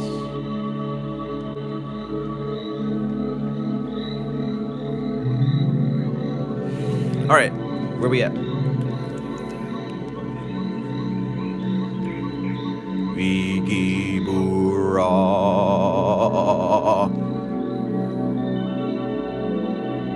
Okay, in practical meditation, this classification is used in this way. The particular quality of the Sephirah, which has been chosen as the subject of our attention.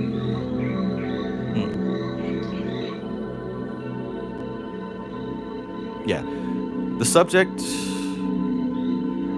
which has been chosen as a subject for our attention is regarded from each one of these four aspects. Thus, if we take the Sephirah Gibera again as our example, we shall study its action on each of these levels of manifestation, right?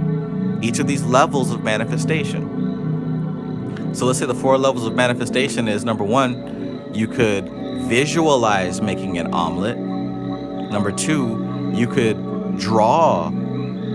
make the process of making an omelet. Number three, you could digitally program or create a CGI rendition of the omelet. And maybe number four, you could actually make an omelet. The essence is the same, but it manifests in four different degrees according to the four different worlds, right?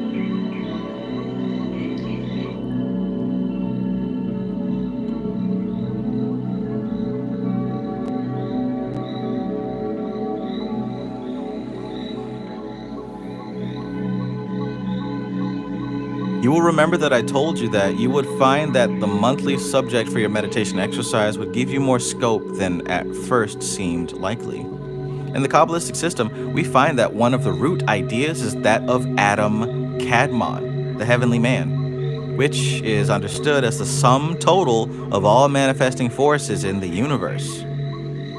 In the Vedic system, they call him Purusha. If you get the book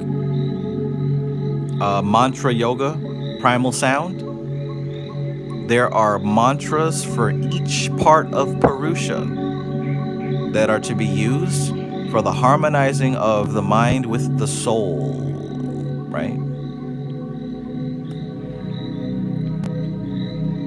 Pictured under this symbolic form, the various stations of the tree are identified with definite areas of the body of the heavenly man, right? Just like this. During the Middle Age, this identification became somewhat naive, but the basic ideas were retained.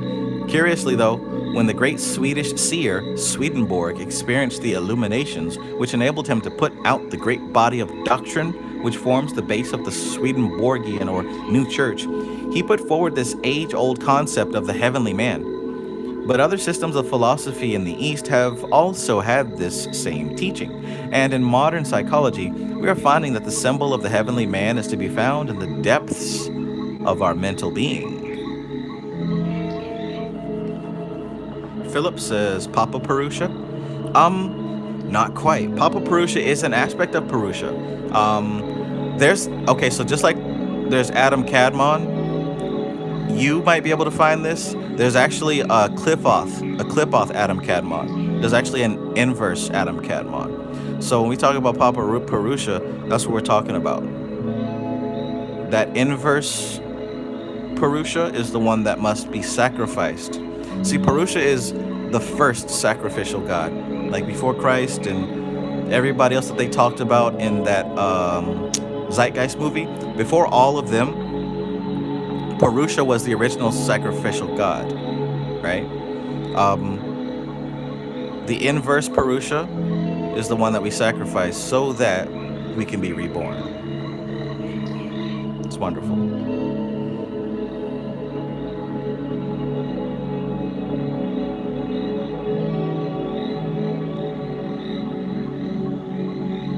Oh, thank you, MC Maestro. Belial Cadmon, that's it. Belial Cadmon.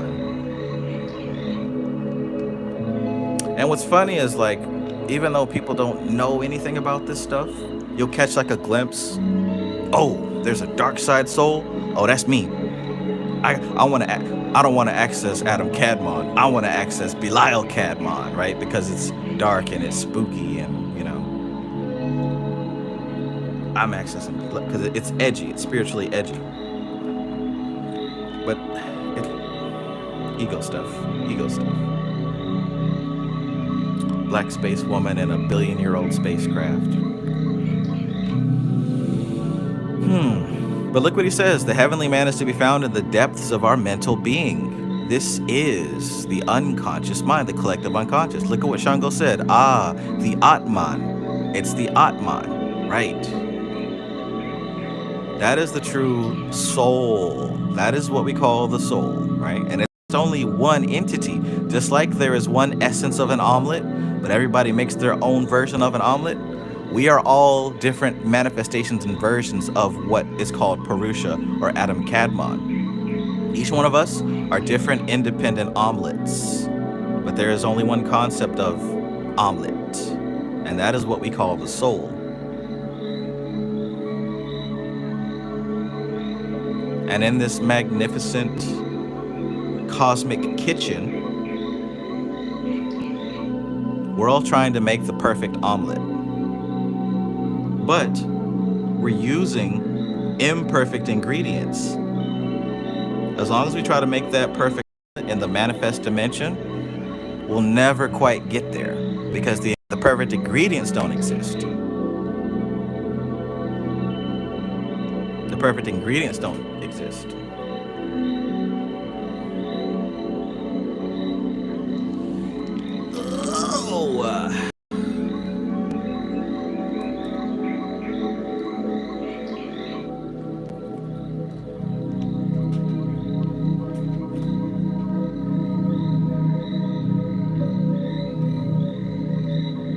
Star Lion says in Berserk they represent that with a cosmic egg.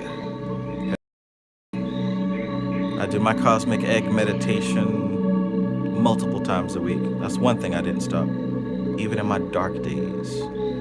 Always Winning says, how does semen retention change lives? Shit, that's a good question. I want to know where that question came from.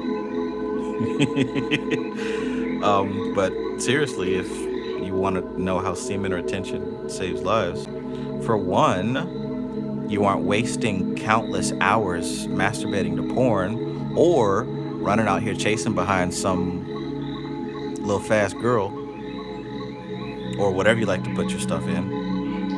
You're not wasting countless hours plotting and doing all that. And instead, that energy can be invested in something, more productive, more useful and appropriate in the long run, right? It's almost like spending all your money on snacks at the dollar store when you could be actually saving up to get a nice big grocery haul, right?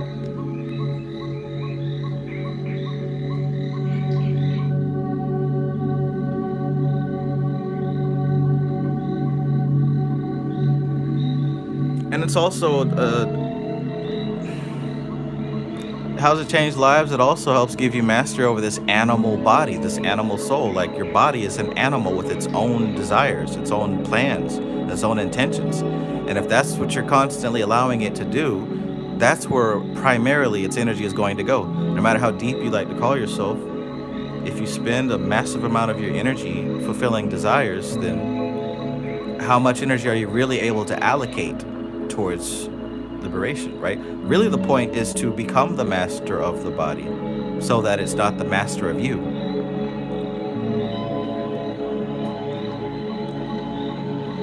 But you know that. Try it one time and you'll definitely see.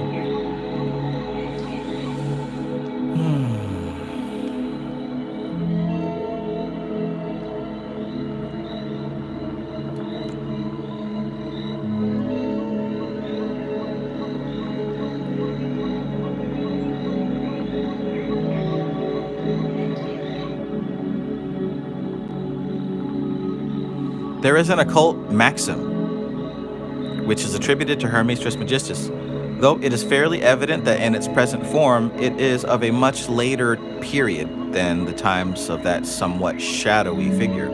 It declares, as above, so below, right? So the person who asked, what does as above, so below mean? If you're still here. It declares as above, so below, and this doctrine of the correspondence which exists between the macrocosm and the great universe, and the microcosm, which is man, underlies all the occult philosophies of both East and West. So just as you must train yourself to see the operations of the various forces in the objective world around you, you must also study the action of those same energies in yourself, in your own subjective world. In the outer world of manifestation, there are certain points which are taken as being the particular channels through which the living energies of the eternal are expressed. And in the Kabbalistic philosophy, these are equated with the sun and its planets. As you will see, as you continue your study of the tree, there is implicit in it a very real astrological scheme, as of course there is in the Eastern philosophical scheme.